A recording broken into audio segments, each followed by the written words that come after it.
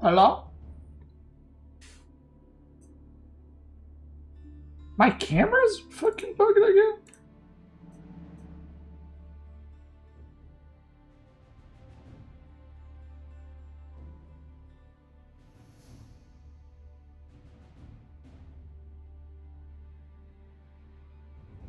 What?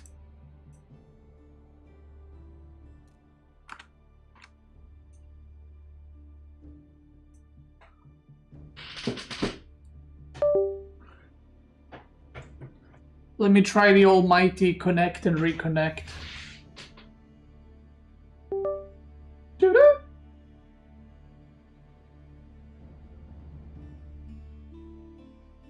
Where am I?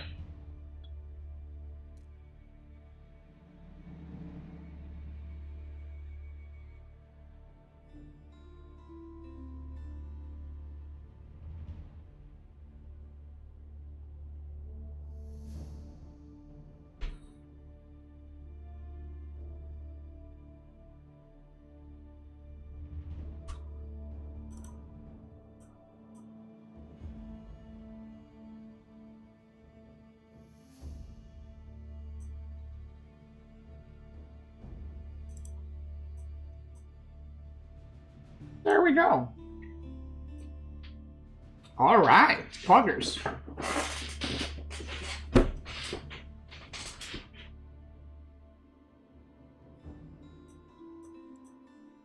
Let's go, baby!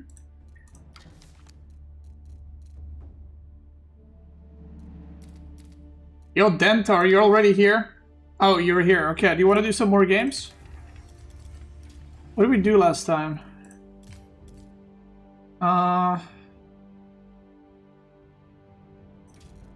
French, Rus, and House of Lancaster. Bab, thanks so much, brother, for the tier 3 for 39 Pokemons. Thank you, thank you. Today you're not gonna go easy on me, Copium. What did you play last time? Or sorry, what else can you play? That's what I was gonna ask. What else can you play? So Lancaster, French, and Rus we've done.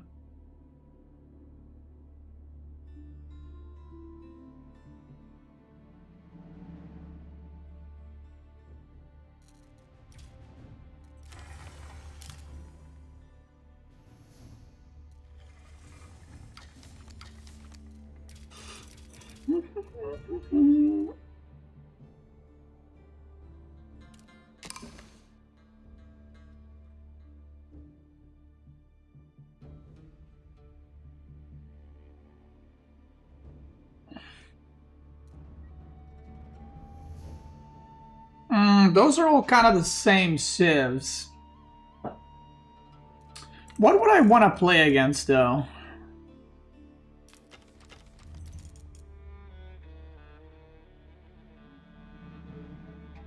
Maybe against Byzantine, but you don't play that.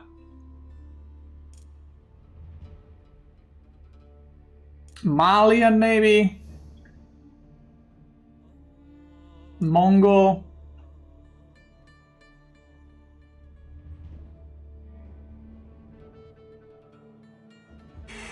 What should English do against Biz?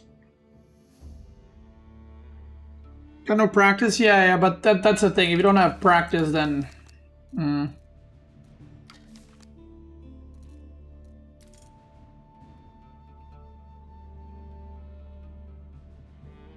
mean, do you know how to play Biz? That's the question.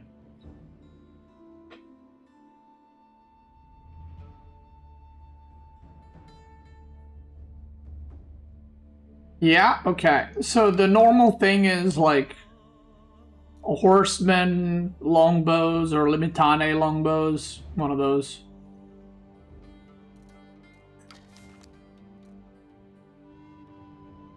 It's kind of like you either want to all in or you want to do a little push into an age up. You know, like the 10-15 longbow age up. So you can do one or the other. I mean, that's up to you.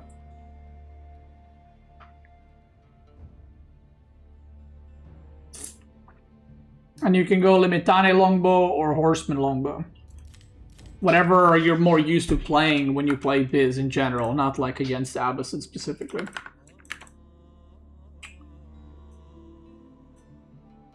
Alright, let's get started, baby. Alright! We're back. Dento, you ready? Let's go. Are you ready to battle? Good luck. Have fun. Alright. Game number 4. We got Dento helping us out again. Another day, another game, another guide.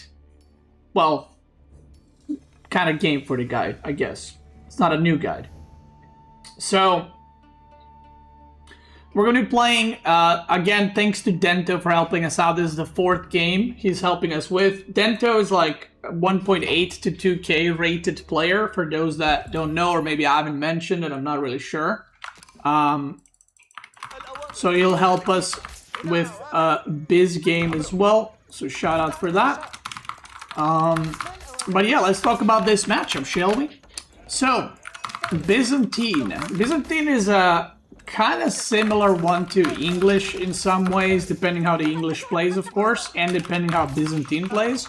So, there's a couple of different ways that he can play this. One of the ways is Hippodrome, which I feel like is not as common, but you can do Hippodrome.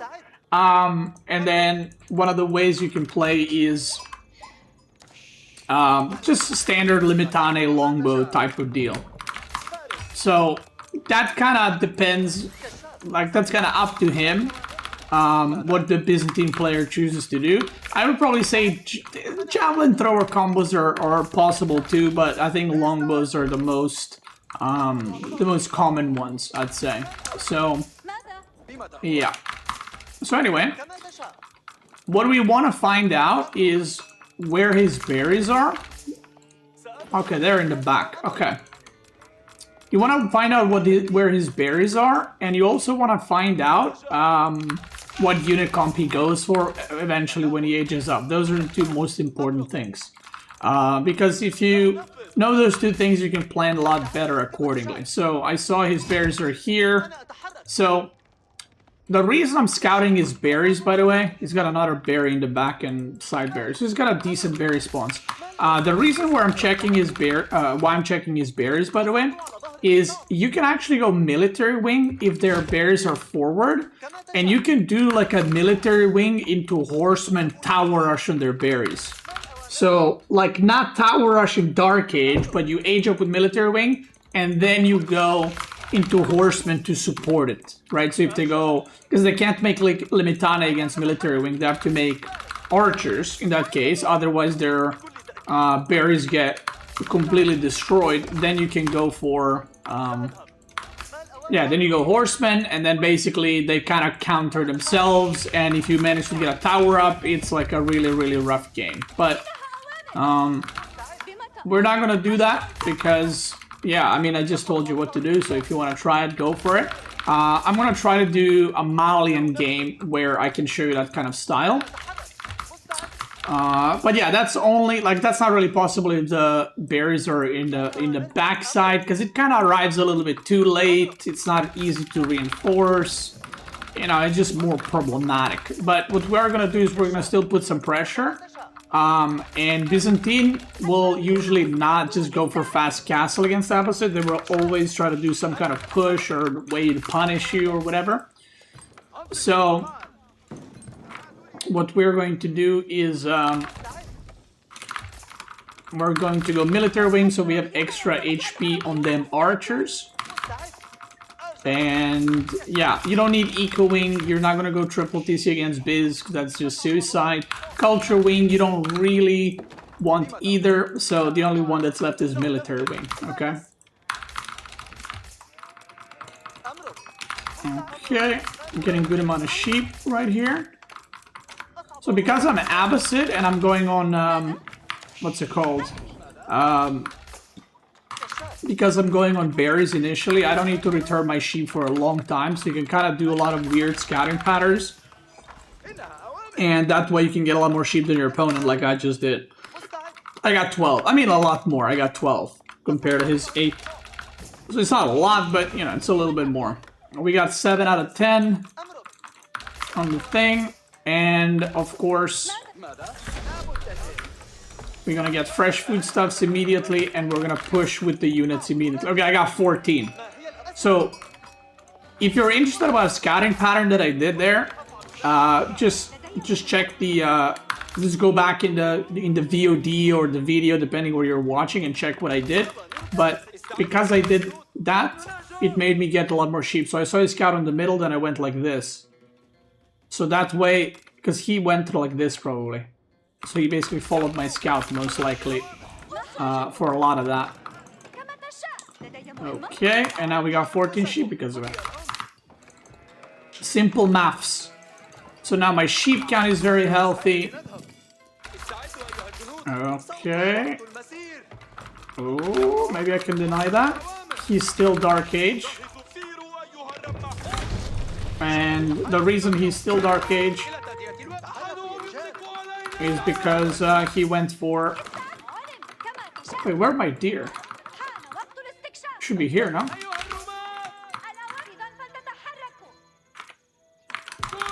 I'm gonna go like that.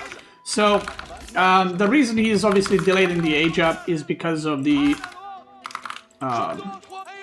he's going for 5 cisterns first. Okay, so the reason I'm going 2 TC here, or second TC here, it's going to protect my berries. So I'm going to try to gather this out immediately. And then this side, I can try to protect with one big wall. So now I'm denying the berries. And basically by denying the berries, I'm delaying his push quite a bit. Or his, you know, aggression or whatever he plans to do is getting delayed quite a bit. Now, I like to go for early upgrades with Abba.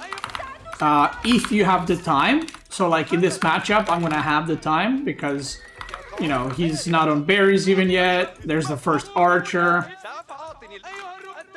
Okay, he's got 2 archers, so I kind of have to bail.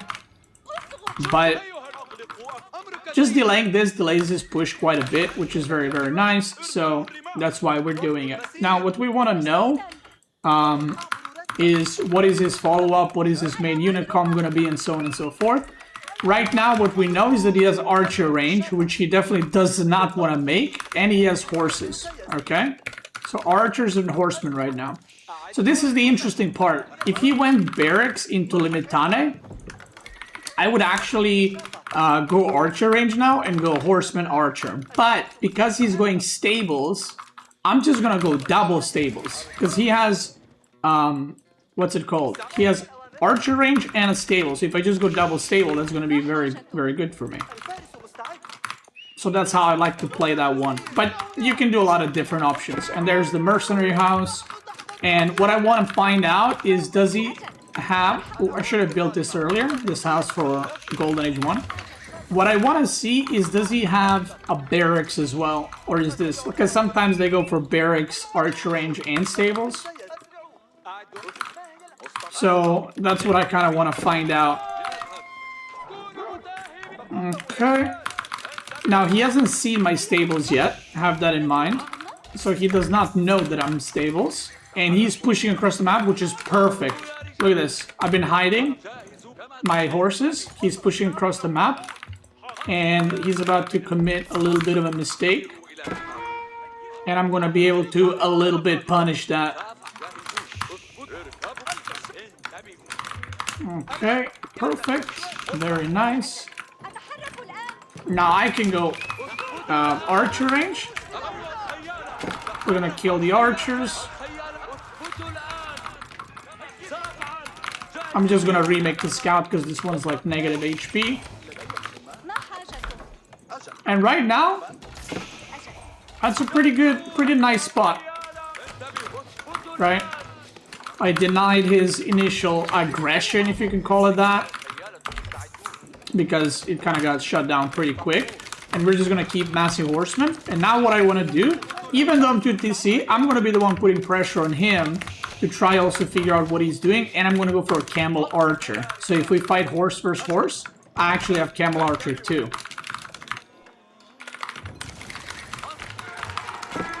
Okay. I can just push him back a little bit because the two spearmen are quite annoying actually. So he has to chillax a little bit and go back. Gonna make another archer range. And we're just gonna go archer horseman right now from here on out. And we're gonna get ranged armor because the most common, like especially because I open horsemen, it doesn't make any sense to go javelin throwers here. So it's probably going to be longbows. I mean, maybe Keshik, but into camel archers, Keshik, I don't know about that, chief. We're gonna go get that, get booty camp. There's the longbows. Oh.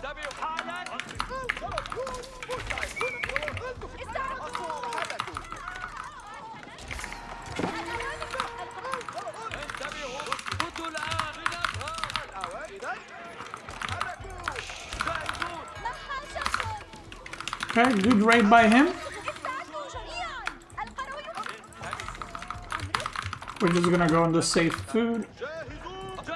And now because I have a camel, I can finally chase away his horses. And what I'm gonna do while chasing away the horses, I'm gonna use that opportunity to just wall this side of the map. Ooh, we got the longbows, that's pretty big. Pretty big. So I just want to, like, not suicide into these longbows, but reducing longbow count is incredibly important. Which is why I'm committing quite a bit. I lost a few horsemen, but I killed 4 or 5 longbows. Because the more longbows there are, they scale really well the more you have them. Because you create like this death kind of group, if you will. Top is getting walled, and if I wall the top, once I'm out of sheep, I can go there for food. We have fresh foodstuffs. And one great thing about Abbasid and 2TC, because you open with, what's it called? Because you open with 2TC, fresh foodstuffs, makes it so that you're not wasting a lot of food on your villagers. Just trying to kill the camel. We do a little micro, focus fire some longbows. And the reason this is a great fight for me is because my eco is going to be way better very soon. My camel archer survives. I don't know if I said horse archer earlier. I'm going to make another one. And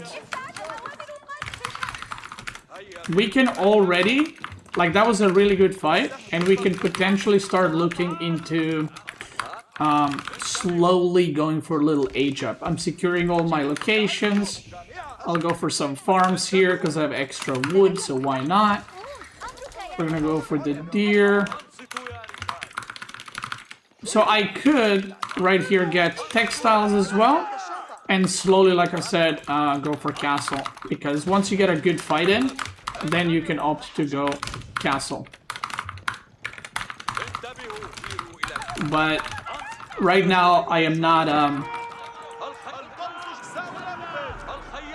oh, he targets my camel, that's okay. Ooh. Wait, I'm blind. First game of the day, guys, that's why.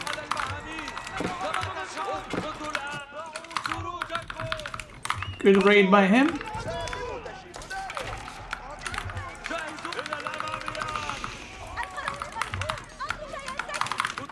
But the thing is, he is losing a lot of, he's gonna lose a lot of his horsemen, if not all of them. And when he does lose them, then again my eco should kind of prevail long term. We're gonna make a tower right here. We're gonna keep making archers.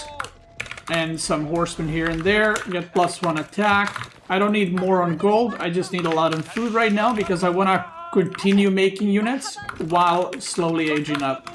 So the worst thing you can do is like completely cut units unless you get like absolutely like insane engage where you kill everything. If you stop making units, you might die to the next push, which if you're Abbasid, you know what I mean. You know how that feels. Okay, so right now all his horsemen are dead. I'm feeling pretty good.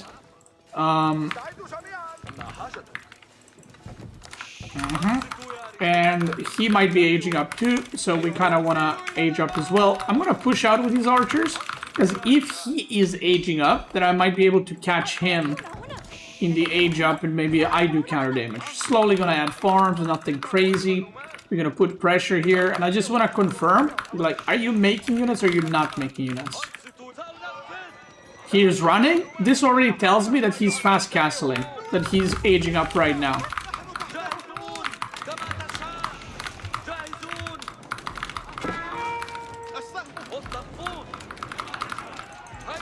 That's a very low amount of units he has too, which means he's spending his resources somewhere else.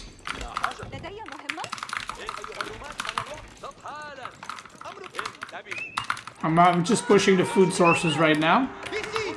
Nothing crazy. And yeah, I'm just gonna go for it, I think. We exchange charges. I got a ram, and I'm aging up, so it's not like I'm falling behind. He might have a faster age up. Actually, I'm gonna go on these deer, because they're not safe. So I'm just gonna head for those immediately. Powers are upgraded, but he's got nothing in them. I got enough gold, and now we're aging up. See? It's just simple maths. And now, if I'm him, I would go into cataphracts from here. So what I'm gonna do is I'm gonna send my archers back because they're very slow, and I don't want to lose all my archers right now. You know, I want to upgrade and use them. So I'm gonna actually go into camels plus upgrade my units. We can kill this, because why not? I'm gonna build a tower, upgrade the archers. Okay. And we can also go a lot more horsemen if I wanted to. Yeah, horsemen are fine here too. Even a mix of camels and horses is fine. Gonna get wood upgrade. Fertile Crescent. This is great if you don't have full farms. So I went Eco-Wing because I don't have a full farm transition, so I figured I'm just gonna do a full farm transition once I age up and make my farms cheaper. I'm gonna get +1 ranged armor. I have a lot of food income, but I don't have enough production. So I kind of want to get that sorted.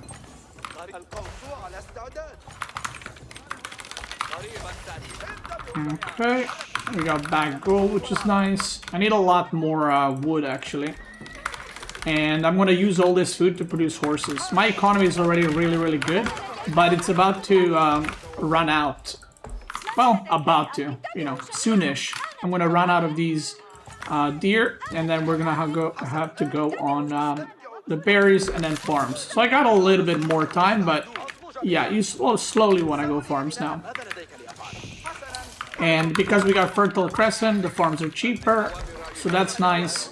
And right now, because he didn't do any damage, and I boomed really hard with 2 town center, I should have like a super one-sided fight here. Like I'm talking, I go in and he's dead. I need another stable. A lot of you watching this and wanting to learn Abbasid, you probably think you have to play Abbasid like mass infantry or just camp in your base or whatever. You can play Abbasid really aggro. You just gotta know what you're doing. Or not aggro necessarily, but, you know, kind of a lot more tempo and just be out on the map and all that. So I'm just gonna go for it. I'm gonna attack this and this because it's the closest. Look how much I'm producing, and I still got good food income. Producing out of 7 stables. I'm gonna make another. 8 stables, 5 archer ranges. That looks like a really good number. Now, if for some reason I actually had less units than him, I would, or less ranged units, and I can't deal with them, I would just go for what's it called? I would just go for mangonos.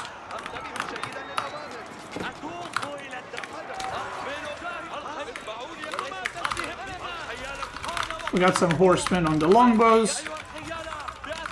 The rest of my army is just fighting everything else.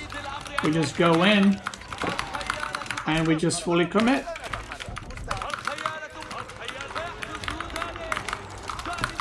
Look how many units I'm just cranking still.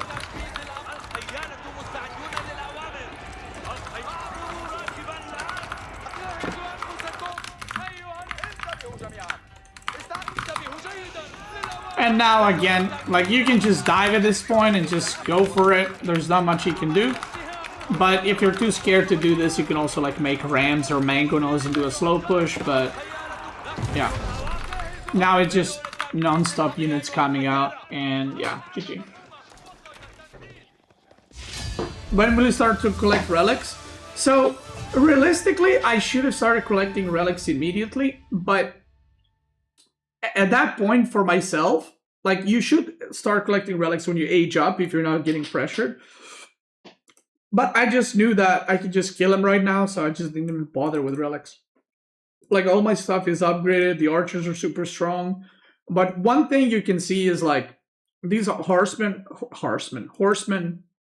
archer comps are really strong because of composite bows. But also, horsemen in general, again, you kind of think you want to go spearman archer or horseman archer, right? But the reason why horsemen are so good with Abbasid, not because they have anything special, they don't have any special bonuses, is because your villagers are cheaper. So you can produce, basically 2 of their villagers is 60 food, right? And normal civilization, 1 villager is 50. So you're basically almost free producing from the second town center. And if you look at the villager count, obviously I have more. He killed some, which was good harass. And then if you look at the army, it just spikes up like insane amounts. And then food income and everything else, because of all the villagers, I have a lot more, so yeah. That's the thing about 2 TC builds in the game. Like, it doesn't matter if it's Abbasid or some other one. You just get so many units, but the hardest part is surviving the feudal push or the very first push, and so on and so forth. If enemy takes all the relics, can you outscale him as Abbasid in a late game? Oh yeah, for sure. If they haven't done damage, yeah. Abbasid looks so busted. Yeah. That's funny.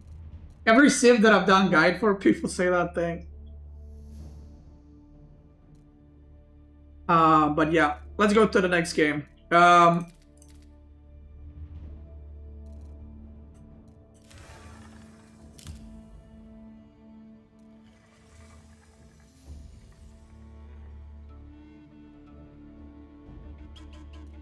Okay, Dento, can you do China or something? You get that busted comment on every civ guide? Yeah. I do.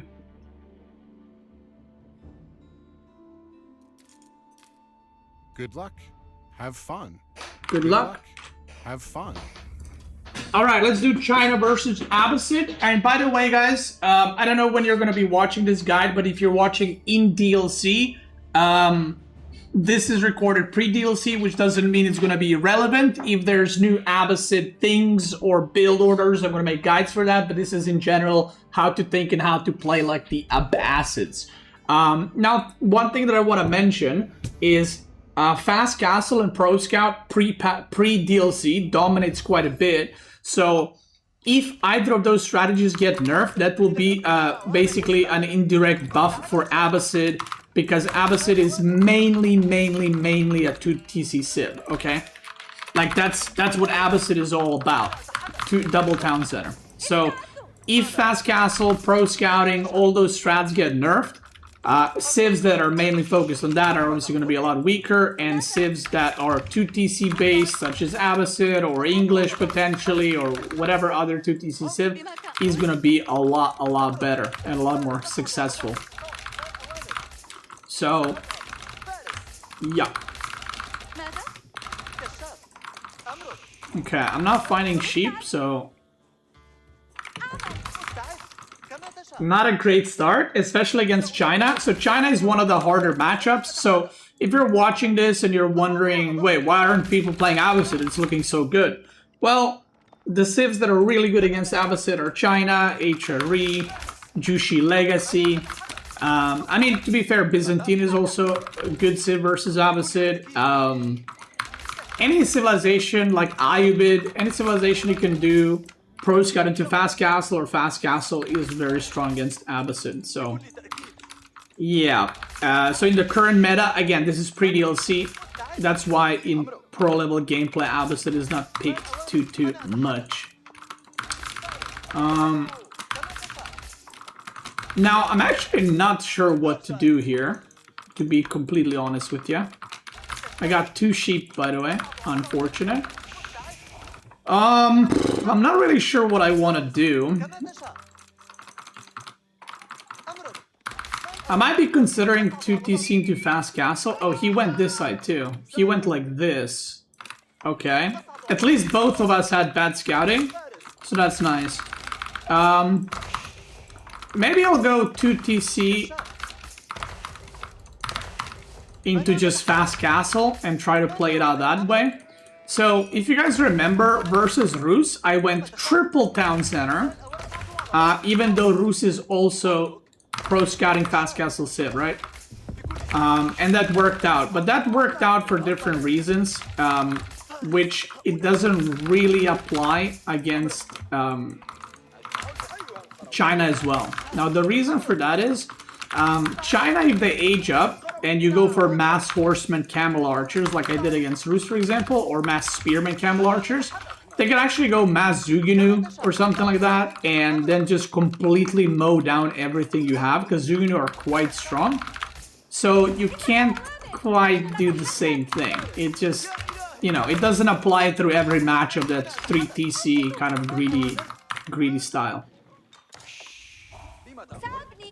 We're gonna go for a second TC, and again, we're going military wing. Now, the plan is 2TC into Fast Castle, so you might be thinking, well, isn't culture wing better? I see what you're thinking, but no. And I'll tell you why, because that's what I'm here for, to tell you why and how. The reason 2TC with culture wing into Fast Castle is not better, because military wing gives you units, and those units need to be countered with enemy units. So if he goes pro scouting or second TC or whatever, he has to build units to defend my units, right? That makes sense. Well, if he does that, then his pro scouting, his Fast Castle is delayed, and all I did is I just aged up with this wing, and he has to make like archers or, you know, something else. Oh, I pulled one of the villagers on accident. Oops.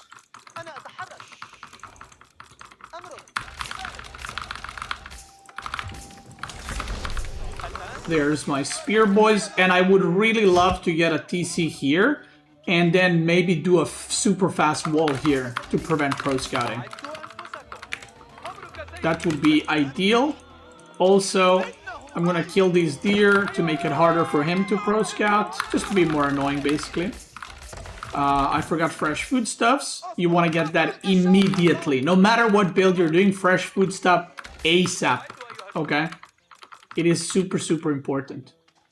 Now I'm gonna move my military wing units over here, because you usually can't harass China anywhere in this situation. So what I'm gonna do is, see, archer range, and that's because I open with this. Now you can have another layer to this. You can go stables now as Abbasid, or go stables earlier, not now. And then you go stables, the archer range, and then you have horsemen. So now they gotta make spearmen too, right? But that also delays you quite a bit, so have that in mind. So because he saw military wing, like I said, he's forced to make units, which is nice. But obviously that maybe forces your opponent to make units, and then they all in you and kill you, right? So scouting is very, very important. So I'm just gonna attack into this. Oh, he sees my units, okay. We're gonna go back. So what I want to know right now is he all-inning, or is he just making a few units to defend? So that's kind of the next part of the puzzle, if you will. We're gonna make 3 houses for the Golden Age.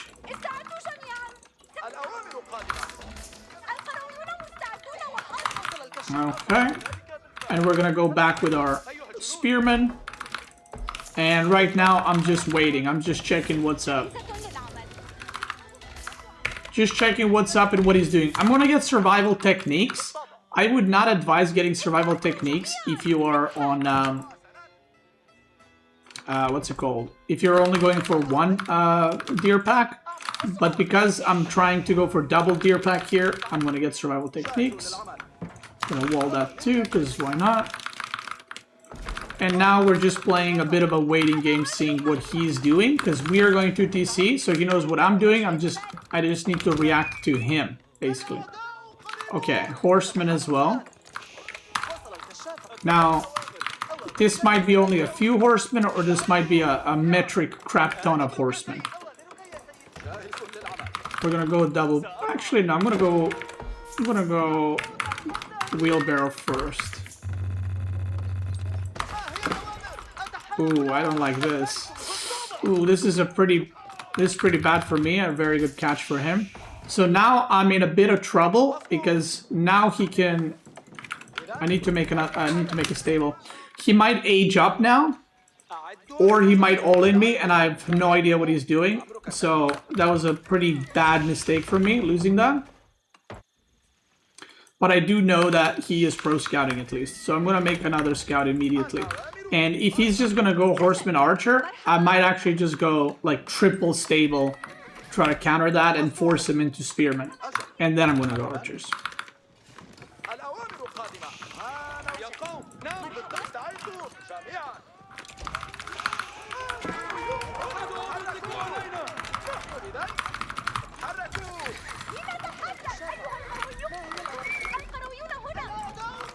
Okay. Let's see. I'm gonna make another stable because I lost the scout, so I don't know what he's doing. He is coming here, I think. Oh, he's running through here. Okay. Okay, that's a lot of units. We need to make horsemen ASAP. I mean, that might not be an all-in, but that is a lot of units. So I need to react to this, like, right now.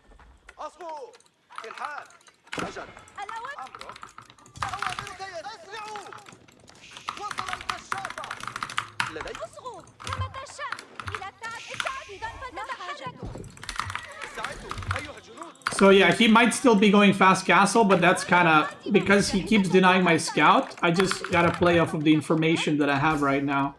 And that information ain't too good for me.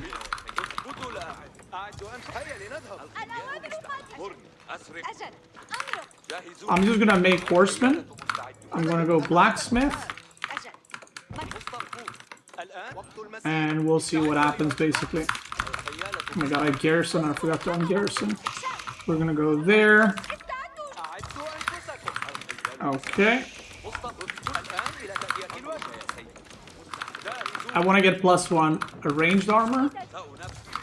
See, this is why these matchups against fast castle civs are very uncomfortable, because I genuinely don't know what he's doing right now. And these kinds of civs have really high income, so he can age up like that.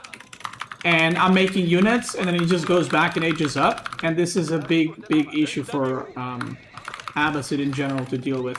So I'm stuck just making horsemen right now, basically. Because I don't know if I'm getting all in or not. Yeah, and so now I'm in a lot of trouble. And I probably need to make barracks in order to survive. That'd be really good if I could get a charge off on that. But I can't. Yeah, so now I need to go barracks ASAP. And basically, I'm gonna need to completely try wall, or I'm gonna need to overwhelm his army. So now he's gonna produce Lancer and probably upgraded archers. So now I am probably stuck in this age for a while. Because at this point, I cannot age up. If I age up, or if I greed out and I start aging up, I will just simply die. So this is why Abbasid struggles in these matchups, basically.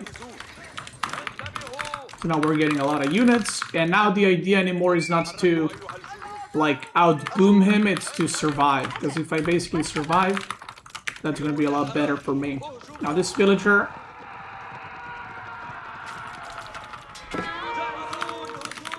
Nice pick off. I'm gonna try to be active with those guys, and behind this I'm just massing units. I didn't get +1 ranged armor, kind of forgot. I thought I got it actually, I didn't forget, I thought I got it. I guess I didn't.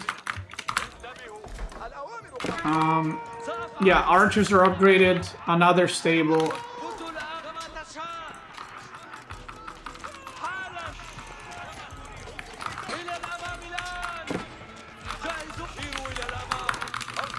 So this is a weird game, and we'll see how it goes. So now what I want to do is you kind of want to deny relics, but also you want to age up, but also you want to defend the raids, so it gets a little bit spicy in here. Veteran horseman, actually. Okay. Now these scouts, I would love to kill them because they actually tank quite a lot in fights. And they're gonna tank damage that might be crucial to kill archers or horses. Now I'm gonna try age up here because I feel like I have enough units to defend myself. So I'm gonna try to get an age up here. If they do this with Lancer, just kill it, by the way. Like that. Just kill it. I mean, Lancers counter horsemen, but not that many horsemen. Okay, he's pushing, and I wanted to wall this off, but I don't think I'm going to be able to. Relics, I mean, I kind of want to deny them, but I don't have the time to really be doing that right now. And I have to go back to unit production again, because otherwise I might be smoked.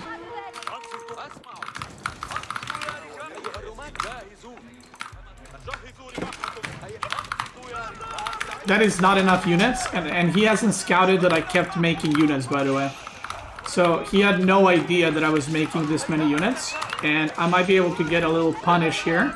I get a massive surround. Massive surround, boy, right there. And that's pretty good for me.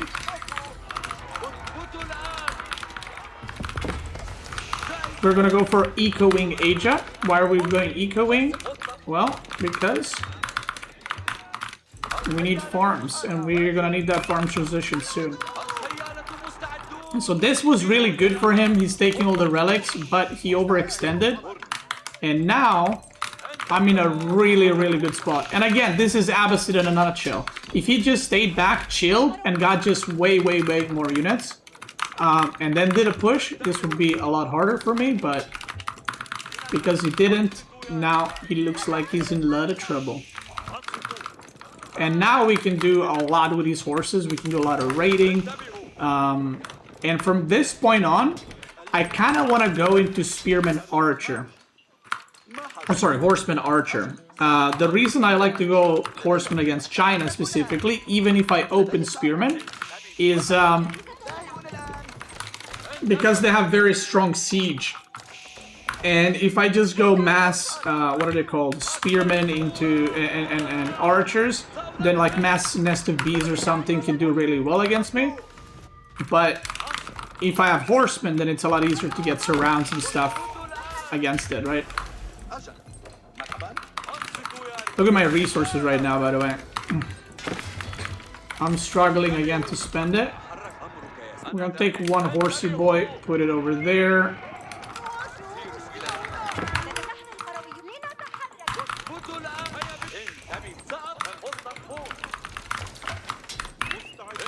As I'm trying to spend my resources. Look again how big of an army he has. Imagine if he pushed with that and the army he lost. It would be really rough for me to hold that. Let's go for the spearman upgrade. Even though we're gonna stop making them, I have a decent amount of them. Now relics are kind of vacuumed already through of the map, so it doesn't really help me much if I go for monastery instantly. But I can go for one, just get one relic at least. You know, why not? He's trying to harass this. We're gonna stop him. Yoink. And again, that's the power of mass horsemen.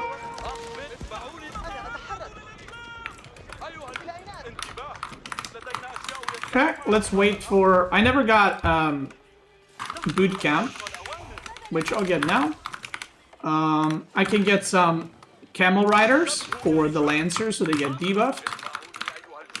And once we get Fertile Crescent, we can go into mass farms.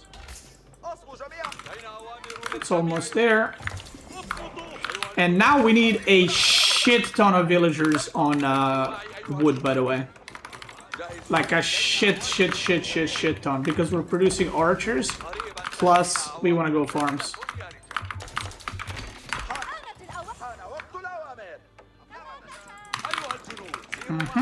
These guys are gonna eventually run out of food. Let's pay him a visit up there. With some horsey boys. We're not gonna send too many. I'll send these two as well. We're not gonna send too many though. Food situation now is looking pretty bad. I'm about to run out. But that's just how it do be sometimes. So I want to defend this until I get all these berries, and then we're gonna send these back to chop wood. And yeah, more production buildings. Want to go early farm tech now, and then afterwards I'm gonna go into the other upgrade.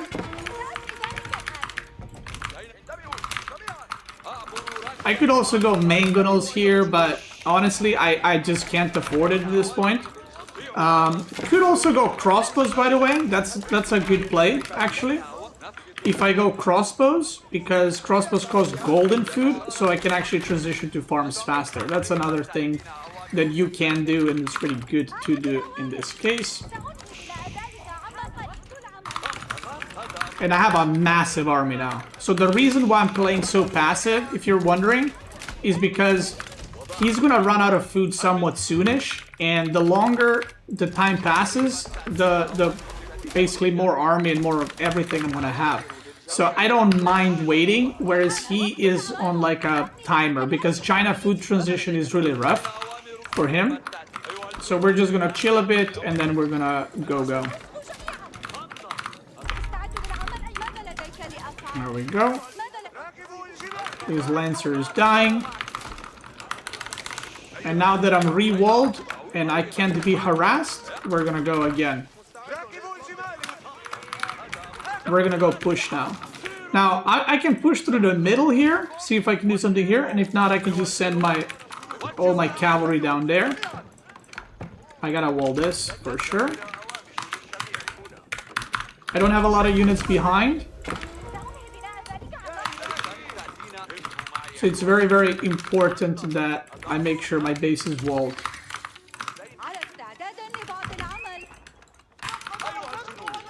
Okay. And now army supply, or even supply in general, should be like almost 200 versus maybe 120, 130. He has Nest of Bees. You can see how slow his army is. That means that there's siege in the group. And now I look at this and I go, I go, you know what? Maybe I don't, actually.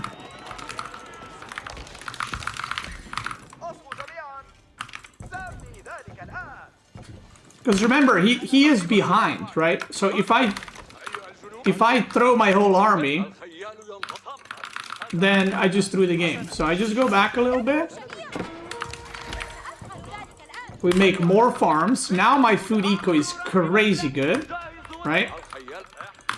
And now soon, like in maybe already, but very, very soon, he is gonna start transitioning to farms. And when he does, that's when you want to attack. So right now he's still producing units off of berries and deer and boar and whatever else.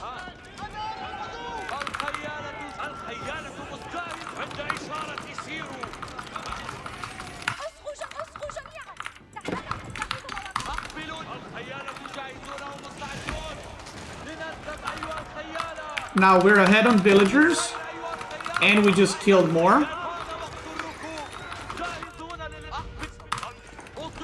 So that's very nice, and now let's go for a big push. Now I'm pop capped, okay? So now I can just do a big drive-by as well, right here in the back, while reinforcing the front. I'm gonna have a lot of food, so I want to make sure I have a lot of production buildings as well. And look at this, I can almost go Imperial as well here.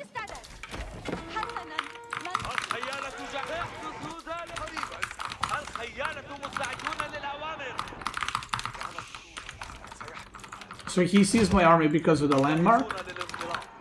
He's got a lot of lancers, by the way.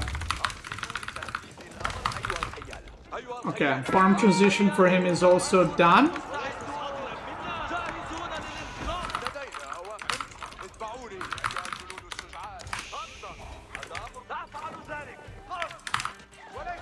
We're just killing the workers. Well, his farm transition is not done. He's got way less farms than me. So I'm still in a really good spot.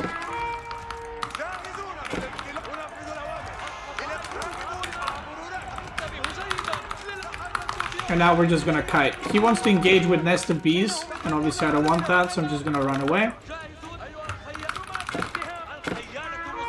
Let me get these IOs maybe. That'd be a nice pickoff. I got one IO. Another IO might go down. I actually think I need to go Mass Camel Rider here. Wait, what army does he have? I know he has a lot of Lancers. Let's try to make this. We'll try to make our escape. Obviously, I would love if I could age up and upgrade my units. So we'll try that.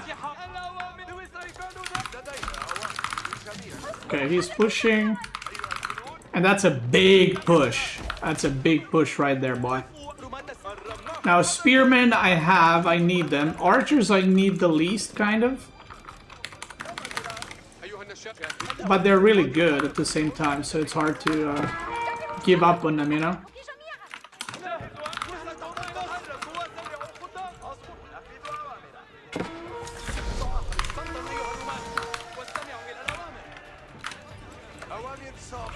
Oof, there's so many upgrades that I want to get, and I don't have gold.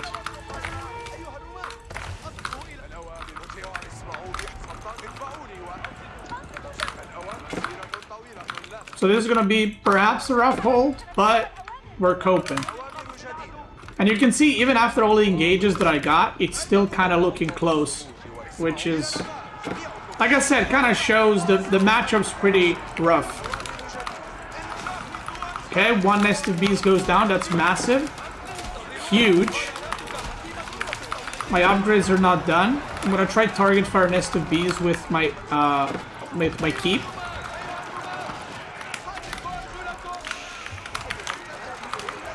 I killed one of them. I'm going to try kill the other one.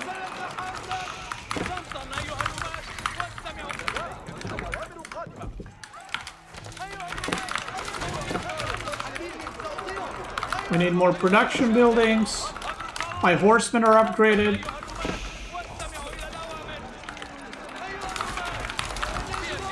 Oh my god! Okay, we're holding. GG. So, that's kind of how you want to play against fast castle civs in general. So this would include Ayubid.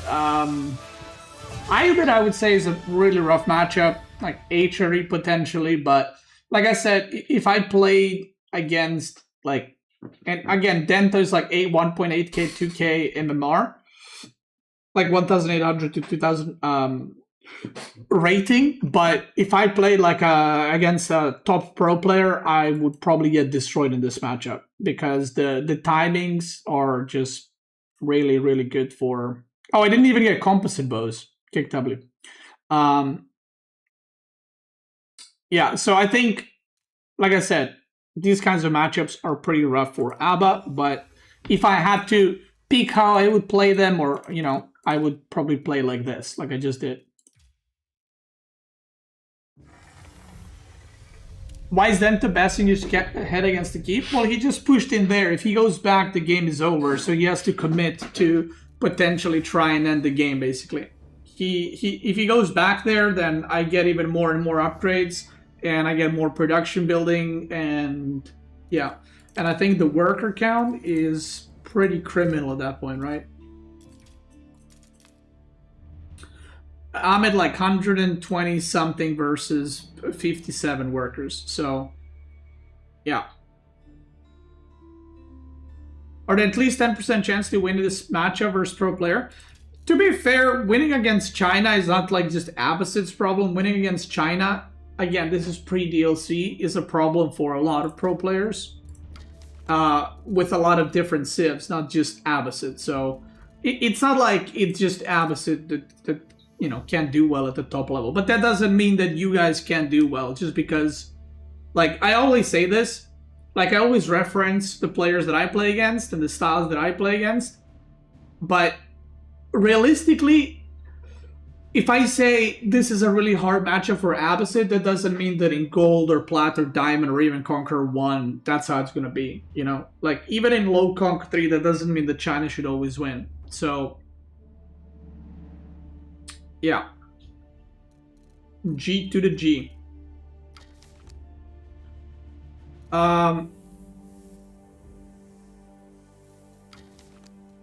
Is there any Malian player in the chat? Oh yeah, I got 1,200 level. Let's go.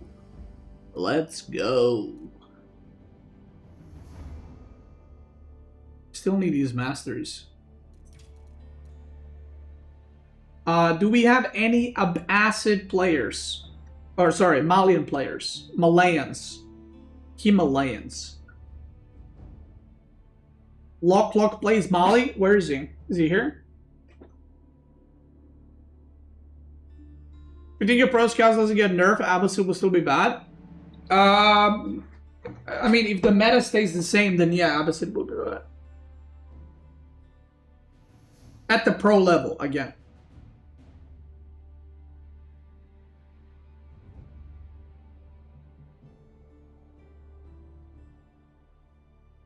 Like, at the lower level, again, I don't think it matters. At the pro level, Abbasid's probably going to be unpicked.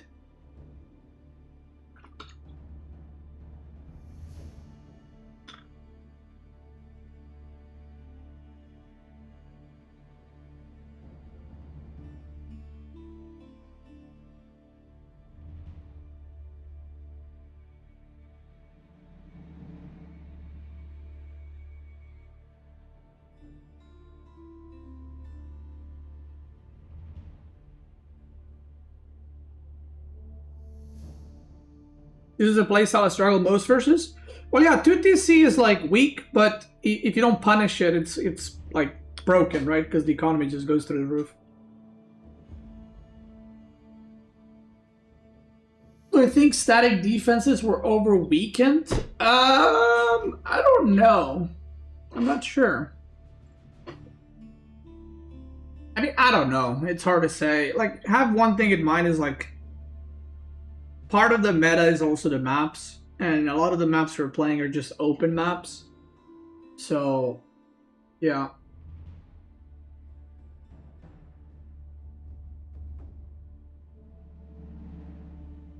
Do I think removing sheep off the map would be a good change? I don't know.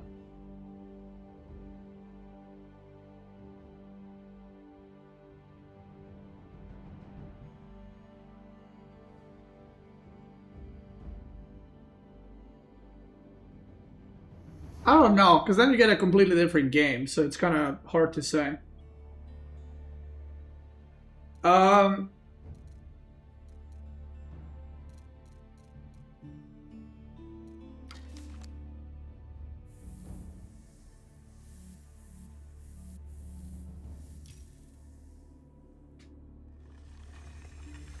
Is there ever a situation where mass camel archers are good to build?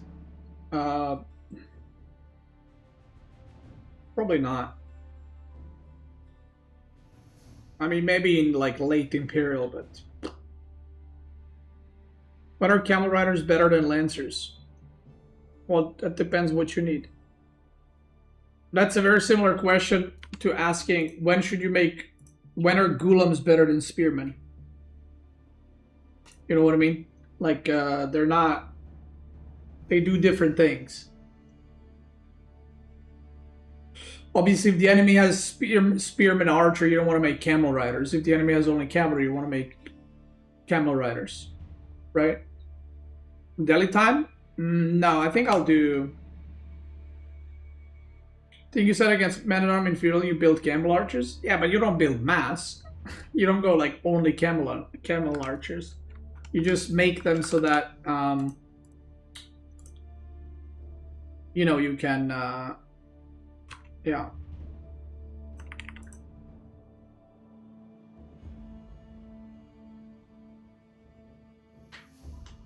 I think the sheep are just too random. I mean, the sheep are random, but it's like that's the thing about AA4. If you don't like the sheep, which yeah, it's like at times it's very frustrating, right? But if you don't like the sheep, and let's say they remove that, then the next thing is gonna be like, oh, my gold is forward. Oh, I don't like that. So then we're just back to like, you know, static maps. Hey, Beastie, first time viewer here. Heard great things about you. Could you do me a favor and play Deli, please? They're my favorites here. Hey, Crackety, hope you're doing well. Yeah, after this game. Did I see Magic Sheep video? Wait, there's a new one?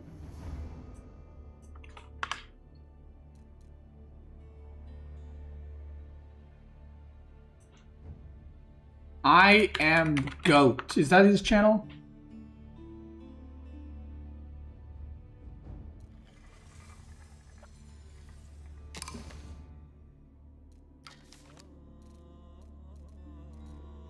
Sheep Scouting Guide?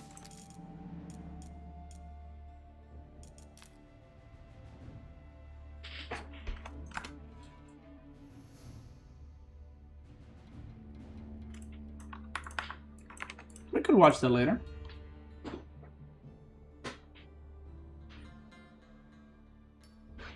I really enjoy these streams with lots of commentary for videos. Is it hard for you to stream like that? Like, are you tired faster? The fact that you can lower the commentary when you focus more makes it kind of even. Oh my god, okay, who's this fucking... This guy either sniped me and picked Malian, or we just got incredibly lucky. That's insane. Because this is the matchup that I wanted to show you guys.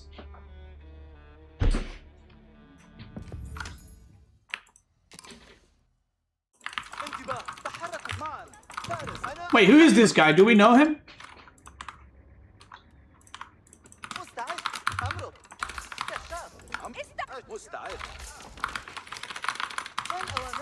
Do we know this Chad?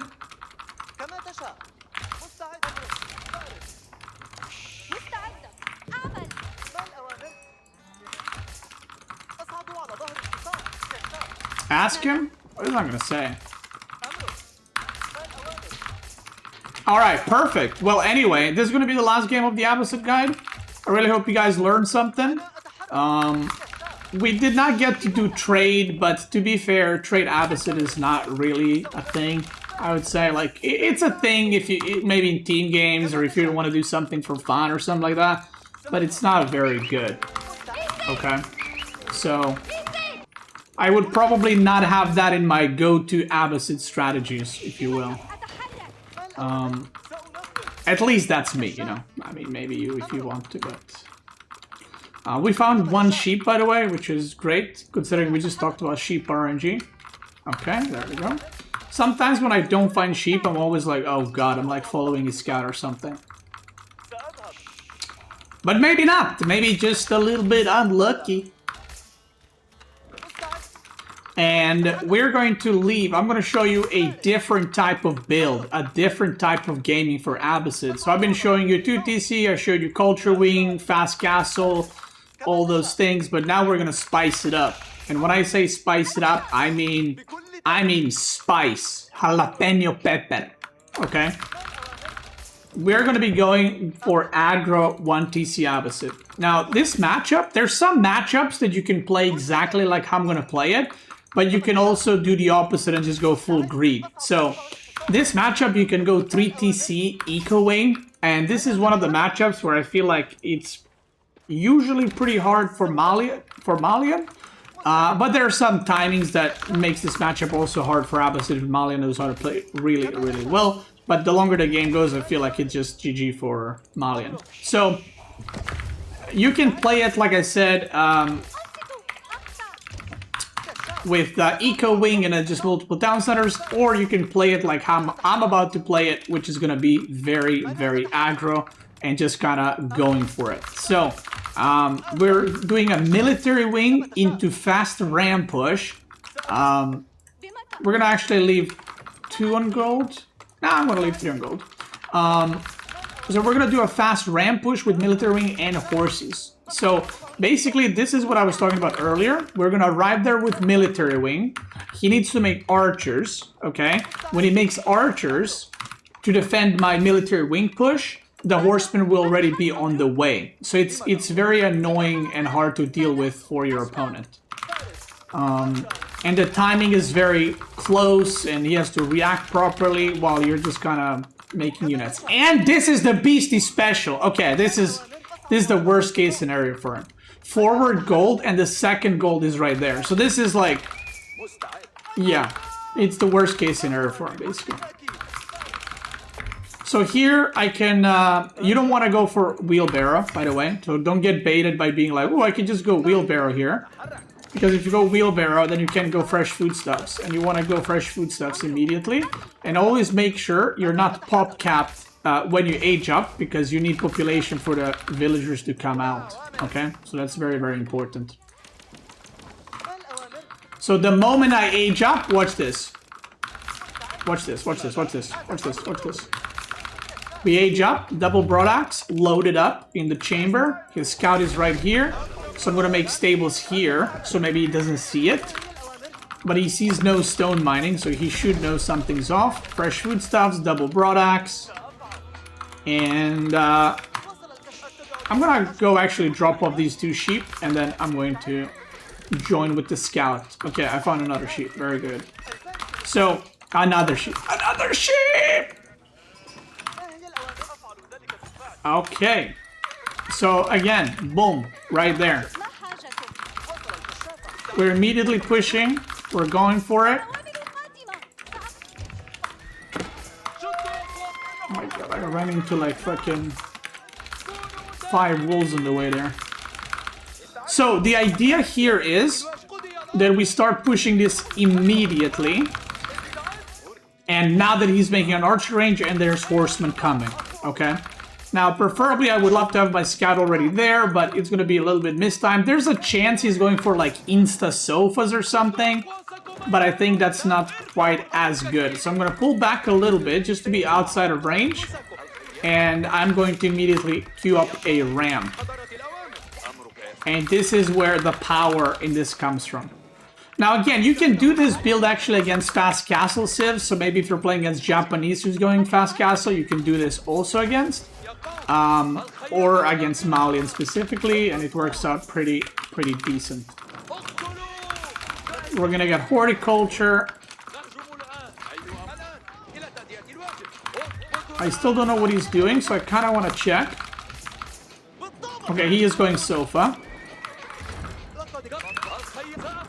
Thing is, for sofa you need gold, so I already have more units. He's going scouts and sofa. So what I'm going to do is I'm going to go camel archer now.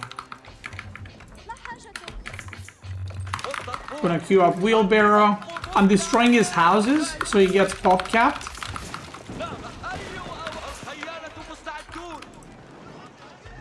Hit, and then you can move it.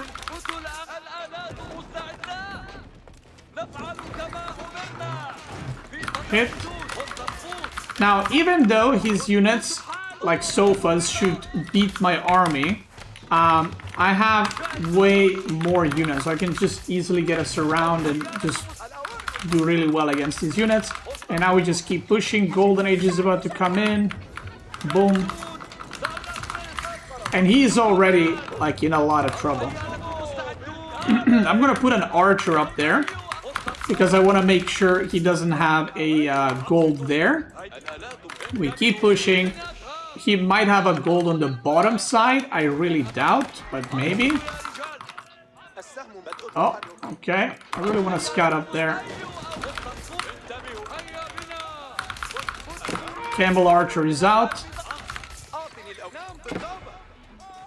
Okay, I didn't see. Let's go Blacksmith. So I can go for a couple of different things here. I can go more Camel Archers, because Camel Archers counter Spearmen quite heavily. And keep up this tempo, or I can transition to just Horseman Archer or something like that. And you can even go second TC from here, and I would say it's pretty good for you. You can go for Fast Imp, you can just all in Feudal, you can do so many things. I would just say keep track of like golds on the map, because if you don't, then he can rebuild, and even though you think you're in a really good spot, he kind of just blindsides you a little bit. Oh, he's going Pro Scout, okay. Pro Scout Donzo.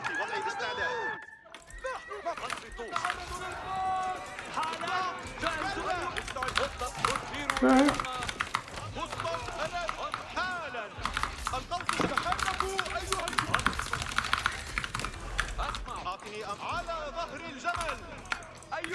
Let's try deny that. He's trying to kill my Camel Archer. He's gonna get it.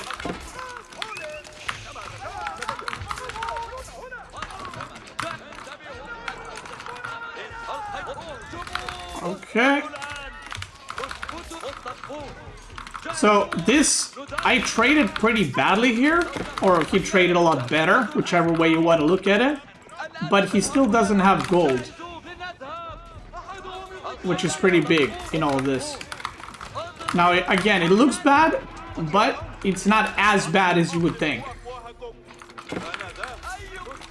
We're gonna keep this guy here, and we can just go for more of the same. I'm actually gonna go on the deer over here. I'm gonna go on deer over here. Now, the reason I'm going on the deer now is because he's pro scouting. So, because he's pro scouting, I want to make sure that he doesn't get my side of the deer. I want him to run out of food basically faster than I will run out of food. That sofa just died.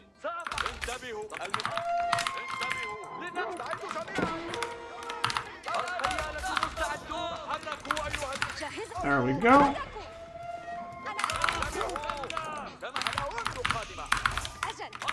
And by the way, he can't cow boom right now, obviously, right?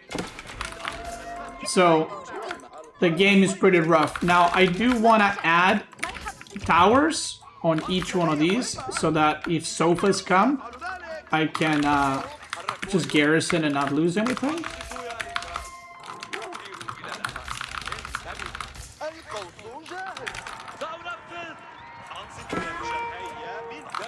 And we can just target fire his Donzos with Camel Archers. Like I said, they do a lot of damage against Spearmen, so they're quite good and quite annoying actually to play against. Camels, I mean.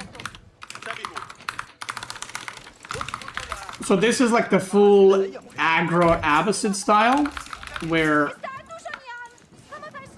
Let me go on gold.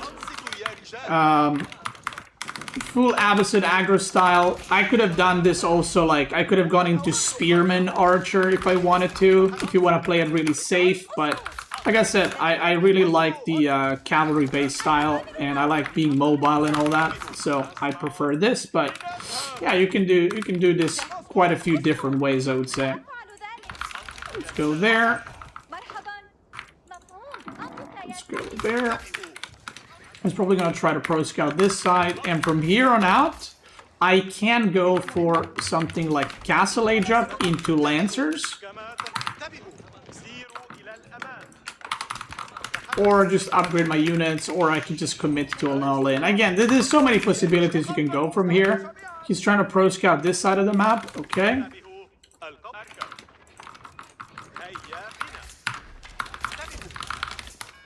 He's over here.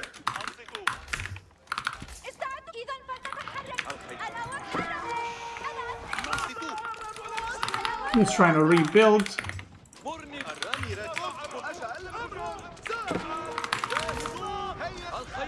We're not gonna let him do that.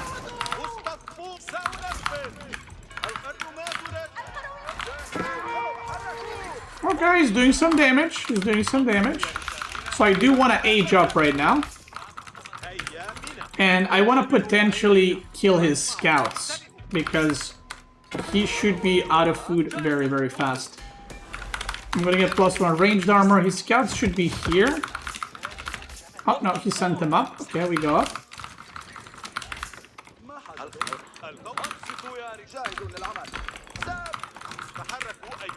I've secured my deer. We got a deer pack right there. I'm gonna go survival techniques, because I didn't already. And now he's got a lot of donzos right there, boy. Now what I'm gonna do is... Oh, we're gonna pick that up first. That's what I'm gonna do.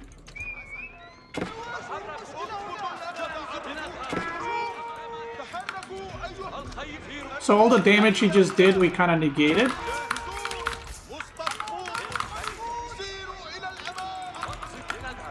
We're gonna target fire the donzos.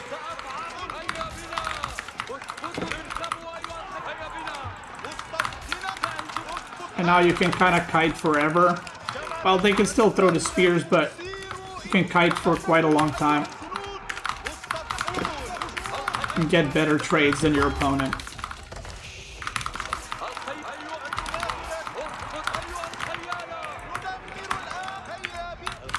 And now you can do the majestic tech switch. And that can be something like this, for example. We're gonna do a majestic tech switch. We're still gonna make some horsemen just because we have a lot of food.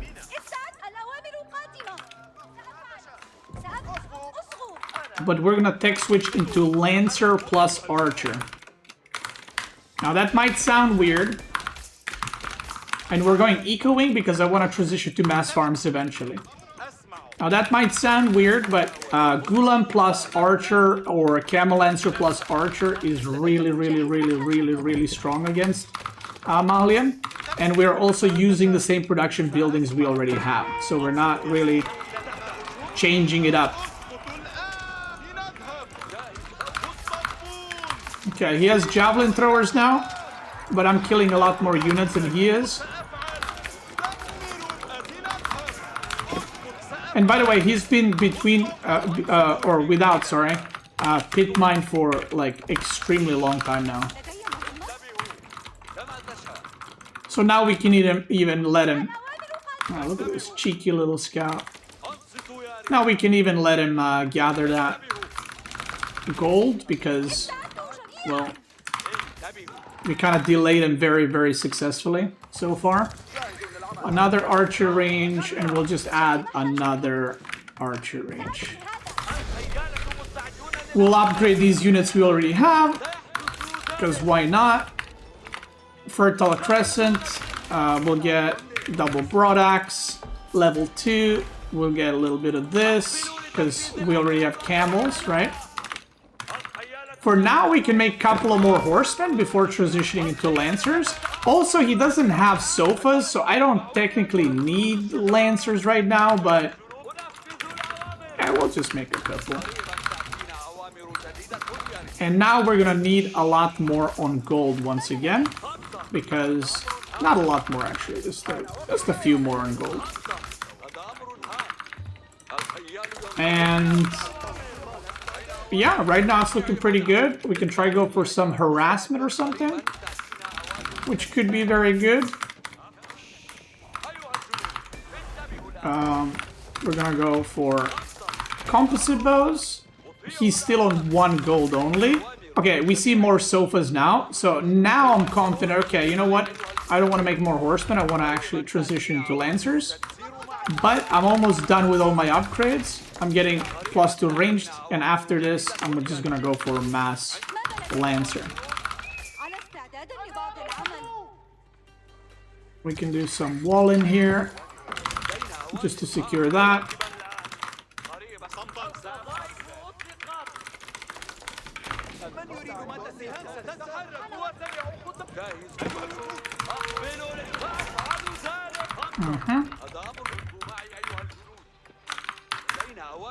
I only have 2 stable. Make another one. Another one. Now you can even go for something like Springle into a push. You don't need to, just mass units, because he is extremely far behind. So you can, like I said, you can do a bunch of different things here, and you can't really go wrong. I think you have to mess up from this point on quite a bit to lose the game. Which, you know, never underestimate me.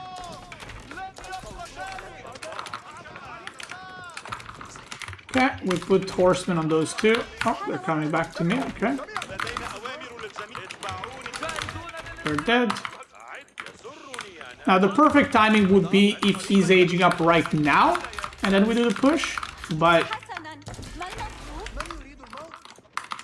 actually, I don't need camel speed. We're just gonna go for it.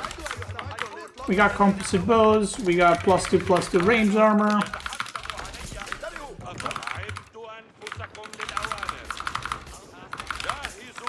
And we just go for it. Now, if I notice too many javelins, like I could go for Mangonel here. Okay, so this is the best time to push, like I said. Because now you look, he's running, so he can upgrade his units. And that's why we want to push. Oh yeah, he went Javelineers. I don't want to wait for him to upgrade the elite or veteran upgrade, sorry. So we're just gonna go for it. And now when his upgrades finish, he has no units to actually use the upgrades on.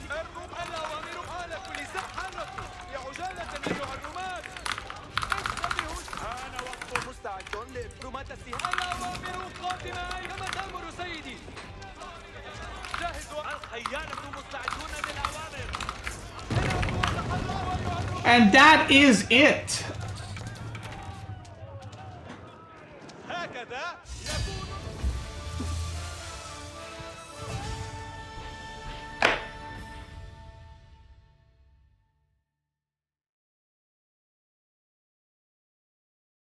That is pretty much how you do it, baby. How to play Abbasid.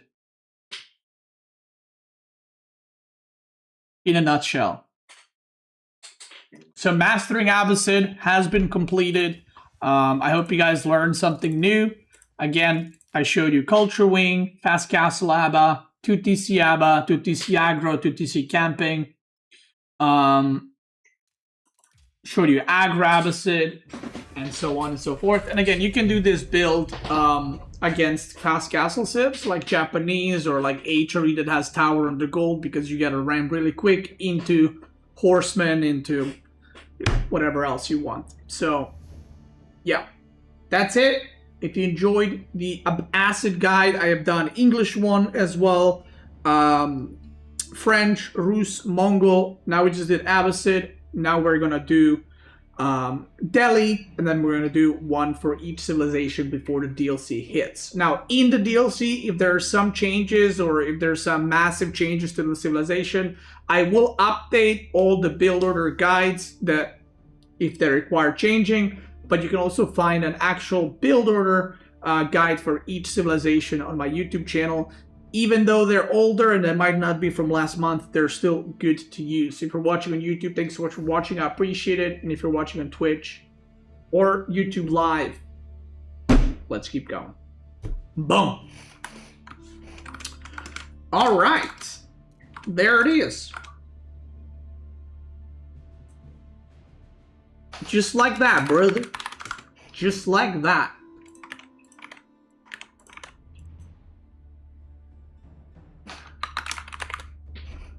I think with Delhi, I just go ladder and I just crunch players.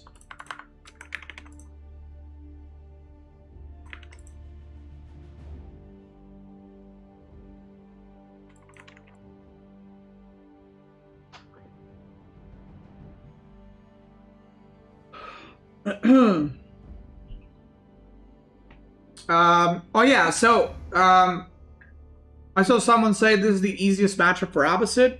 I mean, I can beat anyone up to like maybe top 5 players from Malian side. I'm pretty sure. So it's like, I actually don't think it's the easiest Abbasid matchup. I think easiest Abbasid matchup is maybe like English, actually. What a beautiful fish tank. Look at this. It's the light cucking it. Now, don't focus on my hand. Now, what? Now,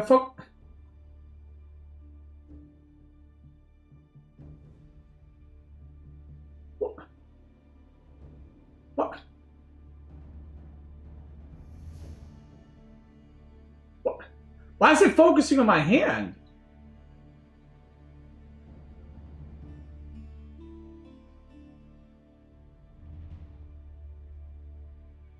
Bro, I'm dying over here. Okay, never mind. Beautiful hands, thank you.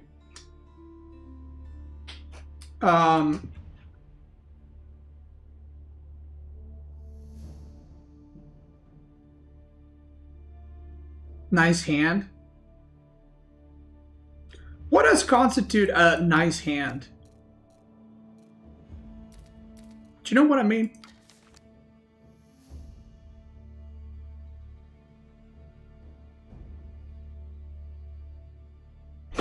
Yeah, I don't know why the fuck it's doing that. Let me see. It should focus the background. From all the AoE battles in that hand. Focus the background. Why is it so bright? What? How is it? Oh, okay, you can kind of see it there.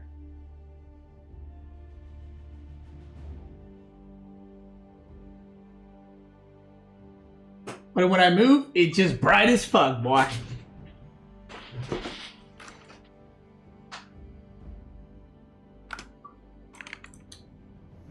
You can see the scars from all the AoE battles in that hand.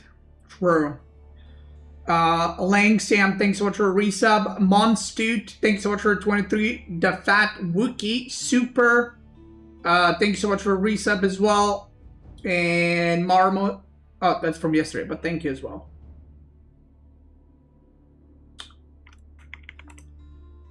Can't you dim the fish light? There's nothing. The fish light is not that bright. It's just that's just how the light works. Okay, that's just how the light works, but it's not that bright. Give me a second.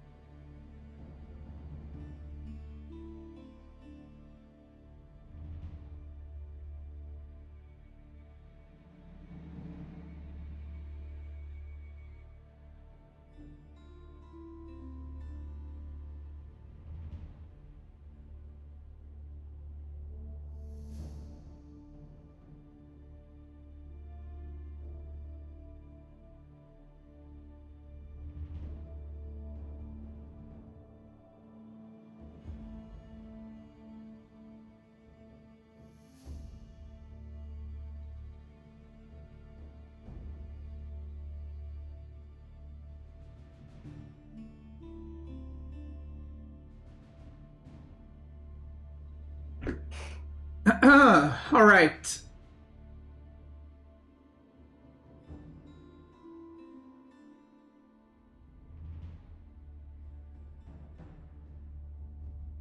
Did you get your hands line? Did you get your hand lines God read? Did you let your lifelines read? What the fuck did I just read? What are you talking about?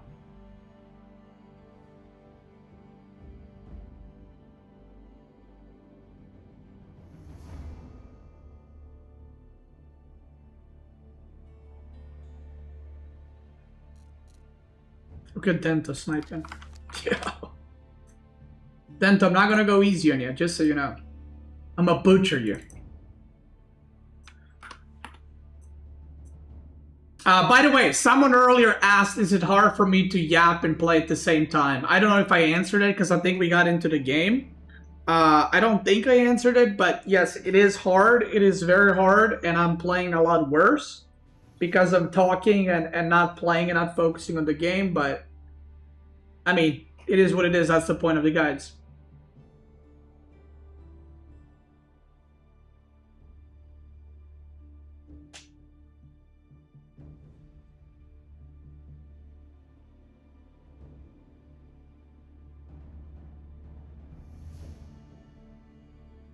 Called palm reading?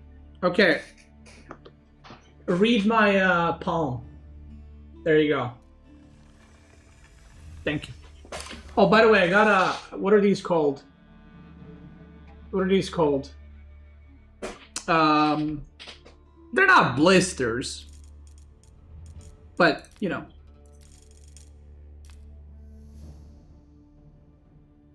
Callus? Really? That's the... I never heard of that word.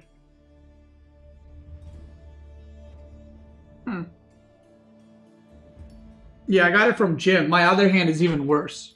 My other hand is fucking... I think I gotta put some cream or something on it. Alright! Gamers, we're back with another one. This time, mastering Delhi like a pro player. And listen, we've gone through some dog civs. Okay, to be fair, we've done English and Abbasid. Those are probably the most, you know, spicy civs. But now, we are onto some good stuff. Delhi is one of my favorite civs, and I'm pretty decent with them. In before I lose and I get absolutely destroyed.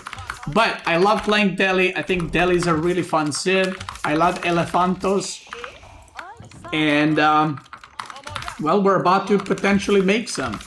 And we got our average stream sniper, our connoisseur, if you will, of the stream sniping. And by the way, when I say stream sniping, he's not watching the stream right now. He's just sniping me when I'm in queue. We got Dento, who has helped previously in the other guide, so shout out. And he has requested, he said, I'm gonna snipe you on the ladder to lose with French. So here we go. Now, this is one of the hardest matchups for Delhi. I would say definitely in the top, I would say top 4, top 5 maybe hardest matchups. I mean, I don't know. I can't think of now like the hardest matchups, but I would say this is pretty up there for Delhi. French and JD are both really hard for Delhi at the tippity top level, which again doesn't mean in your league, whatever that league is, but at the highest level, this is very good matchup for French. But can Dento put a dent in my army? We'll see. Fish tank is set up. That's right. I'm going on Monday to get 10 more fish.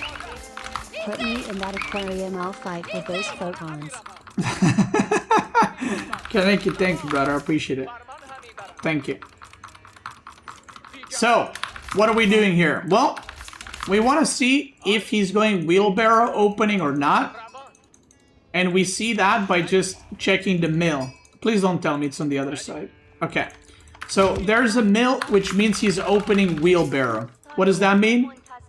Nothing really. That just means that, I mean, it means that his age up is going to be slightly delayed and his eco slightly better. That's pretty much it. You shouldn't change anything crazy for it, but if he does not have mill there and going for wheelbarrow, it just means that the knight is going to arrive at a normal time, but now the knight is a little bit delayed. That's how you should look at it. But this is pretty common currently in the meta, so there you go. And we got 13 fish. 13 sheep. We were just talking about fish.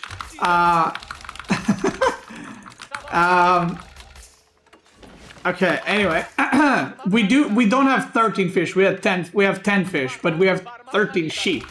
So this is a matchup where obviously he's gonna make knights, and obviously you're gonna make a crap ton of units. If you're playing Delhi, maybe sometime in the future, maybe post DLC, we'll see some changes with Delhi that helps it, but I am making this before DLC, so maybe 2TC Delhi is going to be a thing, maybe Fast Castle Delhi is going to be a thing, I don't know. But unless the gameplay changes severely, Delhi is usually played pretty aggressive, where you mass a lot of units in Feudal Age and try to get sacred sites. That's the bread and butter of Delhi, okay?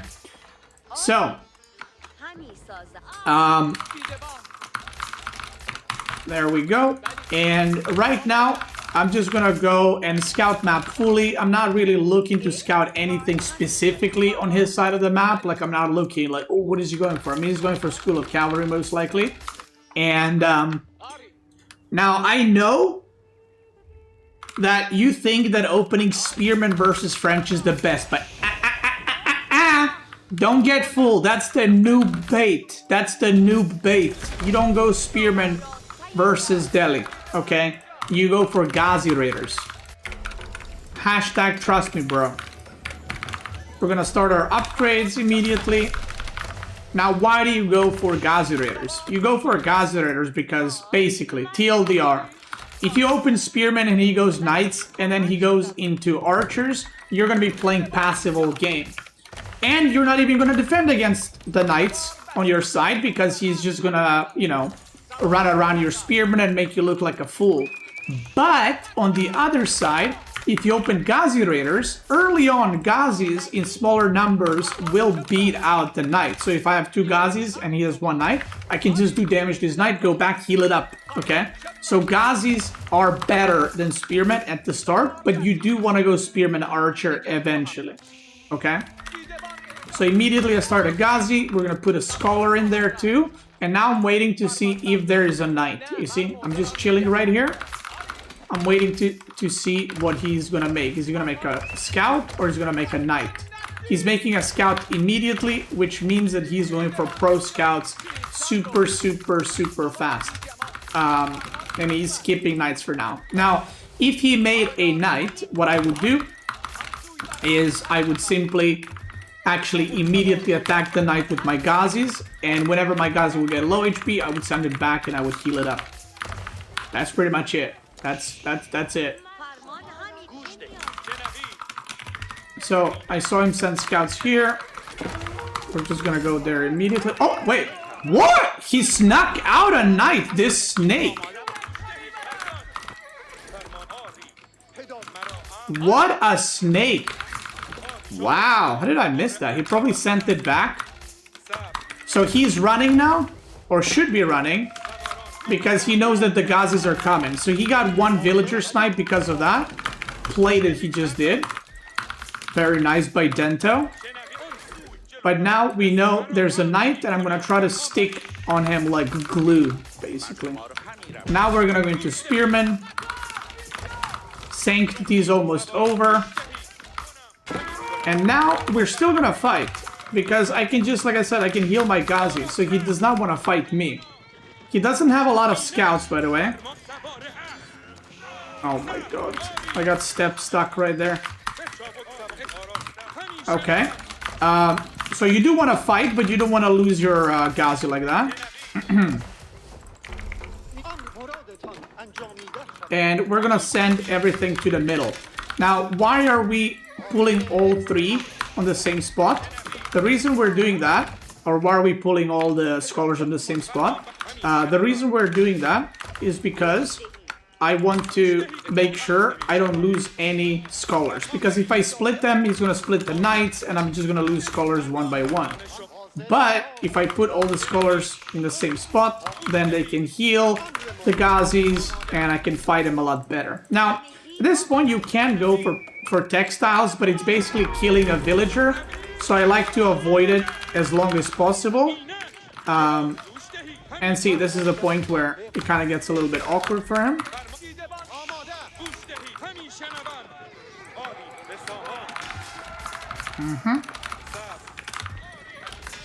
There we go. And now we're doing damage to his knights. He damages me. We just go back a little bit. There we go. He's gonna try to fight. All I need to do is micro, and not lose any units, and they're all gonna get healed up very nicely. Okay? So that's kind of the plan. That was the plan with the first one, but I kind of fudged it up. Now, what? Bro, where the hell were you going? Oh my god. You can also start doing some walls if you would like, and you can just go for mass units right now. Like, I'm talking mass units. And for now, we don't need to make archer range. The only way we make archer range here is if he goes for spearmen as well, which is pretty common. Because otherwise, we're just gonna go full baboon mode and try to overwhelm him basically with mass Ghazi and spearmen, which I should be able to make a lot of, but he has double stable, which is a pretty important thing to know. Now my pro scouting is almost done, so what I'm going to do is I'm going to make a couple of scouts, and I'm going to go take those and bring them back home. He's still pro scouting here. Maybe I'll send a spearman or something. Yeah, I'll send a spearman up there.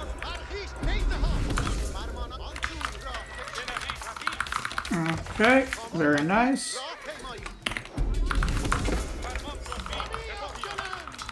He has healing upgraded.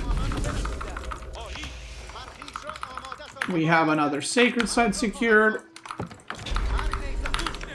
And now we can go for another sacred site. I'm going to make some more production buildings. Scouts are done, so we can pro scout our deer. And another thing is, I don't need to make too many, like I don't need 10 pro scouts, I just need a couple. That's a very important part of all this. Common mistake is some of these people go for like 3, 4, 5 scouts, and it's like, you don't really need it, but you can. I went for 3. 3 is good. I usually go for 2, 3, because more than that I feel like is whatever. As long as you deny your opponent, like deer from your side of the map, you're fine.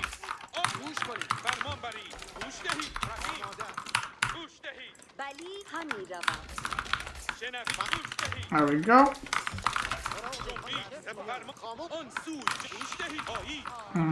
I'm walling this side of the map, so I can get textiles now because I'm going on these berries. Which they're in a pretty nice position. So that I can defend basically the sacred side with these walls, and I defend the berries kind of directly and indirectly.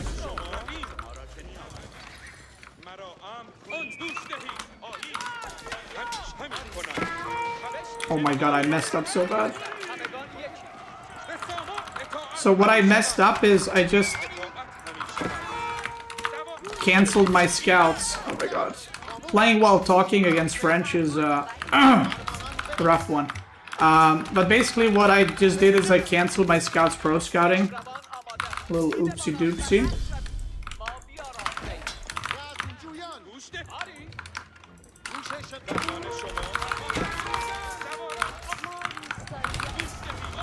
Hopefully fixed now.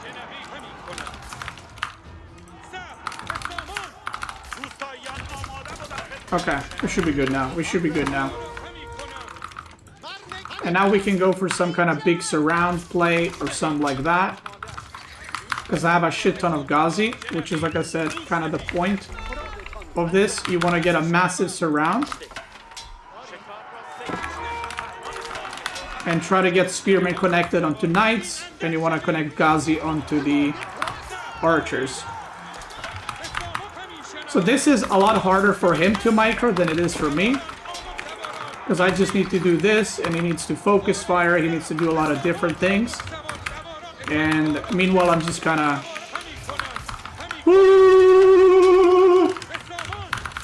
If you want me to explain it in sounds. Go capture sacred site. Oh, I got a really good spearman hits right there. We can take 5 over here, put them on these berries. The rest of the villagers are at the top berries. And once we recapture the sacred sites, it's going to be very, very nice for me. Now, he has already pro-scouted everything on his side. There's maybe like a deer or 2 left. So right now, I should have more food because he should be going through the food a lot quicker than I am. Okay, Scholar goes down. Can do a little wall maybe? No? Don't have wood right now. He might do a big run by on my wood line, so I have to be careful about that. And the best way to deal with these kinds of like run bys and stuff is to just do these slow walls but slowly secure parts of the map. We're gonna send these guys back.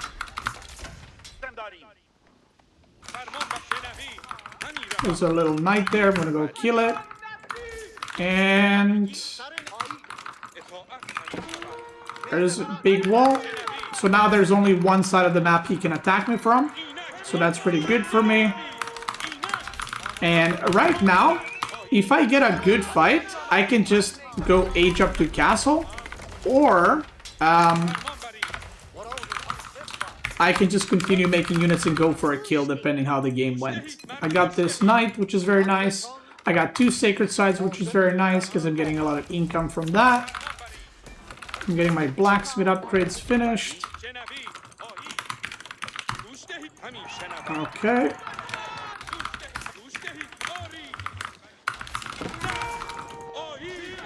Oh my god.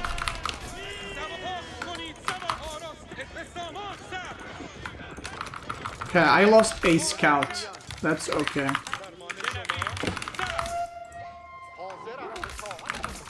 That could have been a lot worse. Just losing the scout is not a bad thing.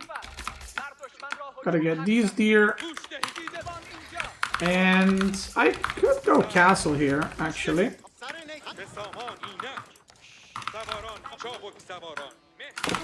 You can also go kill the boar. Because if I kill the boar as Delhi, the boar will despawn. So I could just go kill the boar. Or it's not going to have food in it. That's a lot of units, so I'm going to keep making a few more just in case. But I'm almost at castle age, if you look. Oh, he just went on the boar. Okay, well, I won't be able to deny the boar, but I'll be able to kill villagers that are on the boar. So this is a pretty good time to go for an age up. Because he is... If I age up now, there's a chance I die, but there's also a chance I force him into an all-in. Let's see.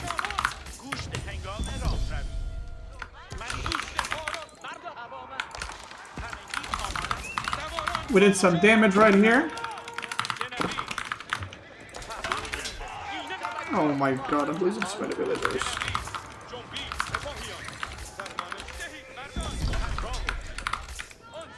He's got some spearmen. We're just gonna sit here.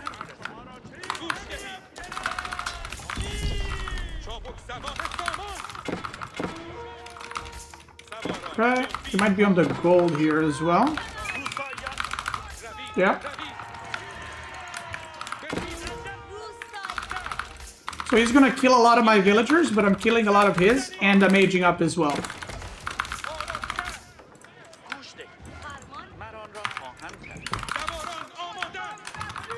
He's gonna go for an all-in, and this is the point where it looks really, really bad for me, but unless he kills me here, this is really, really bad for him.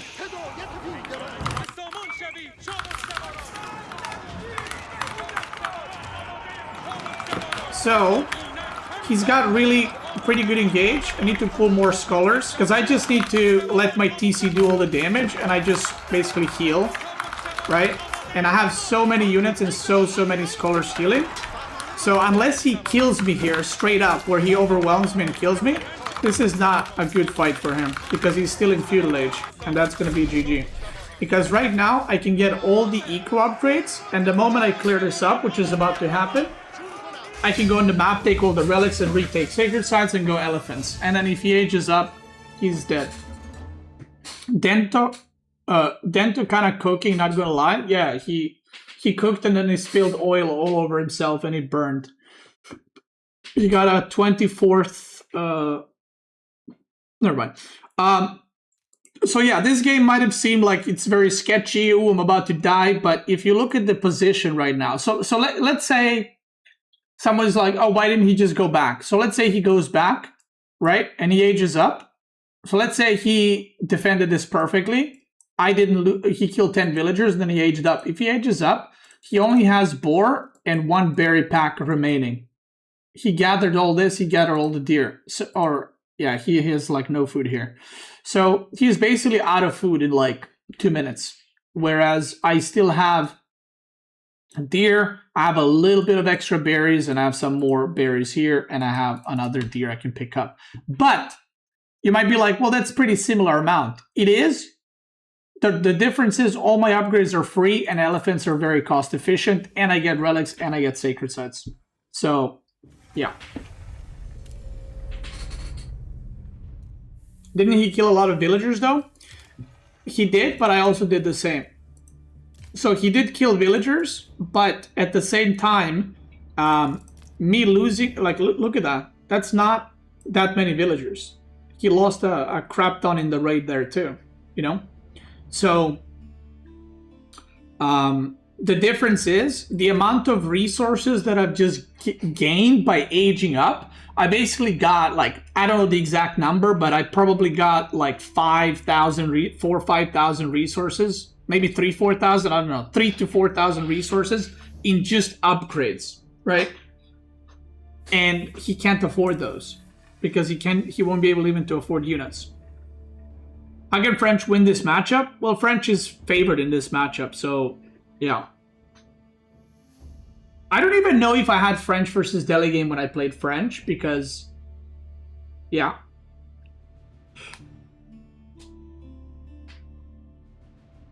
But in that game, for example, if he went for Spearman at the end, but if he went for Spearman earlier, I would have just made archers. So it would just be Ghazi, Spearman, Archer versus, you know, his unit comp.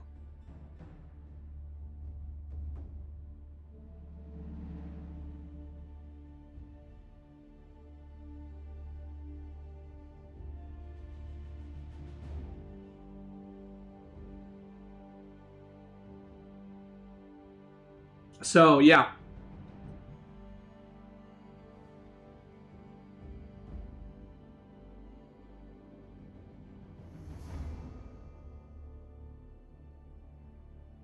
Yeah. Have I played Fellowship? Yeah, I played yesterday. That's why I didn't stream. I was just like, you know what? I'm going to take a day off and play some games with some friends. Because I haven't played games just like outside of AoE for like month and a half. Basically since I started going gym and eating healthier. So I haven't played like any games.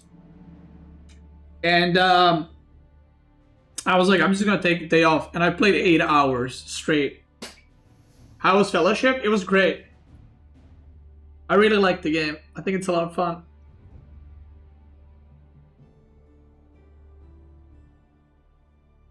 Do I think AoE 3 is that bad? I don't know. I haven't played AoE 3. There's this... I'm not talking about you now because you asked me about AoE 3. I haven't played AoE 3, so I don't know. There's this, like, really weird obsession with some people from AoE 3 that I should play AoE 3. And I'm just like, I don't know why people are so... like obsessed with me trying it. Like I've legit seen them type it for like 3 years straight and it's like the same 5-6 people.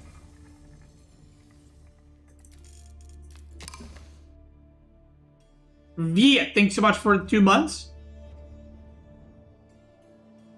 I don't know how to pronounce that. Via. If the game wasn't finished... Oh, dodge, okay.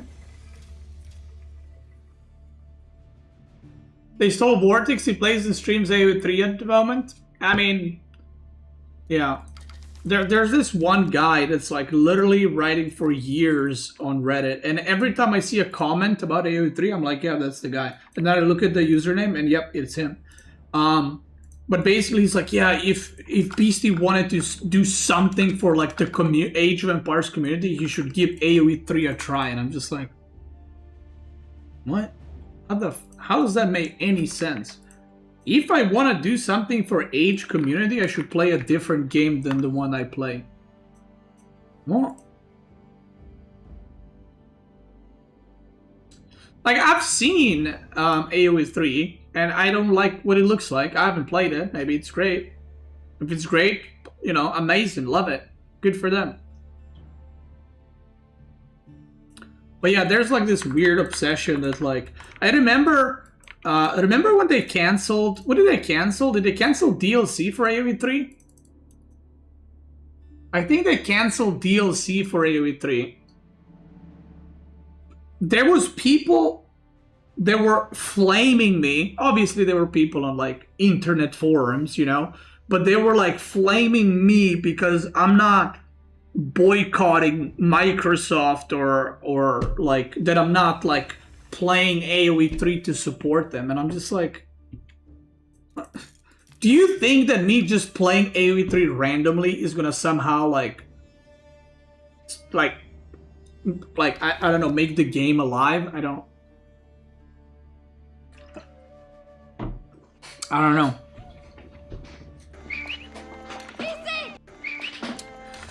Daniel, thanks so much for the prime, brother. Thank you.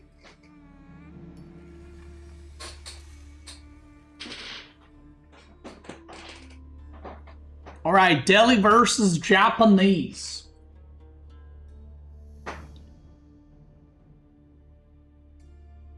They play it so they want you to see it play it, probably? No. This is like, they think I'm gonna save the game by somehow, like, streaming it. I don't have that much power, you know? Whammo 2. This is gonna be a rough one. Wham is a tippity top level gamer, so I'm probably gonna get dented in, but I'll try. Because making guides against, like, top players is pretty rough. But we will see. We try our best.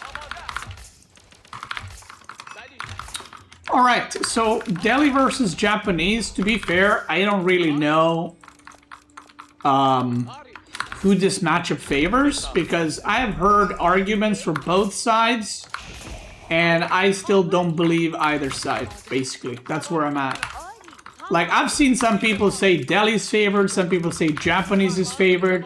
I would say in terms of civilizations, as just a civ strength, I would say Japanese is better. Just because of how the civ works and all the free farms and Yumi and all that, but I genuinely don't know, like, if there's anything specific to this matchup that makes Japanese better, but I think Japanese is a better civ. He's opening barracks, it seems. Really?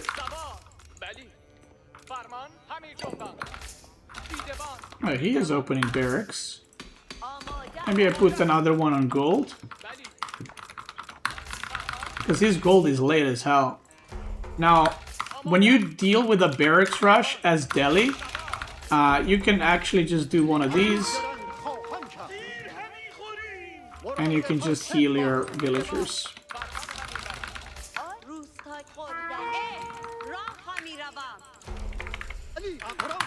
So we can do that. Oh my god, I'm following his scout. That is not ideal.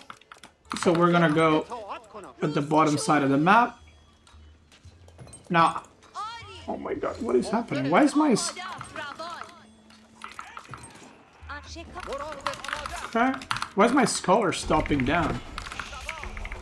I clicked it to heal the villager, and it keeps moving. He's making more spears.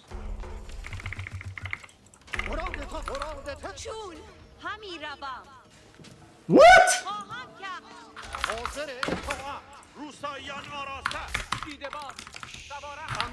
The pathing is out of this world. Literally. It's alien, this pathing.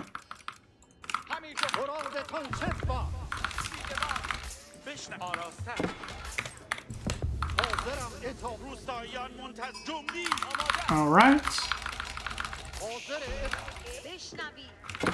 We're just gonna age up with that demon pathing.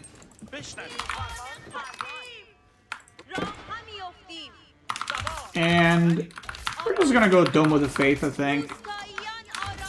And after that, we'll see what we're gonna do. I could have gone for maybe Tower of Victory here. Just because my gold's been denied. But I can also just make an archer range, push this back, and then go for gold again. That's kind of basically what you want to do. But usually, the idea to go for barracks opening against Delhi with most civs is not a good one because Delhi can simply heal up, get enough gold to age up, and that's it. You're chilling. But in this specific game, obviously, because the pathing is great, I ended up losing the villager because my villager just decided, you know what? I'm just going to run into spears, and then it died. So it do be like that sometimes.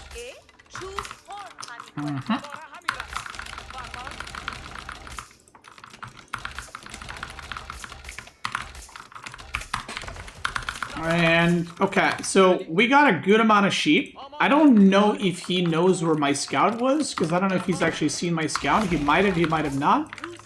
So I might be able to get a pretty decent sheep count. Now, he went here already. Okay, so it's going to be 10 versus 10, which is, I mean, as even as it gets, right? I don't have enough for Scholar, which is unfortunate. I'm gonna try to get the little bit of extra gold. Ooh, 11 versus 8. Okay, love that. Bro, why does he go like this? What the hell? And we're gonna have to open... Actually, we don't need to open with an archer range. We can just open with Ghazi immediately, now that I think about it. Now, we started pro scouting, which is pretty important, so I don't want to lose that, so I'm just going to repair. And we're just going to go Ghazi immediately, because he only has 2 spearmen, and I want to be mobile on the map. I don't want to go for archers and then just be completely mobile. We're going to go for stable, plus blacksmith to get those upgrades started early. There we go.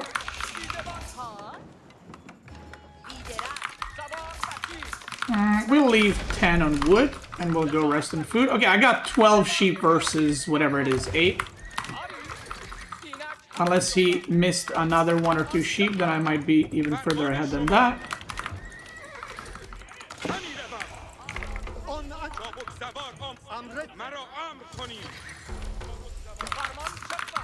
There we go. And now we're gonna go back onto the gold, so that we can make more scholars. Like I said, guys, I'm really trying to talk and play at the same time, but it's a lot harder to do this when you're playing against top players. So if I'm umming and all that more than usual, please forgive me. Okay, let's go across.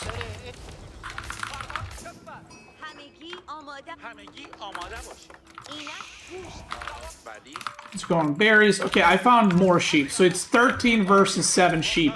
If you're wondering, why am I counting? Like, why is that so important? Well, every sheep I get means that that's 1 sheep that he didn't get. So that's why it's that important. And... is he going fast castle with this? Let's see.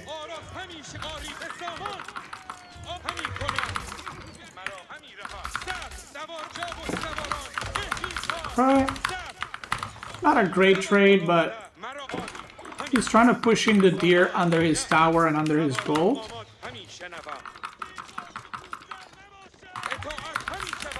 I'm gonna chill for now, go back a little bit. Oh my god, I lost that Ghazi too? No way. Yeah, this looks like it's going fast castle, because I'm not seeing any other units.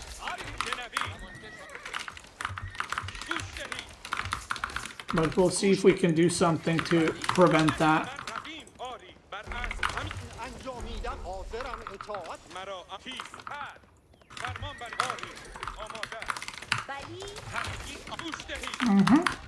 Okay.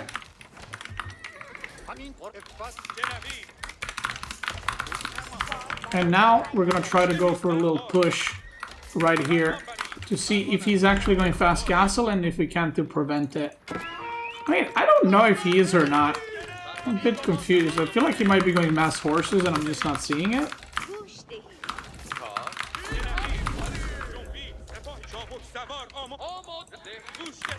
Okay, I'm gonna kill that scout, which is very nice. I need to see if he has stables or not. If he doesn't have stables, then I think we might be pushing onto that deer pack immediately.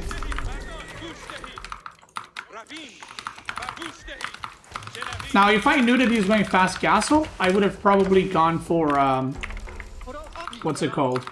I would have probably gone for +1 ranged armor first, but I went for +1 attack. Oh my god, what am I... What is happening?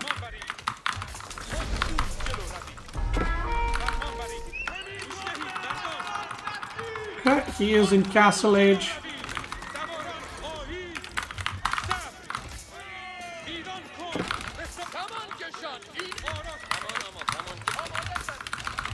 And let's see. Yeah, I lost so many Ghazis already. It's really, really bad. I'll put a Ghazi there. And I think I actually need to go barracks. Because I think he's about to send a lot of mounted samurai everywhere. So I kind of need barracks in this situation. And one of the ways you can deal as Delhi against fast castle is to just fully, like, mass units in feudal age and just stay on that. Just don't go anything else, basically.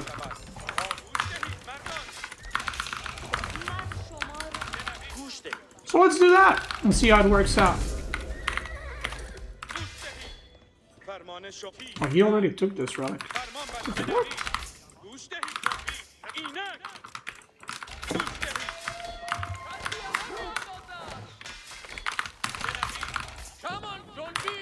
My god.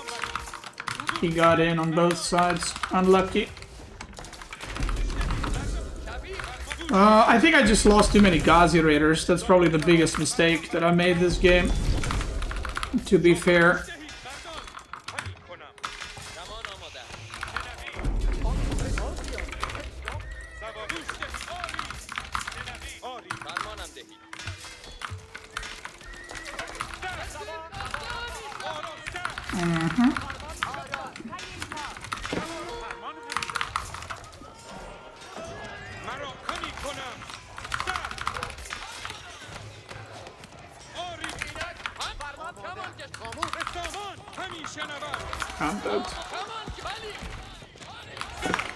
Yeah, I can't talk and play against top players. There's just no way it's happening.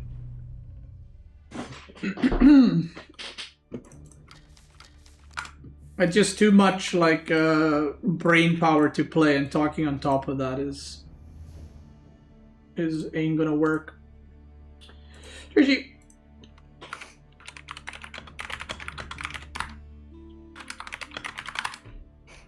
Give me a sec.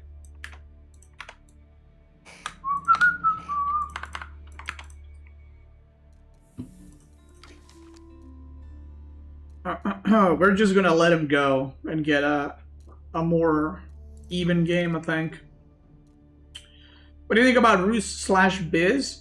About those sips? They're both pretty good.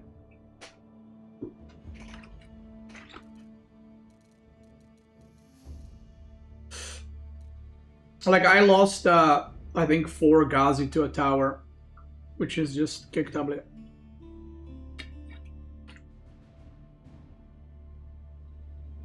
You could play normally and then continue the series next game. I mean, it doesn't matter, to be fair. It's just ladder points.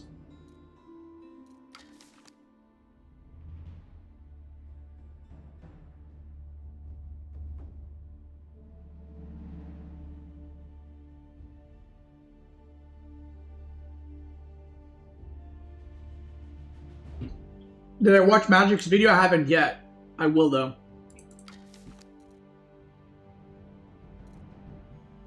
Wait, he logged off? He just beat my ass and logged off? Okay, I'm free then.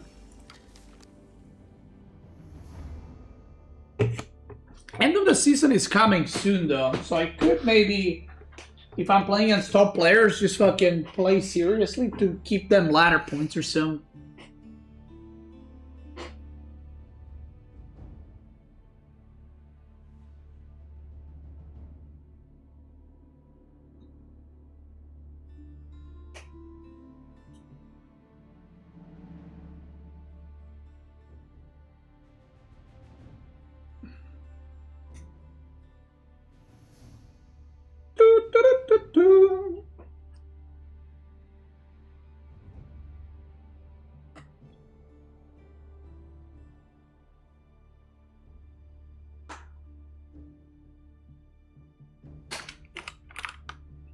Let's see what we get next.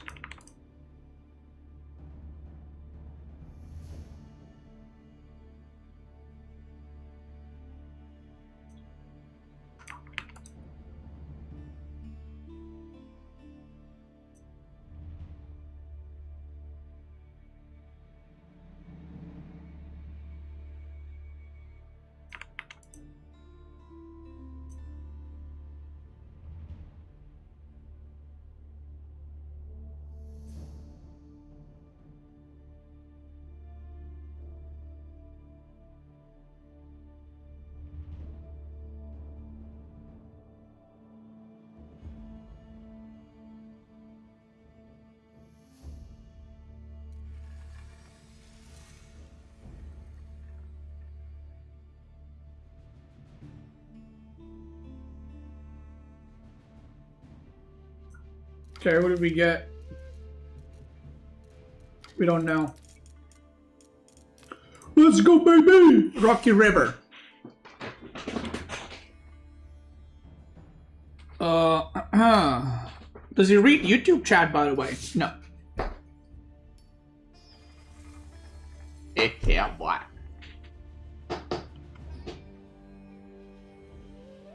Okay. English versus Delhi. This is an interesting one. Because this matchup, I feel like always was considered Delhi favorite. I don't know if there was any point where it was considered good for English. But there's some builds you can do that I cooked up when I played English that worked out really well, and that was me going for Horseman plus King as English, and it worked out quite well versus Delhi because then you go into longbows. But I think this should be a pretty good matchup for me. So yeah.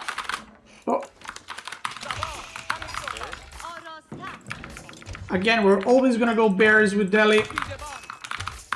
And I'm gonna try, by the way, in this series to show you different styles of Delhi, but it will most likely be, like, maybe some matchups I'll show you guys 2TC if the matchup allows it, as I like to say it. Like maybe Delhi versus Malian will do 2TC or something like that. I don't know, we'll see. But against English, the matchup is, the reason it's easy is because English is very slow and Delhi is very fast civ. So it's considered easy because you can basically take 3 Sacred Site almost uncontested, and then from then on you can do like even fast Imperial if you even want to. So you can do a lot of things with Delhi, and I think English is kind of always like trying to run after you. But I am going to try to show you guys different styles. But Delhi has been played this way since the game was released, which is basically just like super aggro into like fighting, and then you age up and then get all the upgrades and all that. But I'm gonna try to show you some fast Imperial games, not with no units, but you know, relatively fast imp, similar to the Mongol series that I've done. And like I said, I'll try to get a 2TC game in there, hopefully. And maybe we get an even Tower of Victory game as well. Tower of Victory, it's possible, but I just feel like unless you're committing to full feudal all in, and you're like, I'm never transitioning to castle. Thank you for guides made less than 3. Thank you, brother. Appreciate it. Then I would say Dome of the Faith is just always better. Again, this is pre-DLC. DLC, maybe it gets buffed or something. I don't know. But unless you're planning to just stay in feudal forever and just be like, I'm going to win or I'm going to die in feudal, then I would say go with Dome of the Faith.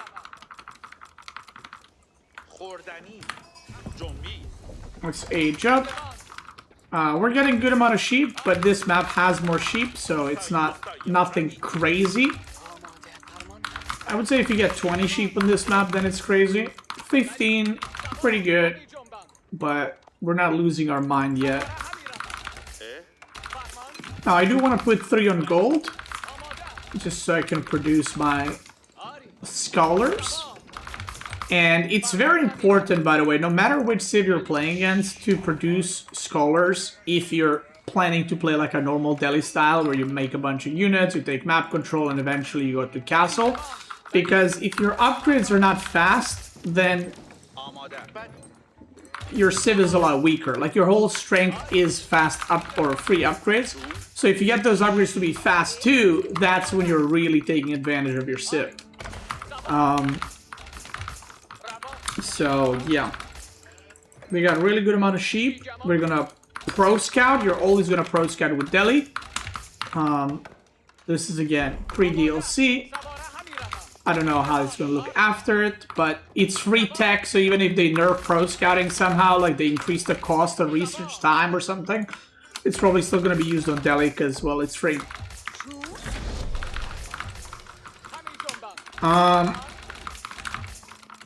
Okay, we're gonna probably get a straggler sheep here and there still. And he's probably gonna go king, and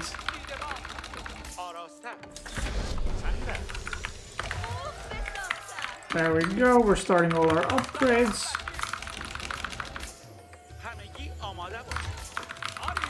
And we're just gonna go confirm what landmark he went for, just to be safe, but it's probably going to be King's Palace.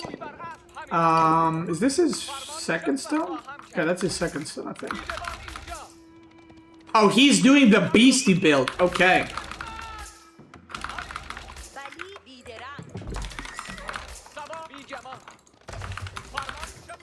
So this is, like I said, this is the style that I first used in a tournament. So it's basically most Delhi players just blindly go into Ghazi plus archers or something like that. And if you go horseman and king, it's actually quite good against that. But if I see this, obviously I'm going to be more careful, and I'm not just going to go blindly archers. So his horseman is about to arrive here. We're just going to pull scholars to heal a little bit.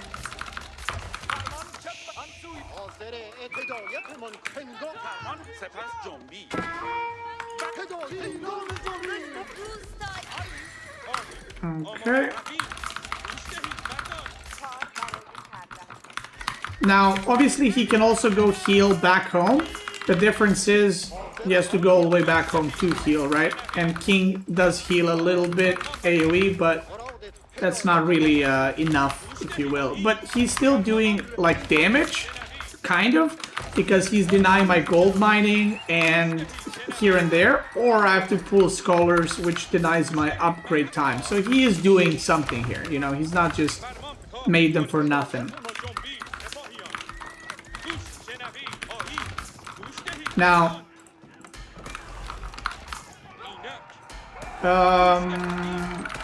we're gonna go archer. +1 range attack, I mean, first. Because I think he's more likely to go for Spearman than me. I think I'm fine just massing Ghazi, because Ghazi are better than Horsemen.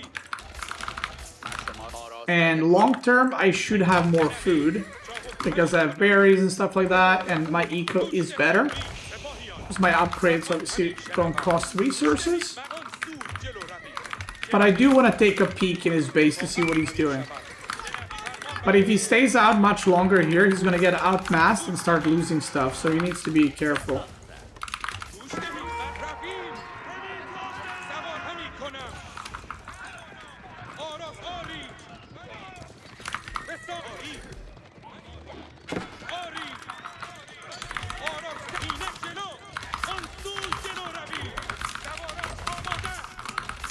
Now I'm going to just go double stable.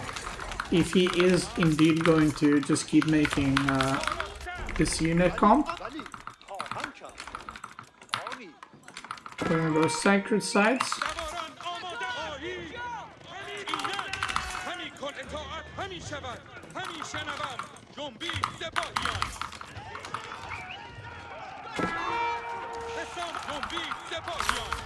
Nice.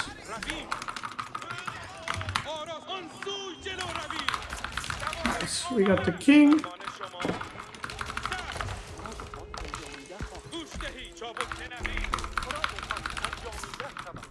I mean, getting the king is pretty nice. It's not like game ending or something, but it's pretty nice. Now, we are gonna rally onto wood, because I do need archers now. And his unit comp is very food intensive, by the way. Like, very, like, it requires a shit ton of food. So there's also a very good chance that he's gonna run out of food or he's gonna need to go farms. In which case, either of those, it's gonna slow down his unit production, so he should be able to outmass him completely. I need to go scout and see if he's aging up, if he's got, like, I mean, he's not going QTC for sure, but I need to basically see what he is doing.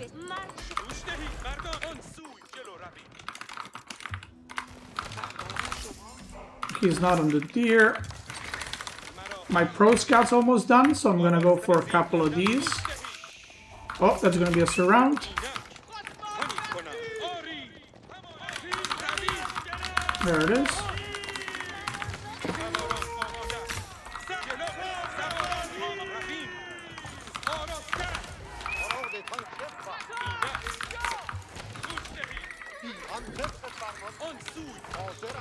Okay, this guy run away, go capture that. And I'm not really in a rush to age up here. Like, I'm okay the game being in this state. Okay, so he's not chopping stone. He is going farm. So any intel I get here is good intel. Whatever it is. I only see 5 spears. That might mean he's going castle right now.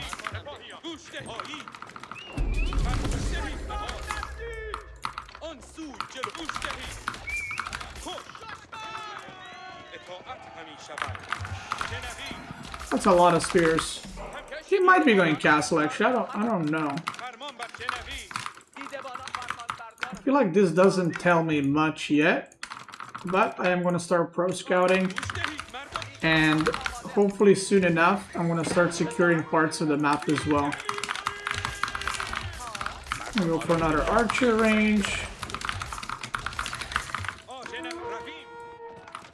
I also need to be very careful because he has a lot of spearmen. So the danger of this is he can quickly overwhelm my army if I'm not careful. So like he can just arrive with like bajillion of these horsemen and spearmen just mow me down.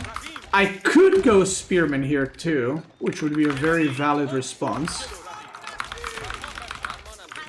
And I'm gonna do that actually. Because making spearmen is gonna make this a lot more awkward for him to engage and fight into. So let's do some.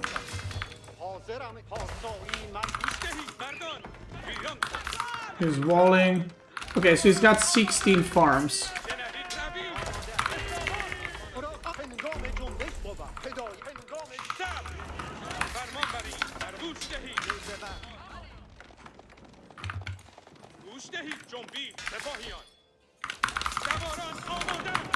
Okay, I think he's aging up soonish.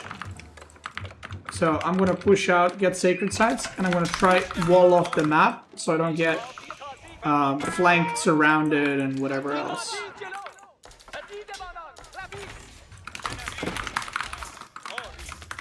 Okay, we're getting spears.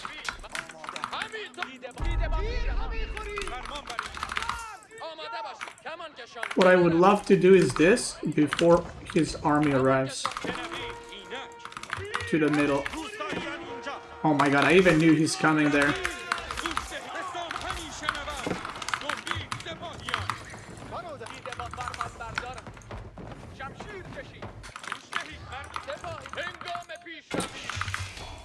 Oh, this is so bad.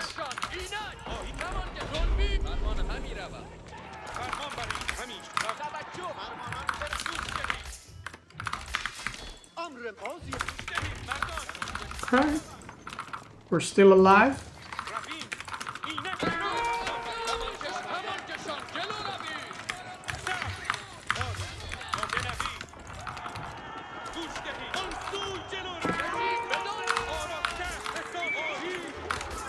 Now we're gonna push into the tower because he is aging up, I'm 99% sure.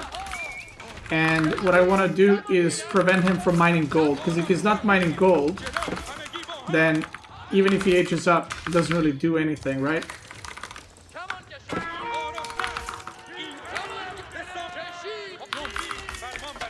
Right, Beastie, that's right! That's where you guys go in and say that. And I can also go for the age up. I want to capture some sacred sites potentially. And I want to keep 3 scholars here to heal. I want to connect these armies if possible, because he's trying to flank me right now. Oh, there's the King's Palace. Okay, so he's not aging up. He's just aging up now. I'm gonna make some spearmen for here. Now, I don't need to age up immediately, because I have so many units that I can literally just chillax a little bit. And I'm not in a rush to age up, so I'm actually gonna wait a little bit longer, and then we're gonna go. I'm gonna let him build this a bit longer. And then we're gonna go now.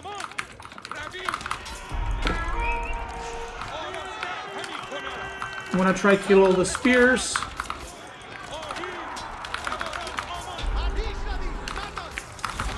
We're getting a good fight here. Really good fight. And right now, the only thing that I don't want to happen is I don't want him to be gathering gold somewhere else. Now, he is aged up, like I said, but it doesn't really help if you have no gold. Getting to castle and no gold is pretty useless. So, let's make sure. We're gonna leave these guys here patrolling. They see me patrolling. They hating. Okay, we go. House of Learning here. We have a really good amount of scholars, so that's nice. He's not on this gold, he's not on this gold, so he's probably still right here. We're gonna go prevent that sacred site capture. So this is kind of why English is just not that great, because he is so slowed down now, because lack of gold and everything, that for him to recover from here is going to be pretty rough. Now, Delhi is like really hard at this point for some things. For example, the amount of stuff you have to do right now as Delhi is crazy. Like you have to take relics, you have to take upgrades, you have to make sure you're not taking damage. There's like a million things you gotta do at the same time.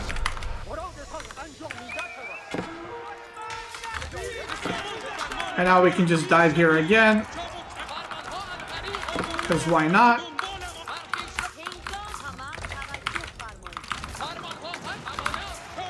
We're just trading for villagers right now. I'm just killing his vills. And the moment he's not mining gold, I go, okay, cool. We go back. Now, the pro scouting has not been going super well because he's been denying it pretty actively. So I'm going to have to go on berries. But right now, even though his eco is great, the amount of units that I have is just too great as well. Sorry, that game was like, he was harassing me everywhere. So I was trying to talk at the same time. So even though that game looked very, very messy,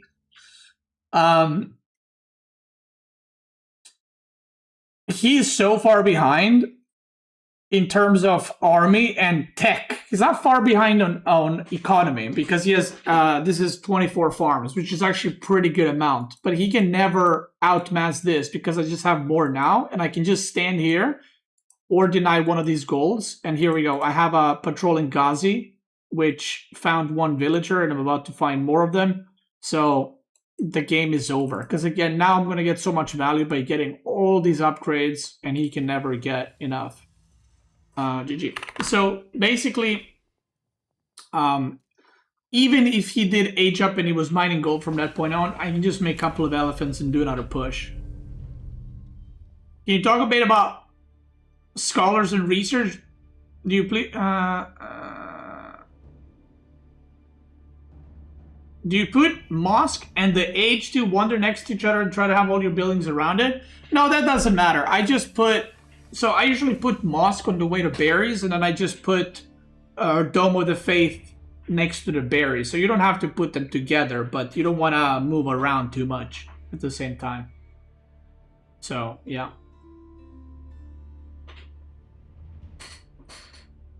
Am I still using Apex Pro TKL wireless? Yeah. Yeah. Do they stack in theory? No. Okay, so I guess that's somewhere that you don't really know until you ask, because I don't think that info is available anywhere. Or maybe it is, I don't know.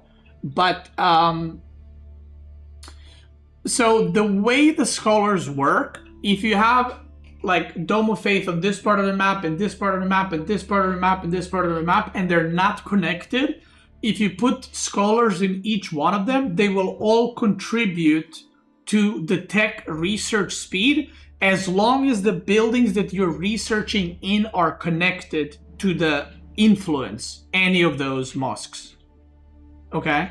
So if you build multiple mosques next to each other, it doesn't matter where they're placed, as long as they have scholars inside them, and as long as the building you're researching in has the connection, which I call Wi-Fi.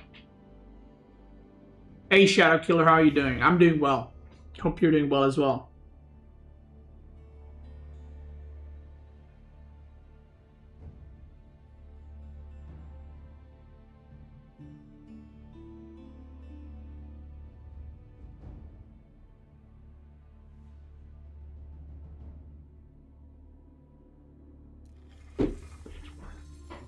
Why don't you build your Dome of Fate to connect to your lumberjack? Because I usually build stables there. And also, so I see what you mean, but by the time you go with your villagers to connect Dome of Fate to lumber camp, you already lost more resources by running that far than you would gain by just putting Dome of Fate next to it.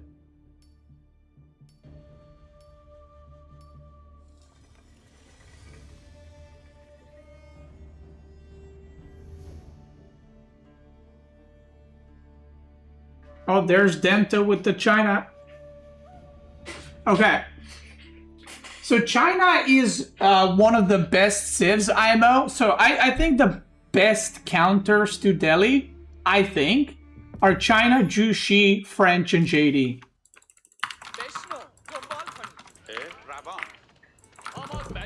I would say, right? Now, if you're playing against China, I always tell this to people no matter what civ you're playing against. If you're playing against China, one of the ways you can play is avoiding running your scout through the middle. Because if you run your scout through the middle, they have more vision. And they can see your scout and decide to go somewhere else. What the hell is that gold? Is that really my gold? What the... Whoop? That is like in another universe far away. What the fuck is that? Good luck. Have fun. Good luck. Have fun. I think Delhi is one of those that it's like, it can win against every civ, but it doesn't necessarily do really good against any civ. Except maybe English, but then every civ does well against English, you know? At least currently.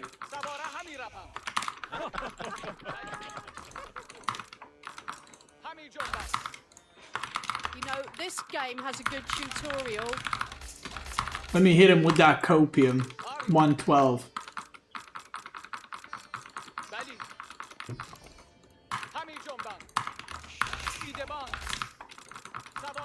You know, this game has a good tutorial.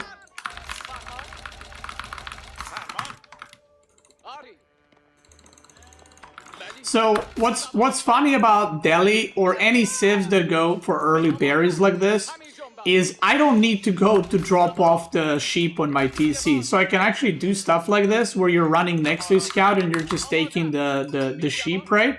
But he actually has to drop off the sheep home, so he cannot stay on the map. So if you follow it like this, I know he can't turn here because he has to drop off the sheep. So I know that he's gonna have to go back home, whereas I don't need to. So it's kind of funny how that works out. So now I can just go here and take the rest of the sheep that are there. But it should be pretty even. But to be fair, if I'm even with China in sheep, I'm pretty happy with that. Or just not severely far behind. Because I had a lot of games where my scout gets spotted. I don't see their scout because their scout has more vision. And then I'm just basically behind their scout whole game, and I just lose because I don't have any sheep. So if I'm even on sheep or I found a decent amount, I'm like, yeah, that's pretty good. We take those.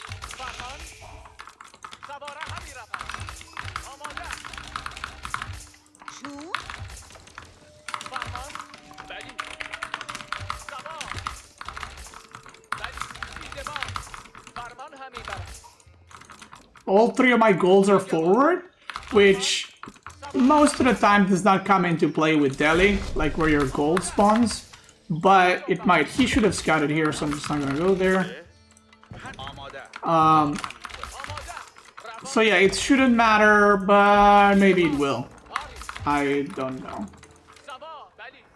Because with Delhi, you only mine gold in very specific situations. You kind of want your gold income to be from sacred sites.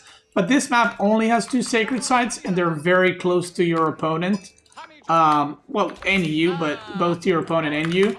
So it's sometimes hard to control sacred sites on this map, and Delhi is best on maps that have 3 sacred sites or more. I mean, if there's any map with 4 sacred sites.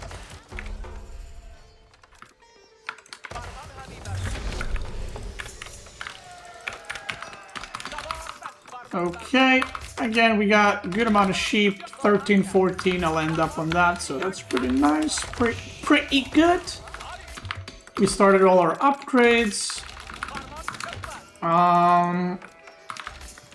And this map has quite a few deer, so I do want to make sure that I don't let him just get all the deer on the map.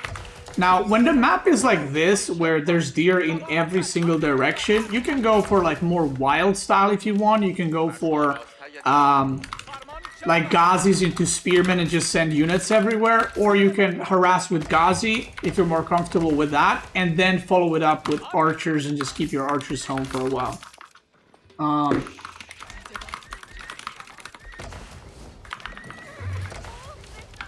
Okay. So now let's scout his base, because I'm not really looking to scout anything crazy.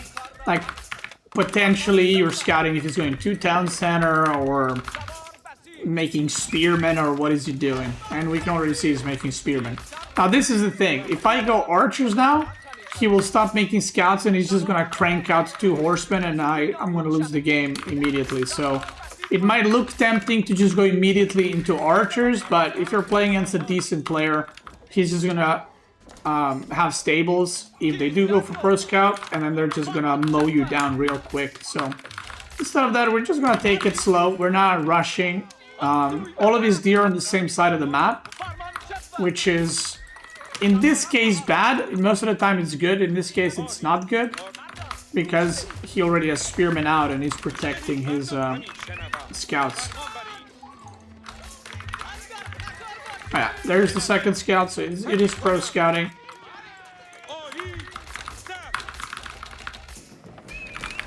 We're gonna go for +1 ranged attack first. And now we can fight these spears.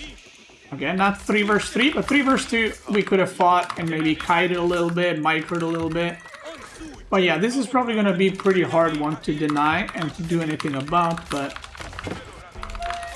that's just how you do beat sometimes. We're gonna go Sacred Sites. So the reason why we can go Sacred Sites this fast compared to against other civs is if he decides to go for Sacred Sites, then I can just kill his scouts. If he defends his scouts, then I get Sacred Sites. So he can't, basically he can't defend everything at this point. He has to choose what he's gonna go for. And if there's the horseman, so if he spreads himself too thin, he might just lose on both sides. So now we can go for, what's it called? Now we can go for archers. Delhi is a very like tempo and fast-paced civ, so it's like very hard to keep yapping and attacking and microing the whole time. Because it's not really like a chill civ, you know? You're constantly doing stuff. Getting a scout pickoff here is almost as big as getting a horseman pickoff, because they're produced from the same building. So if you kill a scout, it means he either will Pro Scout slower or he has to remake, which kind of brings you to the same point in a way. So, we got archers in production. Our economy is fully blasting right now. He's going archers too. So, what I would like to do is just continue harassing, potentially denying his Pro Scouts. Anything I can do to do some damage or slow China down, that'd be really nice. So I'm just even gonna, this is a free mining camp, so I'm just gonna take it. Why not? He did not take any of the deer other than his basic ones and one from the bottom side.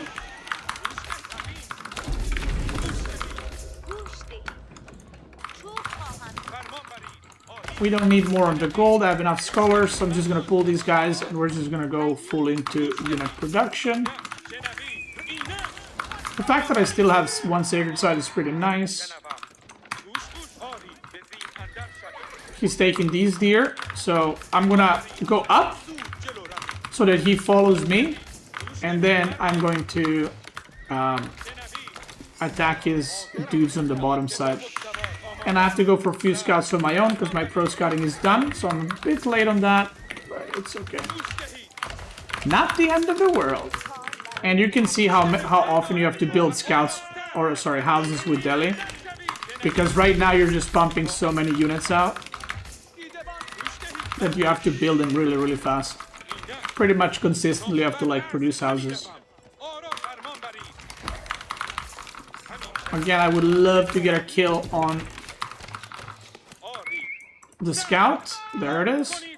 There should be more scouts here. I don't know where they are exactly, but they should be somewhere here.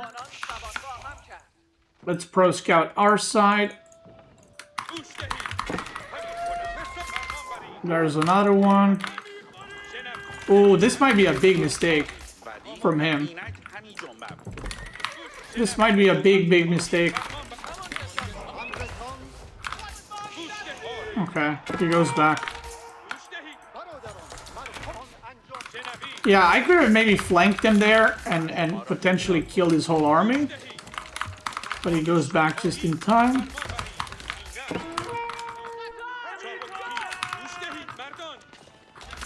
No deer taken from the top side. So this matchup usually turns into, unless China plays super defensive, then you just play like I did versus English earlier. Or I guess, if a Civ is passive, you play against it the same as you would against any passive Civ, right? But because he's playing this kind of aggressive style, it kind of comes down to who has more food. But China can also age up very quickly, which makes the game pretty awkward for me. So he could be aging up already, but again, that's a big investment into resources, and the way he's moving his army kind of makes me believe he is aging up. Because he's kind of not attacking, he's playing pretty defensive. He doesn't have blacksmith upgrades. Okay, I think he's actually, yeah, he's aging up. Now we're gonna try to do some pressure. And we're gonna try to retake the sacred sites as well. And he's probably gonna upgrade his units and go lancers.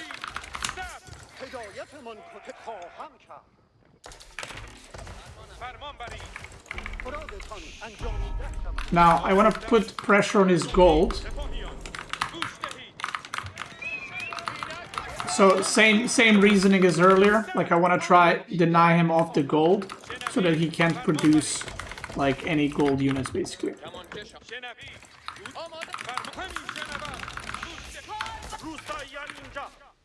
We're gonna go on them berries.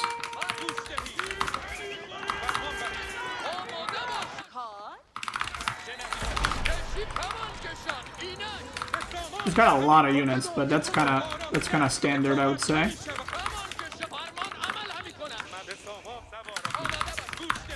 And now I can just put a crap ton of pressure on him, so that he doesn't have the gold, and then he basically will run out of food eventually, because now I have full map control, so I can go on a lot of different food points. And now we micro a lot.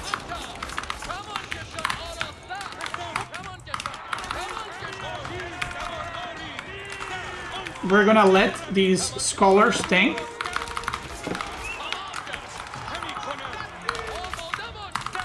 We're harassing the gold.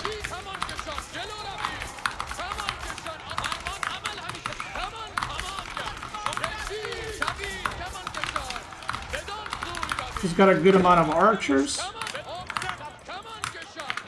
Now, I'm up in a little bit of an all-in situation here, because I have lost all my scholars. So if I age up now, all my upgrades are going to be so bad and so slow. So I kind of need to do something here, I feel like, if I want to win this game. Like, I can't just go back and now decide to be like, oh, I'm just going to age up, actually.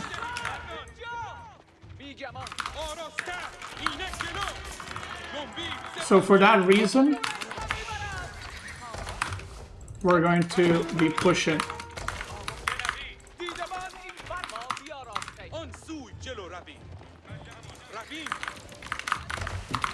And even though this doesn't look good, if he runs out of food first, this is still very playable for me. So I would really like to prevent those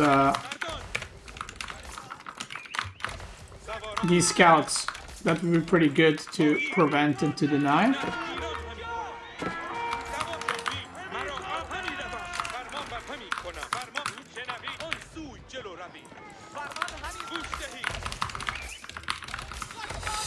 But at this point, I kind of feel like maybe age up is the only thing I can do, because he looks like he is defending pretty well. So at this point, I kind of feel like, yeah, maybe aging up is the best option here.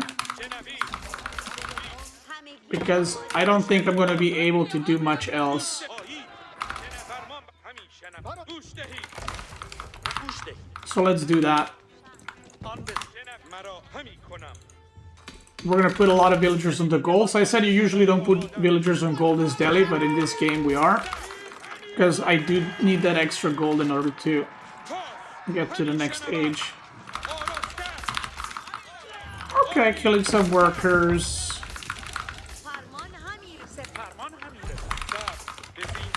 Now again, losing all the scholars, very painful, because now if we look at the state of the game, obviously I wish I had them, but if I didn't pull them earlier, then I would have probably lost that fight a lot more. I'm trying to heal all my Ghazis. Okay.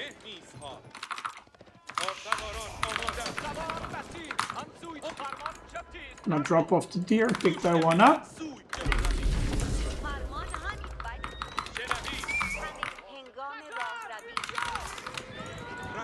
I would love to get an elephant here.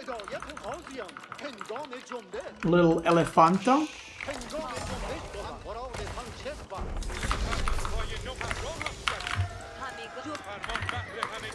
So let's go for that. Get a second blacksmith, start my upgrades. And now if he does do a little dive, or quite a big dive I guess.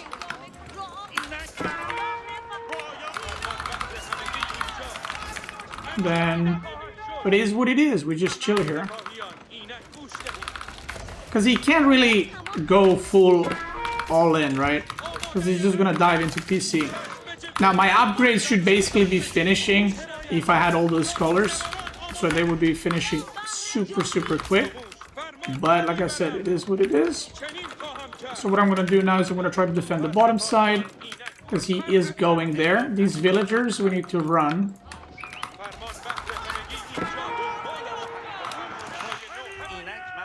Oh, I don't know if this saw that. But I'm running, boy. Now I need to get relics, but obviously that's a lot easier said than done because I'm yapping and I'm playing and there's a lot of stuff happening. These 5 are probably going to be sacrificed. We're going to try to make the great escape with them, but somehow I doubt they're getting out of there alive. And because we have bajillion on wood, we can also start the food transition. Let's wall off there. Let's wall off there.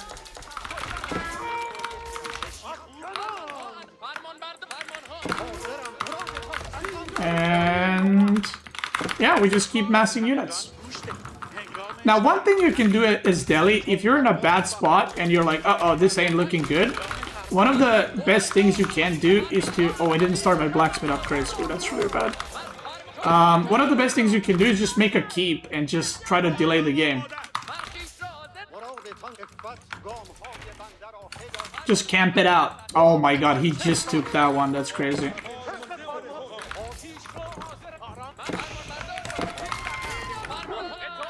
That's crazy. He just took that relic.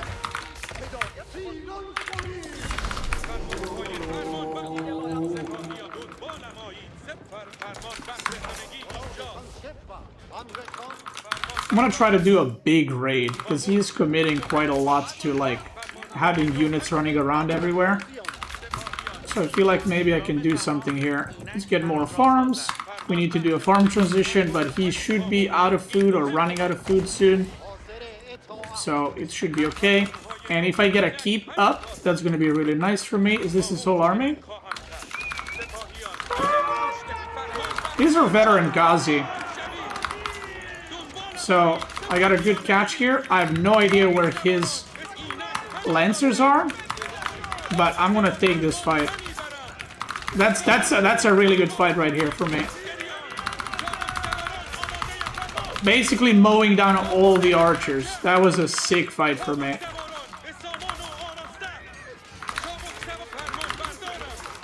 Alright, let's not be greedy. Go back, heal up, go again. So, where's the worst possible place for me to be attacked? It's here because it leads to my farms. So I'm just gonna keep right there. Right there. Look, that's a super defensive keep. Because right now, I just killed his whole, like half of his army, right? So if I just chillax for a bit, get some of my more farms out, maybe get another keep, then I can go for a push and potentially kill him or win the game. Because, you know, of doing eco damage followed up by it. Now, this keep is in influence. You need to immediately start, okay? Immediately. Did I get any relics, by the way? He denied every single one. What the f... Where's the relic from my base? Like here. Whoa. Am I crazy to take it? Immediately start the village fortresses upgrade, because you need that.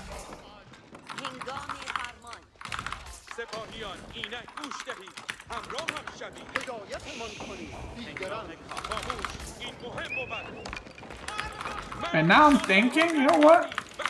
Maybe we go for some kind of push here. Or, even better, so there's two things I can do here. Watch this. I could go for a push, or I could extend the lead and make him push me instead.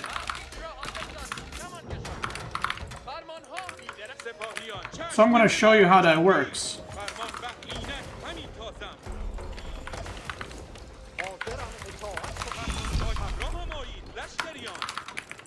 He's not on the bottom, he's not at the top, so that's nice thing to know.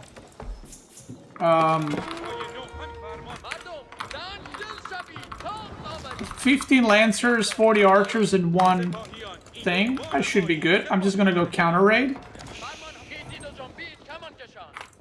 And I'm just gonna wall this whole thing. Because I'm transitioning to farms.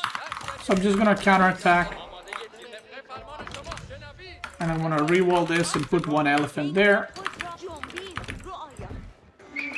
Which that elephant should do really well.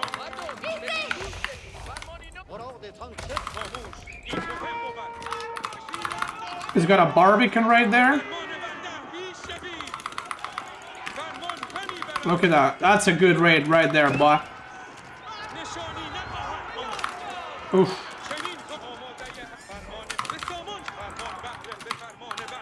That's a lot of everything.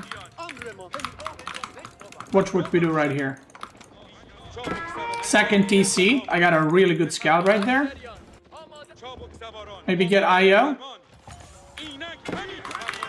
Killing Chinese IOs is like the most annoying thing for them.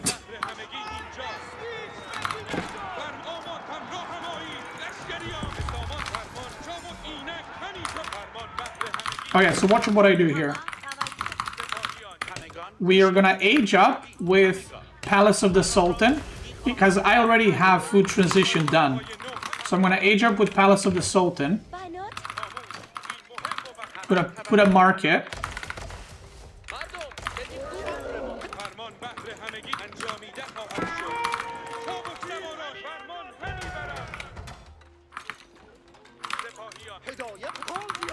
And then we're going to get preferably 2 more elephants. That would be really nice if I got another elephant. There we go.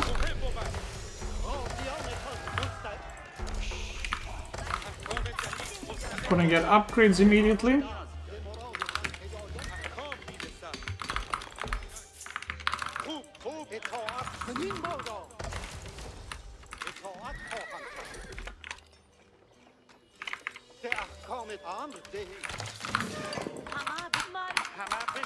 Okay, so now he's put in a position where he has to all in, or he has to just continue playing the game or age up or whatever else. And again, we're fine with both of those. Like, I don't mind. I would love to get the scout upgrade, because I would love to see what he has and where the farms are. And now, obviously, we're going to plan some universities, start those upgrades. And like I said earlier, usually you would have way more scholars, so all these upgrades will be finishing very quick. But the amount of resources that I'm getting is crazy right now, because I'm getting like a shit ton of resources immediately because of all these upgrades that I'm starting. I know that he's not here, I know that he's not here, so I don't need to check those places, which means that he's most likely transitioning to farms somewhere. Okay? I'm gonna heal up my units here.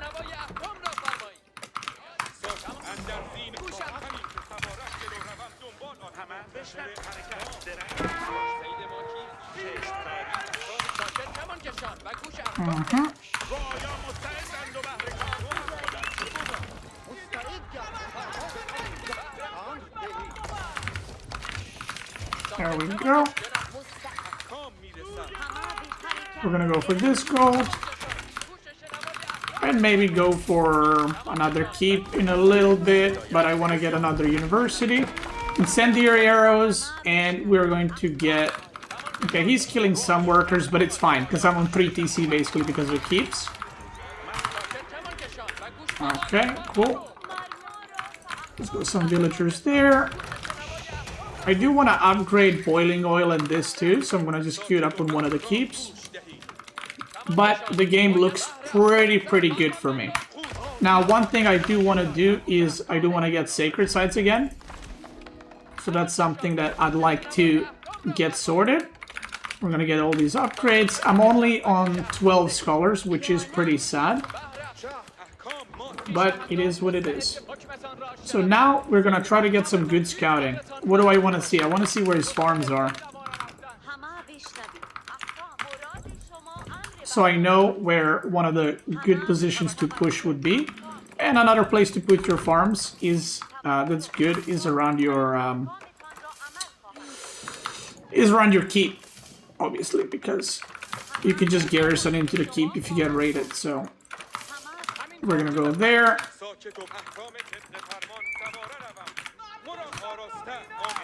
Just putting a keep right here. Always remember to add siege workshop. And now we're gonna go and try to trade with them. And when I say trade, I mean trade units.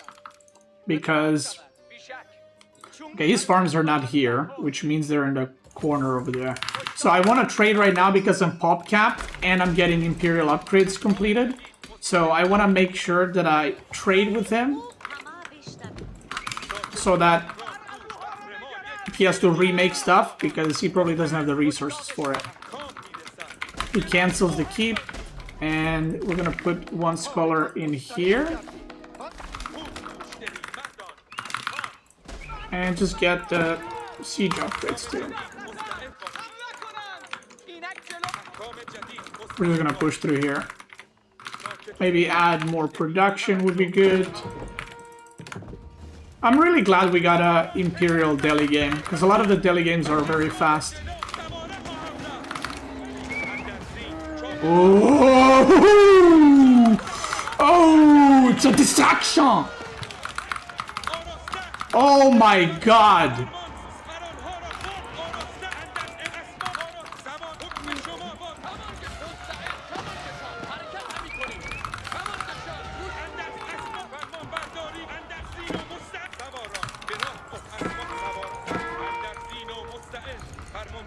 He's aging up to Imperial, but that was a bad loss for him. Holy.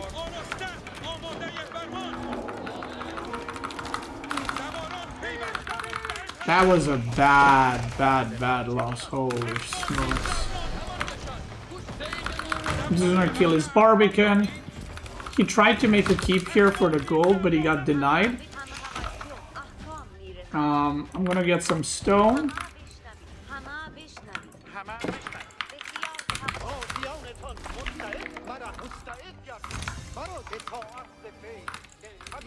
Let's go get sacred sites again.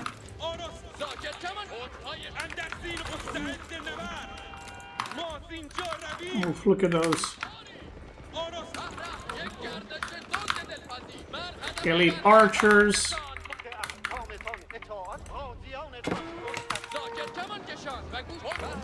He's got Nest of D's.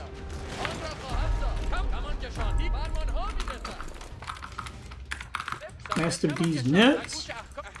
And now we kind of want to make some higher quality units. Because right now the units we're making are pretty ass, but do we have incendiary arrows? We don't yet, yeah. I mean, I usually have about 30 scholars at this point, but because the eco has been pretty... Or eco. Amount of scholars has been pretty shit. We got way less. The elephants are upgraded though. So we should try to get some trades in here.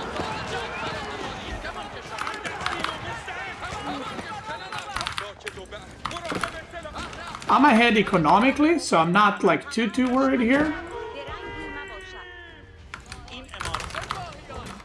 You know, I'm not like, oh my god, I need to end the game now.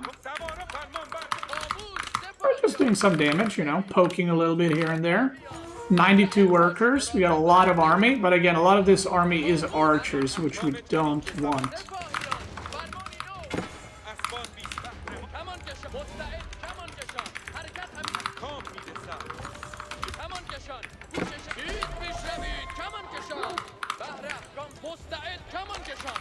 Okay, we're gonna chill, go back a little bit.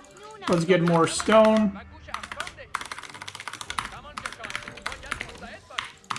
And we can go for a full Elefanto army almost. We're gonna go some bombards as well. My food income's looking really good. We can go for some raids. We can do one of these. Watch out. Watch out, I'm about to cook something here.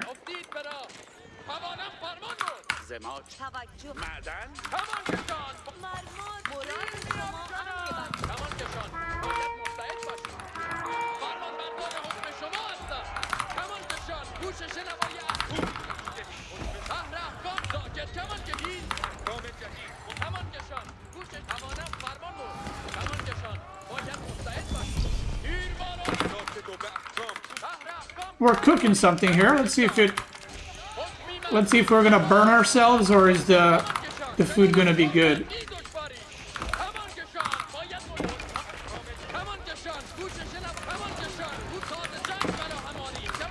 This is planning a couple of steps ahead.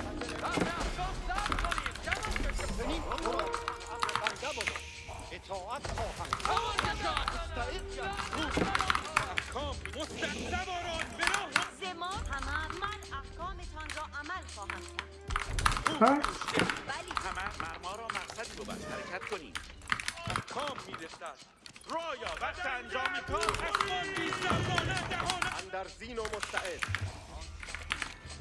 Okay, there we go.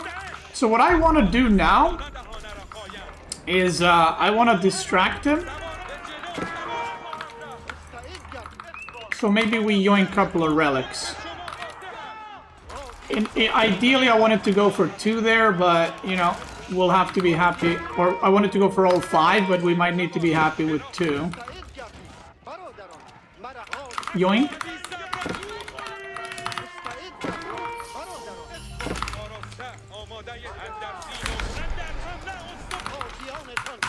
Okay, very nice.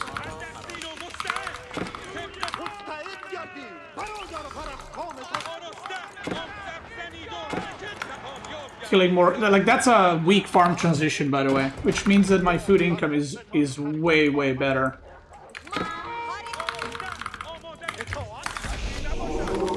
So this is just a plan. We're just buying time for our units to, you know, really get out there. Do I care about relics? I mean, I'd like to get them. Is it the end of the world if I don't? Not really. It's not that necessary. But usually with Delhi, you have all relics on the map.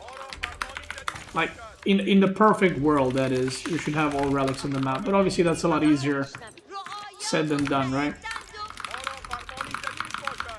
We're getting gold here. Gold there. And now we're producing a shit ton of Ghazis. This landmark has been producing 2. So that's pretty nice.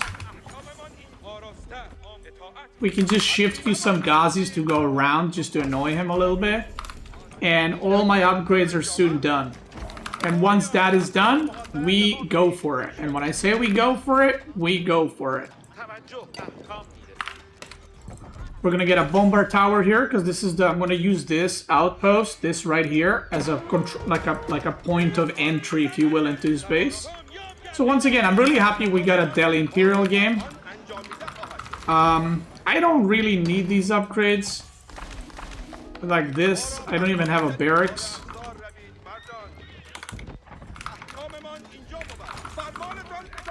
So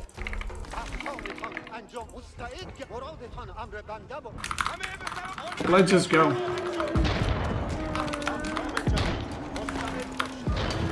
$114 workers.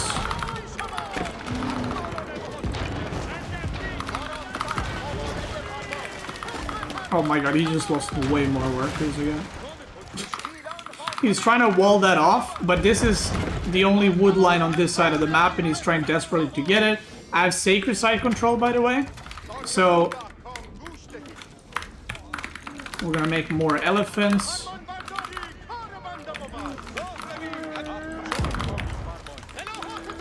He's got gold here, but he's not mining it. We got 4 bombards. That is to 4 bombards are to snipe. What are they called? They're to snipe nest of bees nuts. I can also just use bombards like this, by the way. Like you just shoot and you wait for him to come out. Basically.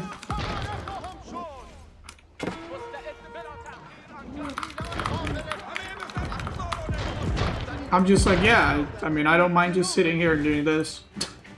Sacred sides are taken. He might try run by or something, but yeah, like I said, I'm just not going to move from here. I'm just waiting. Look how many units he's losing.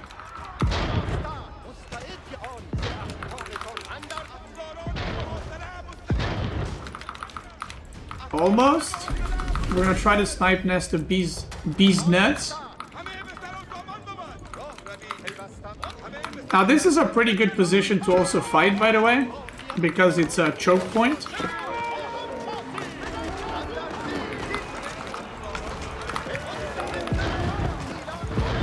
So I don't mind this necessarily. He's trying to flank. Nest of bees are dying.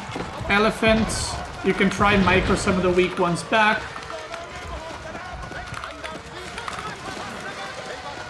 Like this one, and then spam heal it.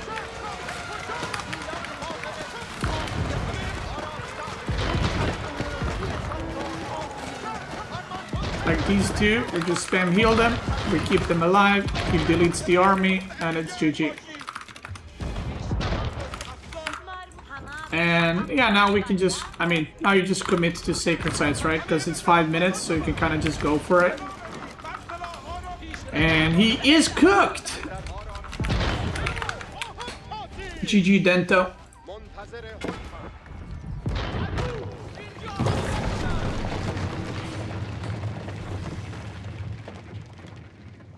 So that's like I said, Delhi Imperial Rush. It's not really rush, but it's like if you get some kind of lead, the same way if you get a lead you can go castle. If you get a lead in castle, you can also go just Imperial and play off of the upgrades.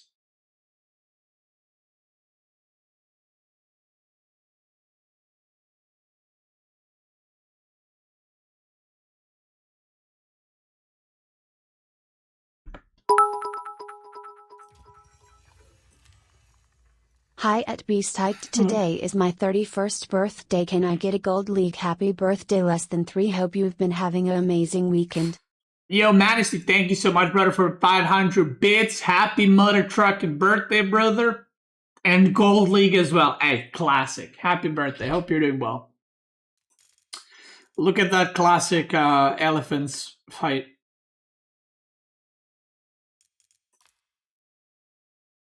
And then the villager count, I mean, yeah, you can see this attack right here just butchered his eco.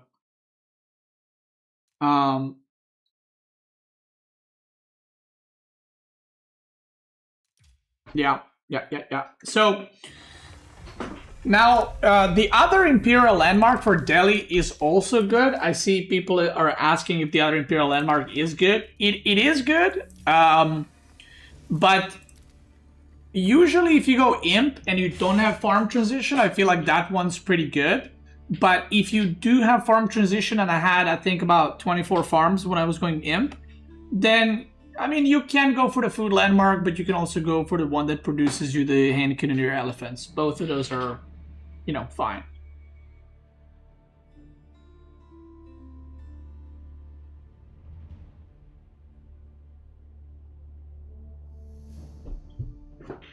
Check Discord. Sorry, I have like billion messages in my Discord.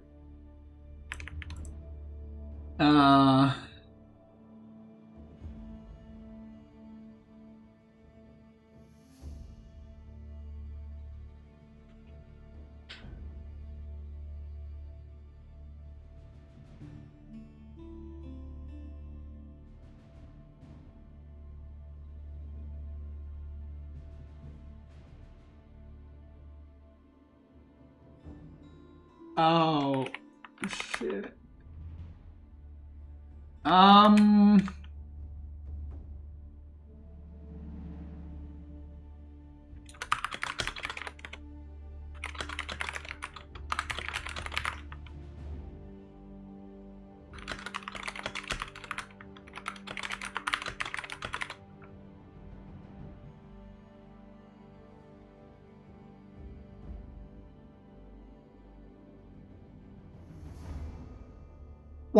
Verse 7 against hardest AI would be epic. Already did that.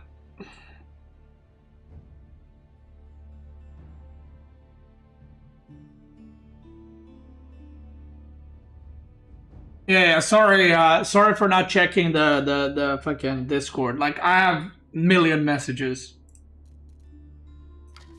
I basically am at a point that I'm getting. This is not I'm not flexing and I'm not complaining. This is just like me delaying stuff that I'm supposed to do. But basically, I just get bajillion messages, and then that kind of stacks for a couple of days, and then I clear all the messages, and then I'm inactive for a couple of days.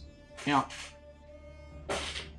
Yeah, see, look. See, Corvinus says, don't worry, you're not the only one. See, there you go. We got fish in the radioactive... Guys, it's not radioactive. Stop. Look at that. It's a quite nice aquarium. You guys are being toxic. Look, I got a keep in there. You see that? There's a keep in there. Whoa, whoa, whoa. That fish is chasing the other one. Chill. It's not radioactive, it's just the lighting. Lighting, yeah. Ooh, Lancaster versus Delhi.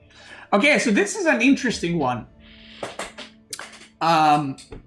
Because Delhi used to counter Lancaster. But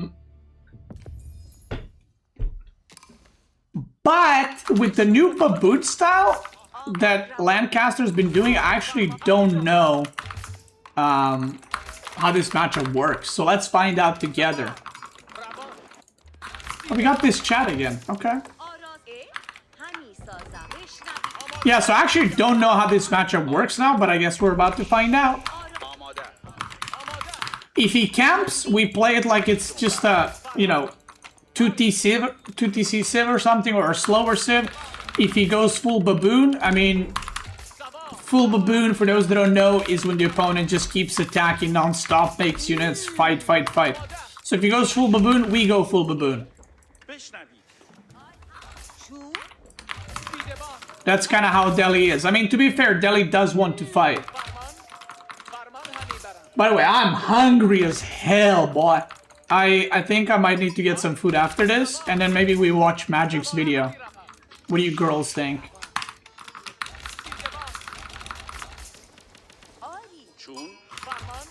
I wonder if he's gonna open barracks. Probably not.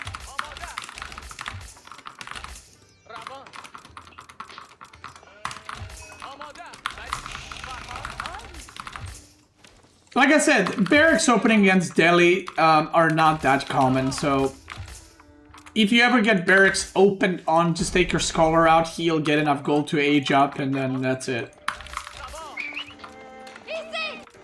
Mr. Open, thanks so much for the 6-month bird. Thank you, appreciate that.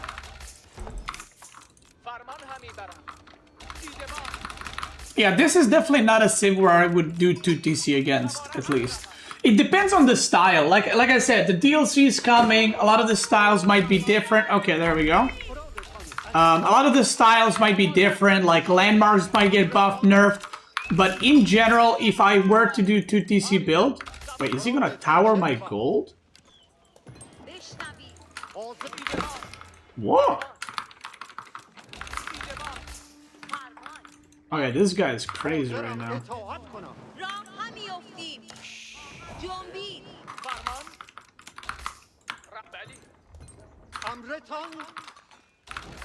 So the reason I'm pulling this many villagers on gold is why is it? I mean, I guess he's not attacking my villagers because I'll just out-heal it, but the reason I'm pulling this many is I want to make sure once I age up, I have enough villagers for, or sorry, I have enough gold to build scholar or two. You can't out-heal 3 spearmen, so you need to be careful, but he also needs to be careful to not lose the spearmen, so we're playing this game of chicken, basically.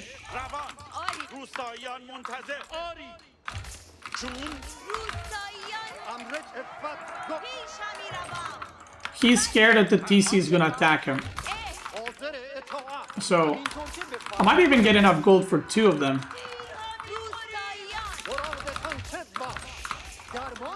So I'm just gonna stay here for now. Ooh. I don't know if that's enough. I guess we're about to find out. Oh, that should be enough for 2 scholars. That's really good. This is why I don't think like Towering Delhi makes any sense. Because now I have enough gold to make 2. I'm just gonna go wall this too, just in case. And I have enough gold to make 2 scholars. So, yeah, I can produce scholars consistently, but once I take the map control, I can just go on this gold, and you didn't really accomplish anything. So, yeah. I'm just gonna go heal up the villagers, too.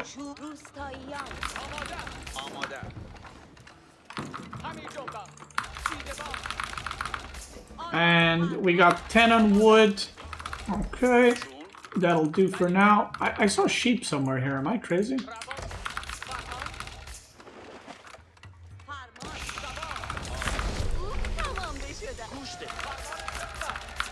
Oh, there it is. Okay. We healed up everything, and that's it. So he opened with a tower and spearman, which is kind of wild.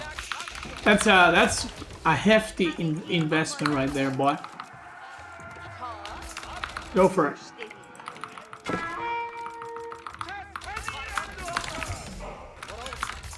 Punk.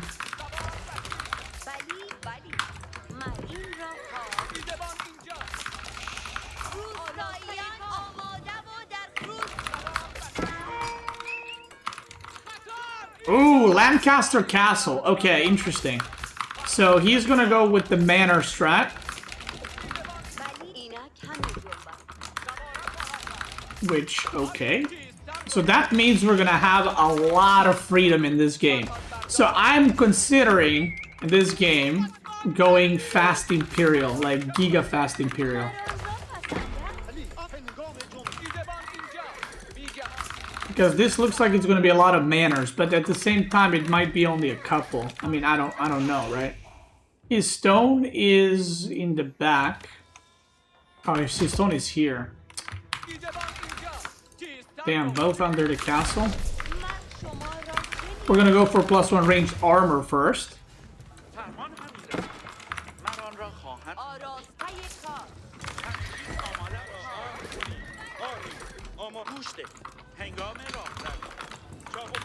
Let me show you something.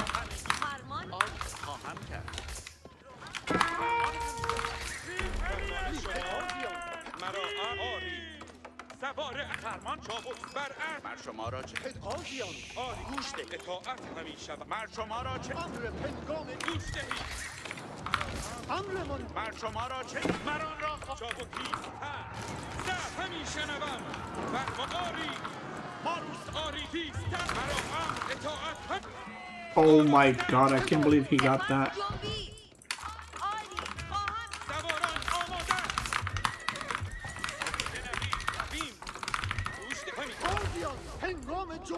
He got 2 of my Ghazi there. That was pretty unfortunate for me.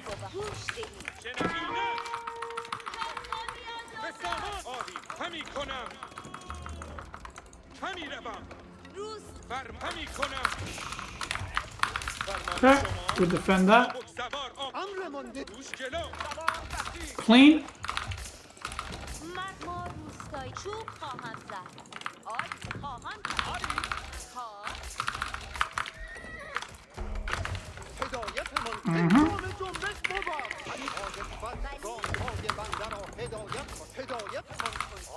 Let's go get sacred sites.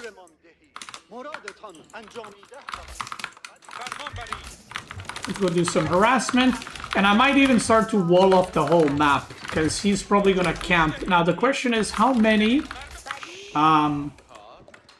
things is he going to make? When I say things, of course, I mean how many manners is he gonna make? And what is he gonna do with them?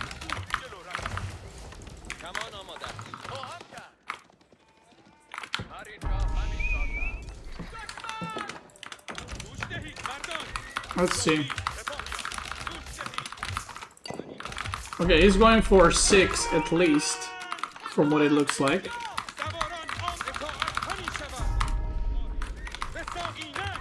I would love to kill this scout.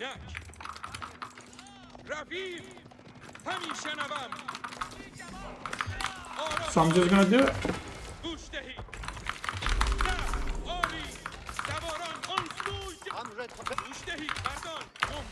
Okay, this looks like manners into fast castle.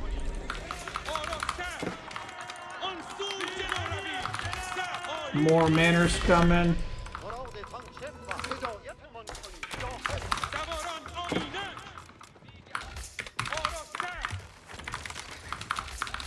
And I think from here on out, we just go age up.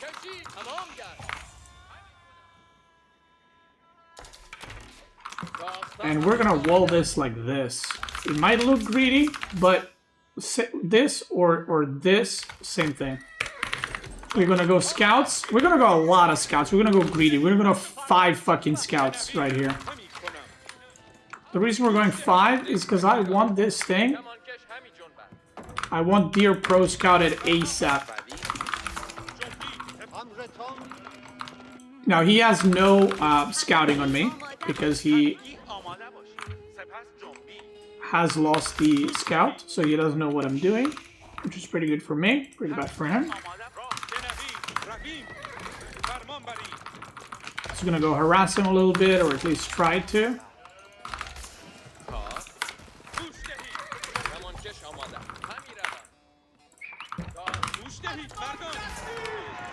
Demon Lancers.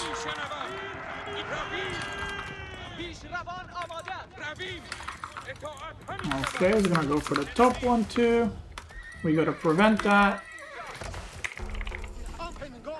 Dude, I noticed my scouts are being produced giga slow.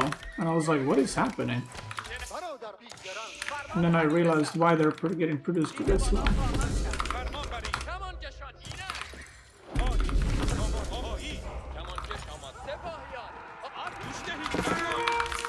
Okay.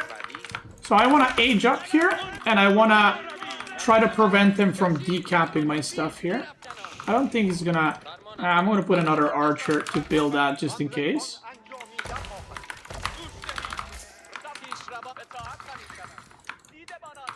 But I think I'm pretty safe for now. I do want to stop this. It would be very bad if he decaps that, because we're on 8 minutes, so this is a potential sacred site victory.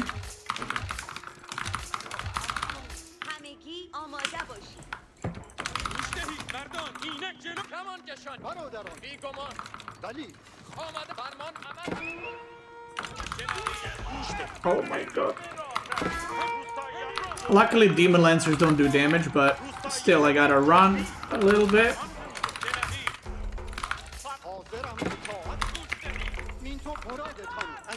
Let's get relics.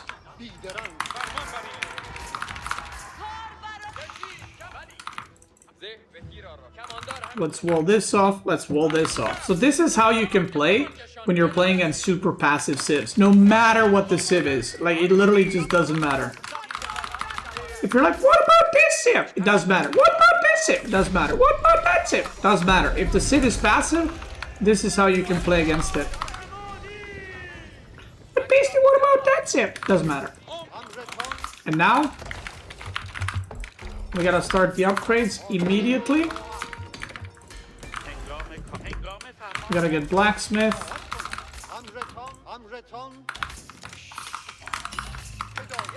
Gotta get relics. This is, for a lot of casual players, the hardest part of Delhi. because there's just so many things you gotta click and so many things you gotta do.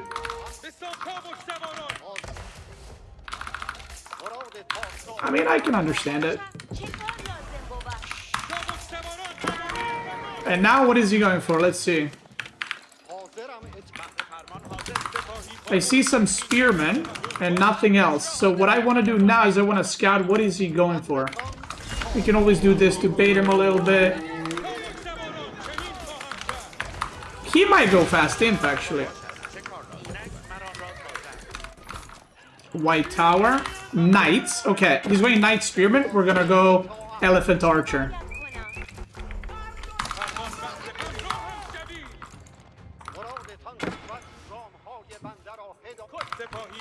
And we're doing pro scouting, so we're chilling.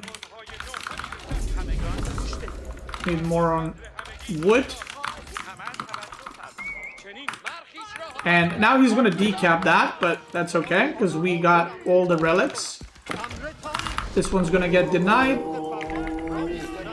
But that is okay, because we're getting a lot of deer, we're getting a lot of relics, we're getting elephantos. So we are chilling right now. He's gonna decap that.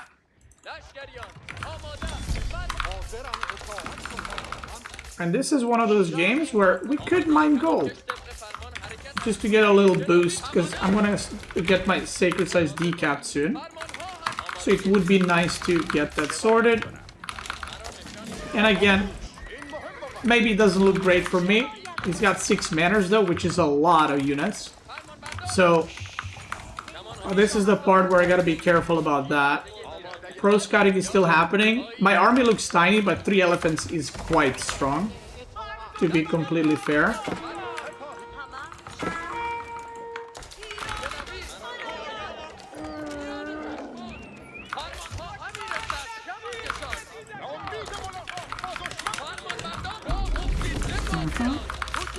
Okay, so now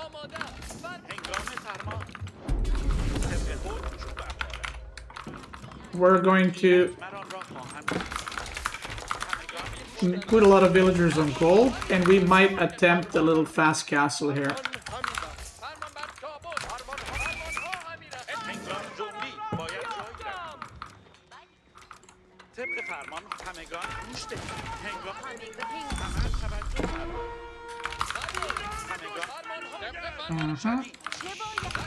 Getting bullied.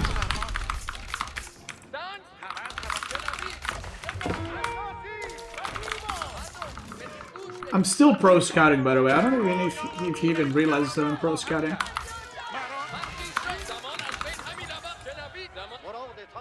There it is.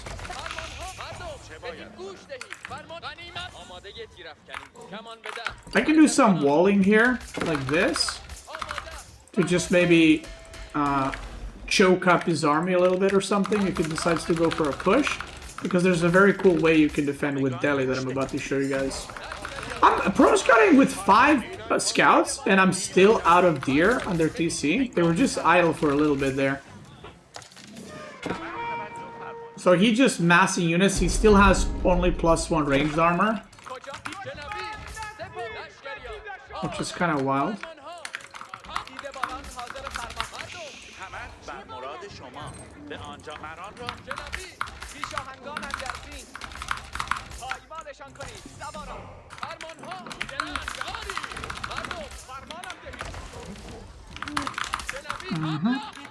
Oh my god. Let my scouts go! Now, we can go for Hisar Academy in this game, because I don't have farms. So we're gonna do that.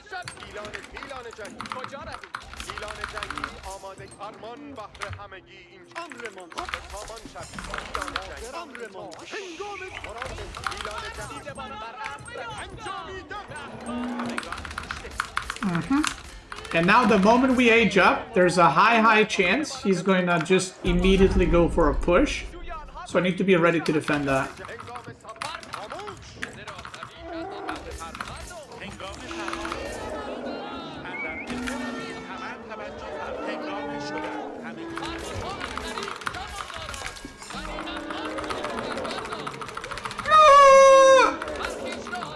We'll leave 2 archers on those.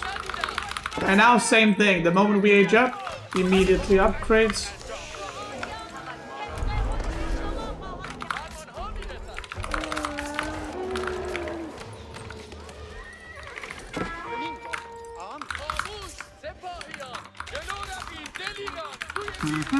Let's get eco upgrades.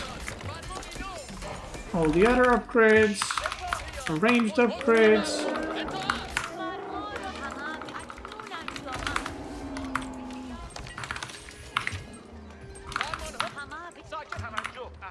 And we can also go for a lot of stone and make a keep and continue the game from then on out.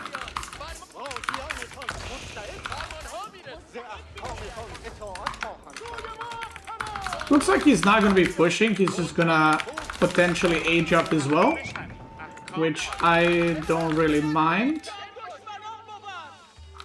It's a big army, but I ain't afraid.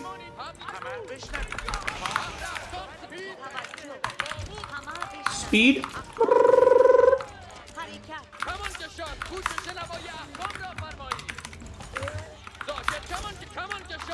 Okay, dead. Knight's going down, love that. So now, oh, I didn't have stone for a mining camp, so they're long distance a little bit, but that's okay. They're not gonna mine. So now what do I want? I want to get a bunch of upgrades. I want to get a keep to secure my position. And then we just go on to eventually transition to farms, okay? After this, no more fast Imperial games, okay? Because we don't want this to be 24 hours long. All his goals are here in the back, which is not great for me, but it is what it is. Keep. We're gonna slam it right here. Right there. We're gonna make a mosque to connect the Wi-Fi to the keep so the research can be faster. And let's build another university. And then let's also go and get this sacred site back, because I should be able to hold it. We go for the upgrades immediately. Boom. And actually, no, I'm just going to go for a lot of keeps now, because I'm getting a lot of value in terms of upgrades. So I just need to get a lot of keeps so that I don't die, basically. And that's so I can continue booming with my villagers. We're going to go for triple here. Biology is almost completed, which is sick. We got a lot of villagers on stone, which is sick. And let's go get upgrading now. So he just aged up, which might be like, oh, you're even now. But my upgrades are already on the way, right? We already cooking. That's the difference. Let me just check eco upgrades. Whenever you got nothing, like nothing else to do with Delhi, just check your upgrades. You know, like just make sure you're getting everything. Because you got nothing better to do anyway, so you might as well, right? Now we still have food because we're in this map and because we went for the landmark that gives us food. But soon enough... Actually, I don't need to get food yet. I'm just gonna go here with the keep. Oh, yeah. He went Berkshire. Okay. That's fine, I guess.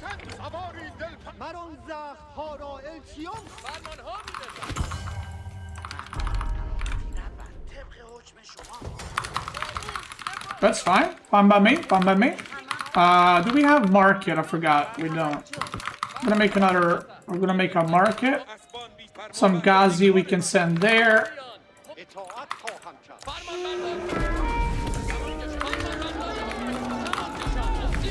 He's trying to snipe my scholar or elephants.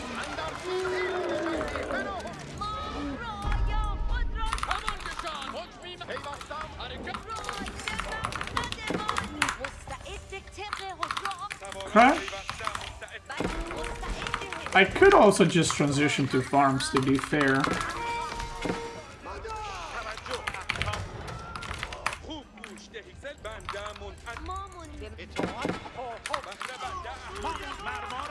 Yeah, I should probably just do that. Not risk it. No reason to, right?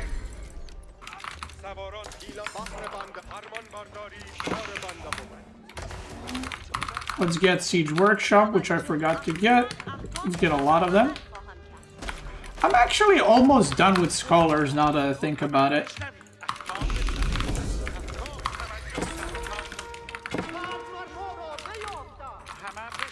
Oh wow, look at him. Look at him, brave gentleman.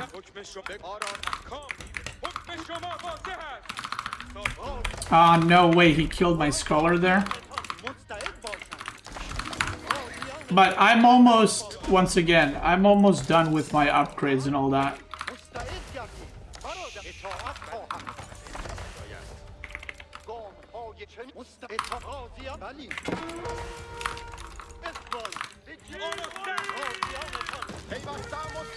Let's kill that.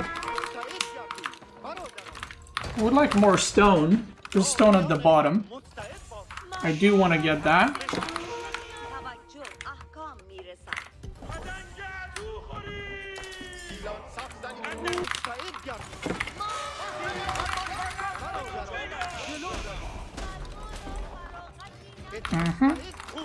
Let's push through the middle. His whole army is on the top side, so I'm just gonna push through the middle. I'm gonna lose those workers, but the thing is, I don't actually need those workers because I am on a lot of TCs basically. I'm on triple TC. Or even quad TC. Okay, he's not gonna push here, which is fine by me. So now I push through the middle, he has to go back, because if he doesn't go back, I just kill everything there. So he's just gonna be like, oh shit, I gotta run. And right now, what we're doing is just macroing up. We're just extending the lead that we have. I want to make sure there's nothing there. Ghazis, I'm just sending them to do some raiding. I don't care for them, I have too much food income, so it really does not matter too much. All upgrades are almost completed, and then we can go. And when I say go, boy, I mean go. Look at that, Ghazis are just being annoying here. I don't really care about them. He decapped this, or not decap, he killed my Scholar again. Because he's very mean. Wait, are these elephant steps stuck on that side? What is happening?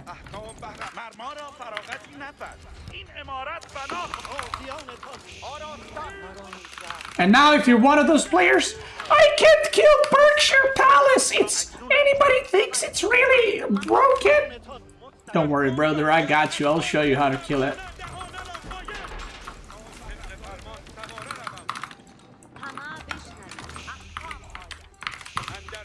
Anybody else? Just me? This landmark gives so much food, by the way. It's crazy. Alright. It's time.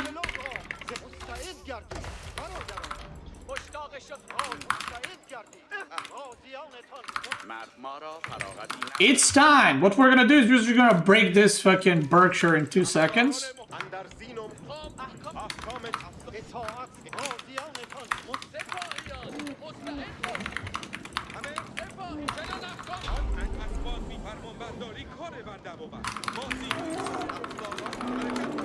He's got a lot of spears, but I have 21 archers.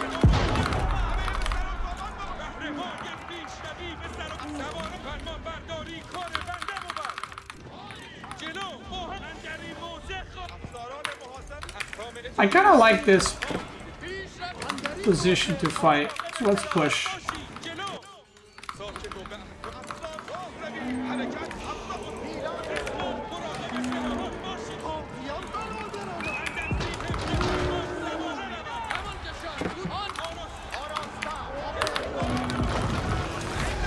Berkshire OP, bro, just right click it.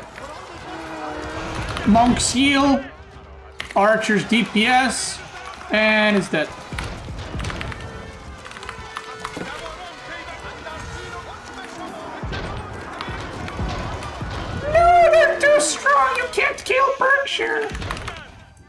And now we just fucking send it, brother. More keep. Another keep! And watch this. Watch the Elefantos do their thing. And if you ever run out of Elefantos, or you're struggling, you're like, I'm not sure what I can make here. Just make some Pringles, baby.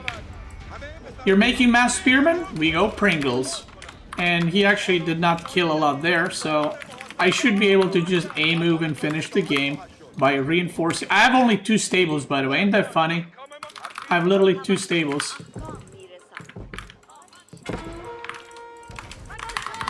Because I've been so focused on booming that I forgot to add production buildings.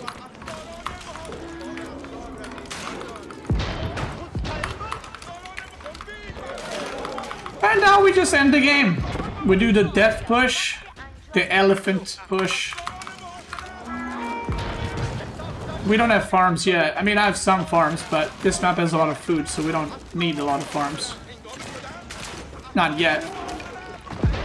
Open up. Pringles, do your thing. Okay, Pringles are Pringlesing. Look at this, look at this, look at this. Pringles and the crossbows. Oh! He's trying to target fire my Pringles with crossbows, and he's running in me. That's funny.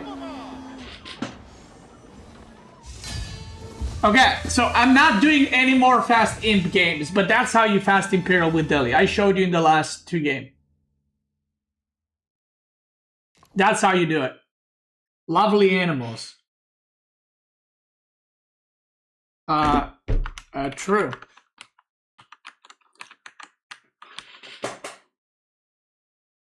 Time for slow imp? No. From now on, we're babooning. We're going full baboon. Every game. AKA, we're either all-inning in feudal or all-inning in castle, and potentially 2 town center play. So if we look at military, that's a good KDA right there, boy. If we look at food economy, this is, by the way, this is my economy, not food economy, economy. This is my economy, plus add free upgrades on top of that.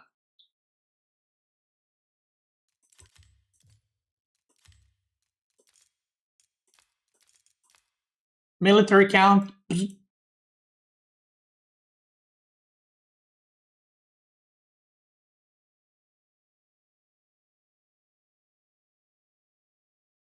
Considering he was playing solo feudal, was it a better choice to go fast imp, or do you think you could all-in him in feudal? I mean, if somebody camps like China with Barbica or Lancaster with that, or English, it's technically harder to all-in them. You can, like, it's a lot easier to win that way, but yeah. Are there fish sticks in that aquarium? And if so, do you like them? There's no fish sticks, but there are just fish. Thank you. I appreciate it. Thank you for a resub. Royal Striker, point of save return. Vano, thank you guys so much for resubs.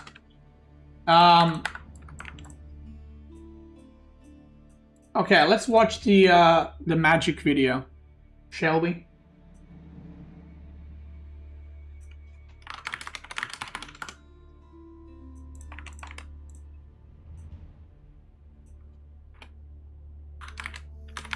I actually might need to play some normal games. Like just normal games, non-guide games, because my editor told me I don't have games for the second channel, because all the games that I've been recording recently have been just me playing for the guide. So I kind of need to up that a little bit.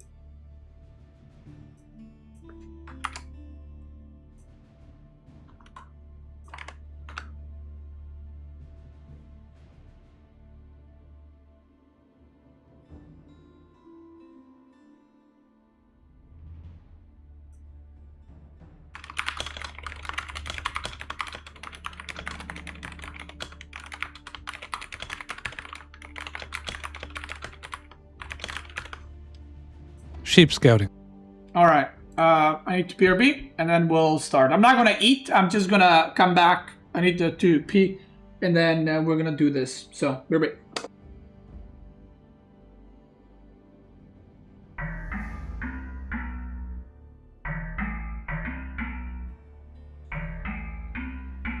cutie rap. Bro, I'm about to do it. Okay, are you ready? And put a beat behind that shit. Watch out, watch out, watch out. Right there. 3 fucking scouts on the hunt like wolves, running through the fog, breaking all your rules. Click, click bounties, but I missed my route. Only got 80? Man, what's that about? Drop the board with a prayer and a lag spike. Sheep looking scared, it's a real-time fight. Gold tick flow, but I'm still on pace. Dropping double TC like I'm in your base. Woodline lit, I'm building with a vengeance. Warrior monks got the relics in attendance. Landmark flex when the high armor it drops. Trebs on deck, I don't need no pop. Trying to farm my map looking empty. Roos eco broke, but the wibe's still plenty. Clicked H2, now the deer run from me. This build order really trying to punk. Stick with the streaming, you got no future in rapping. Yo, let me tell you something. Fast castle dreams, but the food's all gone. Vil idle while I'm vibing to this song. Scouting your base with a torch and a plan. I ain't got no knights, but I do got spam. Yam speed boost? Nah, that's cute.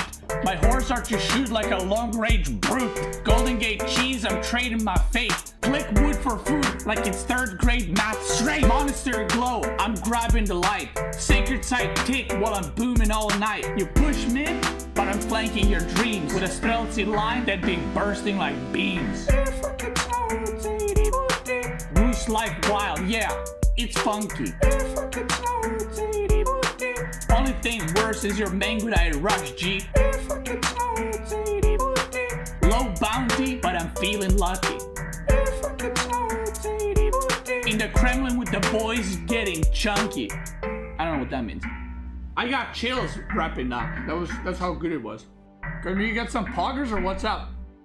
What a banger right there. Wow.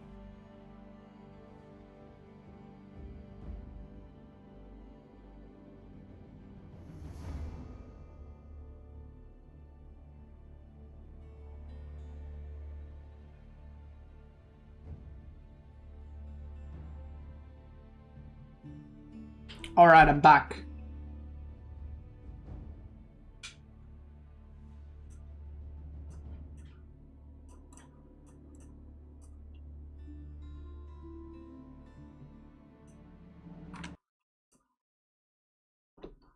Give me a sec.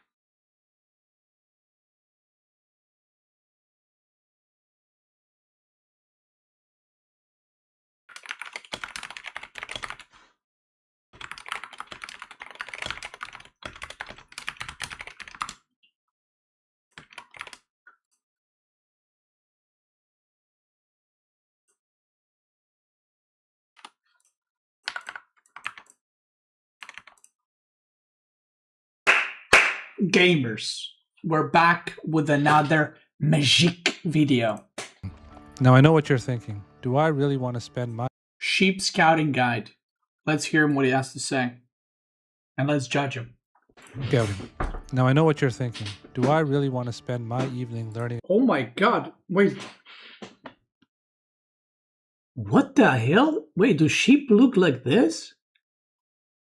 That looks like sheep. That looks like that sheep is fucking. You see those killer eyes? What the hell? That looks like a demon. About such a boring topic, but hear me out. This might be exactly what you need to propel yourself from gold to platinum, or maybe even from diamond to conqueror. Or Remember maybe that it's not only about finding sheep, it's about denying your opponent easy access to food. True. For once your opponent's coffers have run dry, he'll be forced to move onto the map to find alternative sources of food. Right. And that's where you can strike and annihilate his economy in one fell swoop. So strap yourselves in and let's get started. I wonder what he's going to talk about. I mean, I know it's going to be sheep scouting guide, but I wonder what the angle is. Ancient Chinese military strategist Sun Tzu once said, to let your plans be dark and impenetrable as the night, and when you move, fall like a thunderbolt. Wow. Now, what does that mean?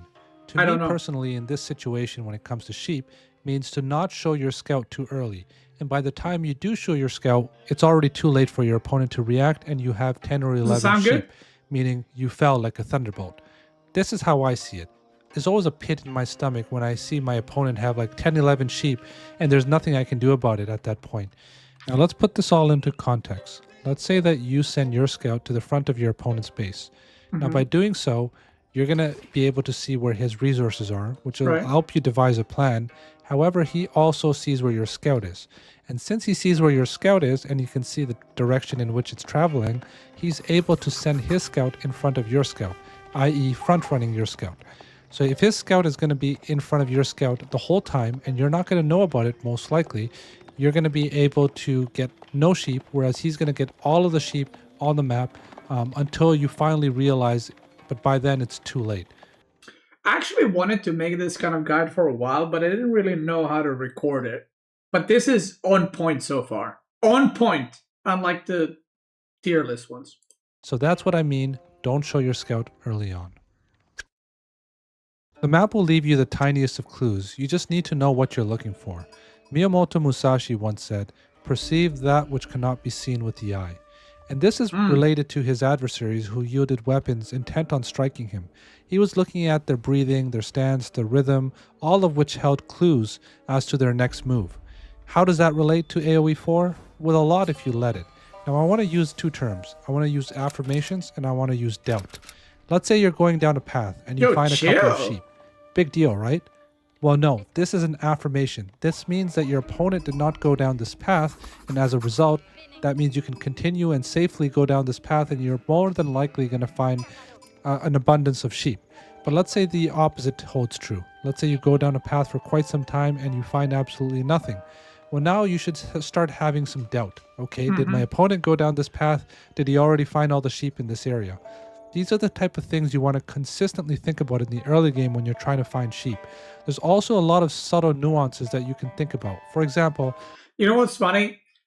Everything he said is true, but sometimes I do this thing where I'm scouting and I'm like, okay, I'm not finding any sheep, but I'm not sure if I'm just unlucky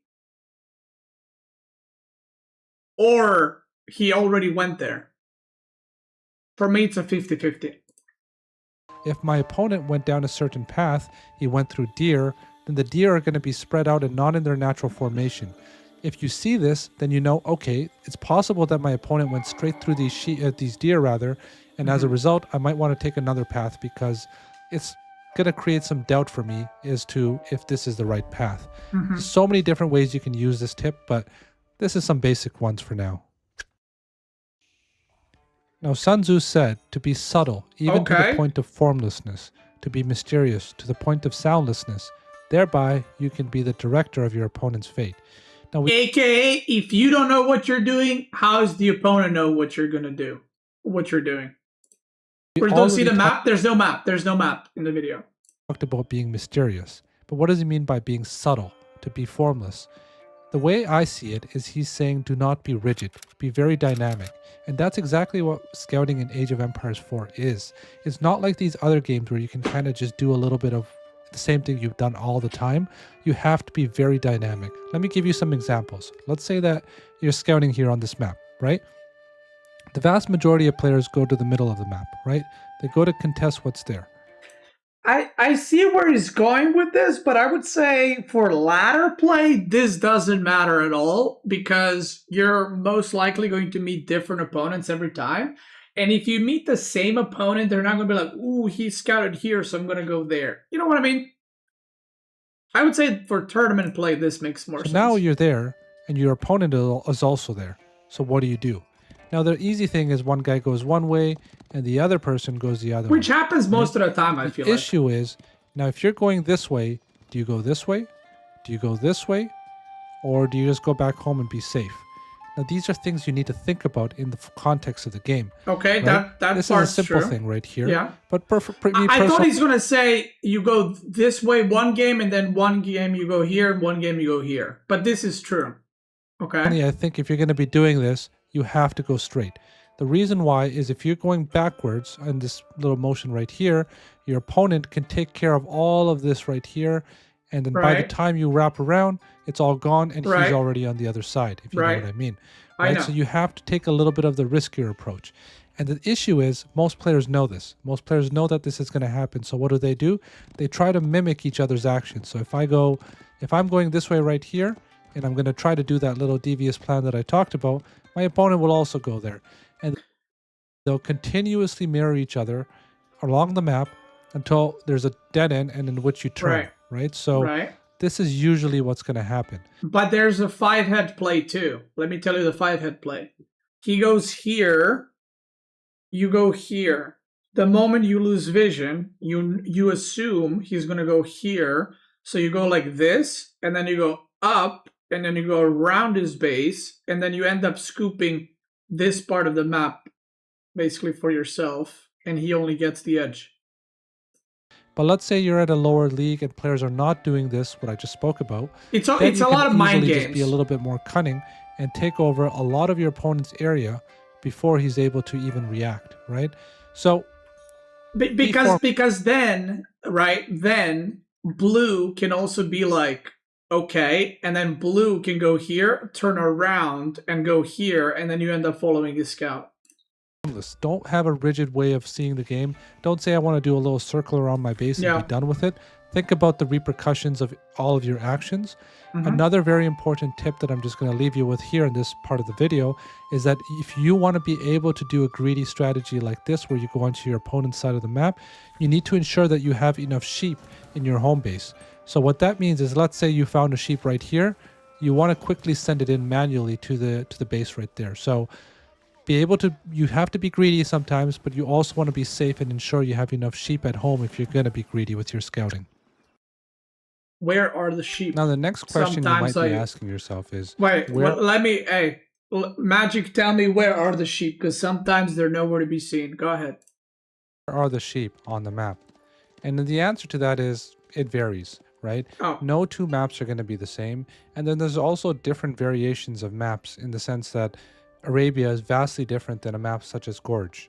However, I'm going to talk a little bit more about Arabia, and once you understand the fundamentals of Arabia, you're going to be able to understand how to look at other maps and be able to ascertain where the sheep are going to be. Okay, so let's start off. And I had the pleasure of speaking to Cal, and Cal is very, very knowledgeable when it comes to the game, especially when it comes to map. He's made a lot of maps from my understanding, and he does a lot of work with EGC TV when it comes to like tournaments and whatnot. So he actually walked me through it, and one of the things he said was, there's going to be a minimum distance between your town center and where the sheep are around your base. So if we're looking at, let's say, the red player's base, he said that within a 50 tile radius or something along those lines, maybe I'm butchering it a little bit, but there's definitely going to be 2 sheep. Okay, so you can kind of see right here, there's 2 sheep. And then the next thing he said was an even further radius than that, there's going to be another 2 sheep. So if we draw a bigger circle around that, there's going to be another 2 sheep. So no matter what, on Arabia, you're going to have 4 sheep next to your or near your town center. Right. Where they are, it's going to differ, but they're going to be there. Now, let's draw a bigger circle. Neutral radius. So he's saying that the map will give you a little bit of a split down the middle. Right. And within that split, there's going to be sheep. This is not a perfect line. It's going to be a little bit differently, but it's going to be evenly paced out between the two. However, that being said, they're not going to be entirely fair. That's the one thing you got to get straight. Finding sheep is not always going to be fair. Sometimes your opponent's going to find more, and sometimes you're going to find more. That's how it is. However, when we look at most maps and most of the generations I've seen, if you look at the actual neutral corners of the map, the neutral corners are going to be here, here, here. Sorry, not there. Here. And there. Here, and here, and here. And there. You can see, if you look at most of the neutral corners, there's not that much sheep in those areas. On dry Arabia. Right? So basically 5 out of 6 times there's no sheep, right? So if we look right here, nothing. Right here, nothing, nothing, nothing, nothing. And here, there's 2, right?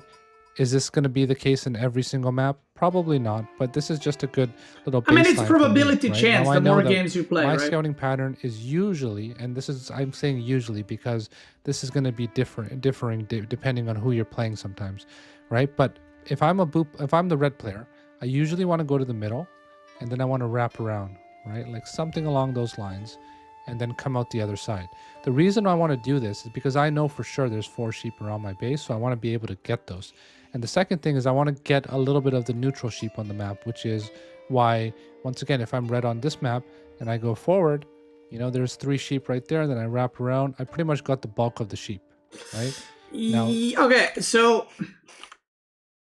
Okay, so the video is correct, and he's technically not wrong, but in a situation where you go, opponent goes like this, you go like this, you meet each other, doing this is not a bad idea. But if the opponent decides to go like this or like this upwards, and you do this motion, you lose all this sheep, and then you're going to run into his scout, then he's going to turn around and he's going to scoop up his sheep.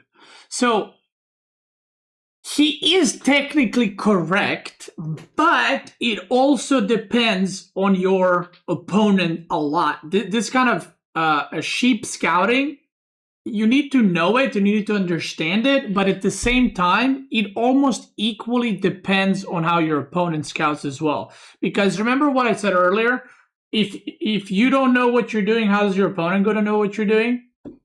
Like, imagine he does this scouting pattern and the opponent just does like this, and then this, and then this, and then this. Like, just completely random. Do you know what I mean? Just like completely dented, and he gets all the sheep. Not because he scouted well, he just did random shit. But that player, when he plays 100 games, he's probably going to find less sheep overall, right? And Magic Sway might find more on average, but you will have some games where you just don't find sheep because your opponent scout a weird way. which is why, once again, if I'm red on this map and I go forward, you know, there's 3 sheep right there, then I wrap around, I pretty much got the bulk. That's the thing. That's the thing, though, right? So yes, correct. But you can also go here, and the opponent goes here, and those 3 sheep are there. Do you know what I mean? And now the opponent went, boom, got 3 sheep, got 2 sheep, got 3 sheep, got 4 sheep, and then you're fucked, right? And maybe you go like this, this, this, and you just waste a lot of time. So there's a lot of that. Right? Now, obviously, if you think about it, right, you can go the wrong way and get completely screwed. Yeah. Right? So if I was the red player and I went, like, let's say I went to the middle, found some sheep, and I went this way, right? Then my opponent, if he was smart enough or if he got lucky enough, he might have gone this way, and I would be at a major disadvantage. Yeah, and then you're following his scout the whole way through. At some point, there is luck involved. Yeah. However, you want to be able to minimize the amount of luck that's involved in some of the sheep scouting. So here are the takeaways. First of all, there's usually 4 sheep around your town center on Arabia. Look at the other maps, see if you see any patterns, and then you just go from there on out. Most of the time in the neutral corners, I'm not seeing that there's that many sheep. There might be on some maps, maybe I've just had bad generations, but generally I would say that your scouting should be Sunken Lens has sheep in all 4 corners. focused on going to the middle, doing a wrap around your base, and then you're going to go out from there and out. Okay, so that's kind of how I would be scouting. All right, guys, so I'm going to end it with some quick tips, okay? So tip number 1, and I talked about this a little bit earlier too, but when you're scouting, you want to go and quickly send the first one that you find back to your base manually. So you guys can see By doing this, you're going to be able to go out on the map for much, much longer without having to come back. And the second thing is you're not going to have to worry about your opponent intercepting you at this point, because it's very unlikely that your opponent's scout gets here this fast by the time the sheep can get in place. Another tip is if you click on the building, the town center itself, the sheep will speed up as time passes by. All right, I want to show you guys another quick tip as well. You see this villager right here is gathering the sheep that's a little bit further away. This is essentially, if you click on the building, you'll see the sheep will stop right here. This villager is underneath the town center gathering. You can see that there's a couple seconds of walking time here, right? At least I would say 3 seconds to go there, come back, and then start working again. Whereas this villager has almost no walking time whatsoever.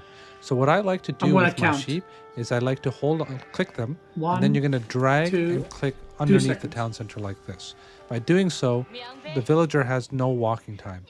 Now it's good to have these sheep like this underneath the town center initially so you have no walking time, but the problem is they bunch up a lot faster. So if you put them all under the town center, they're going to get really crowded here.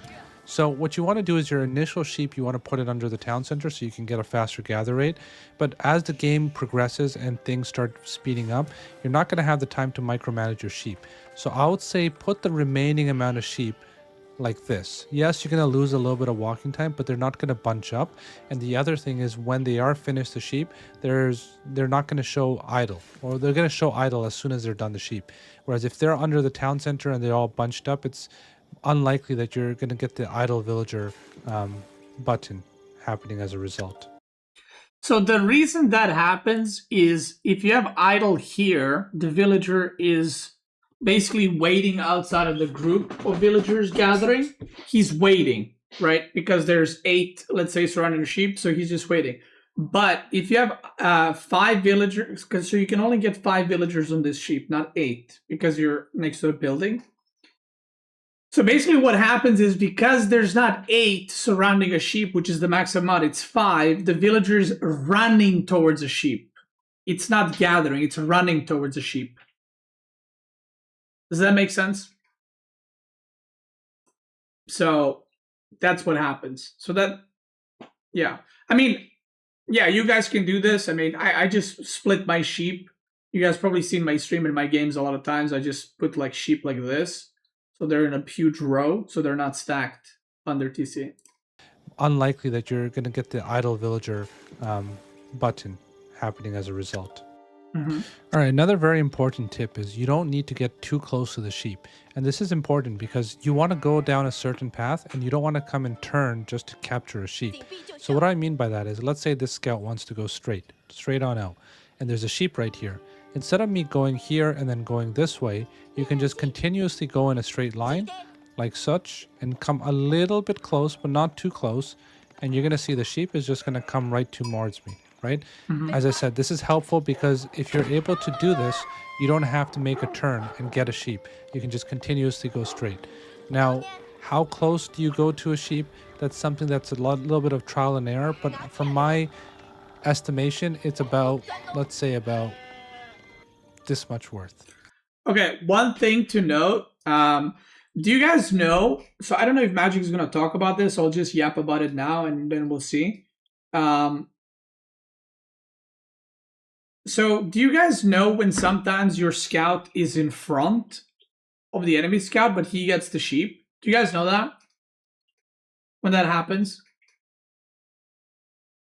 Like your scout is here, his scout is there, the sheep is there, but he gets it. So, okay, so what happens, it's not the lag.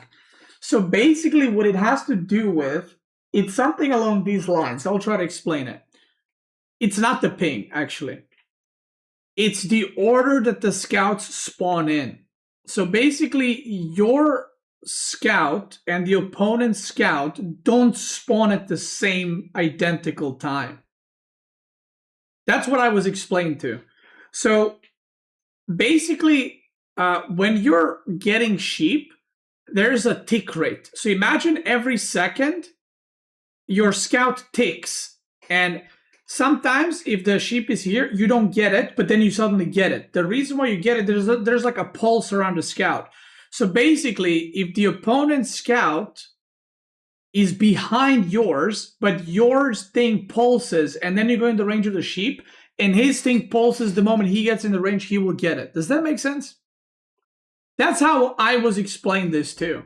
So the same thing works for if you make a second scout, the first scout will always get the sheep first compared to the second scout, even when they're within the same range.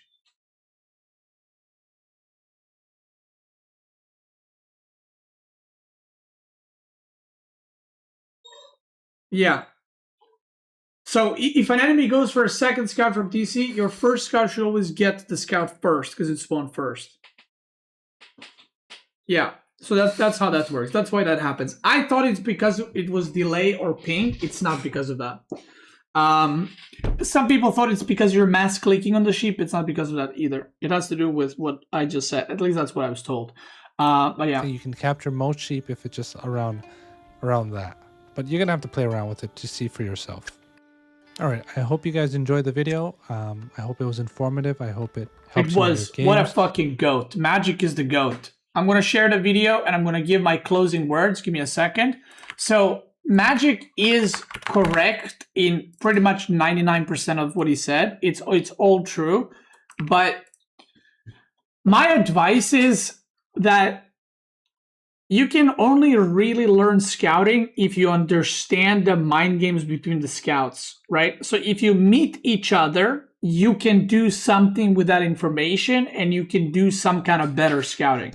If you go here and you don't see the opponent, you don't know if he went like this or like this, and then it's kind of RNG. And obviously the sheep spawns on some maps are pure RNG, on some maps they're preset, but most of the tournaments map, not most of the tournaments map, but a lot of the preset sheep are in tournament maps. So yeah, and every map has different sheep spawn pattern. But most of the ladder maps, I would say, follow more or less the same type. For example, on Gorge, there's more sheep on the sides than there's on the middle, whereas most maps have more sheep on the middle. So, yeah. Anyway, that's it. Magic is the GOAT. Love it. Go make sure to subscribe to Magic. Go give him a like, give him a comment. GOAT. And by the way, I am subscribed. I'm just incognito logged in, but I am subscribed. Of course, I would never dare not to. If you're watching this in on the YouTube video, thank you so much for watching. And if you're watching live, I am heading off the line. Thank you, everybody. I wish you a great night, great day, great morning, wherever you are. And I'll see you tomorrow.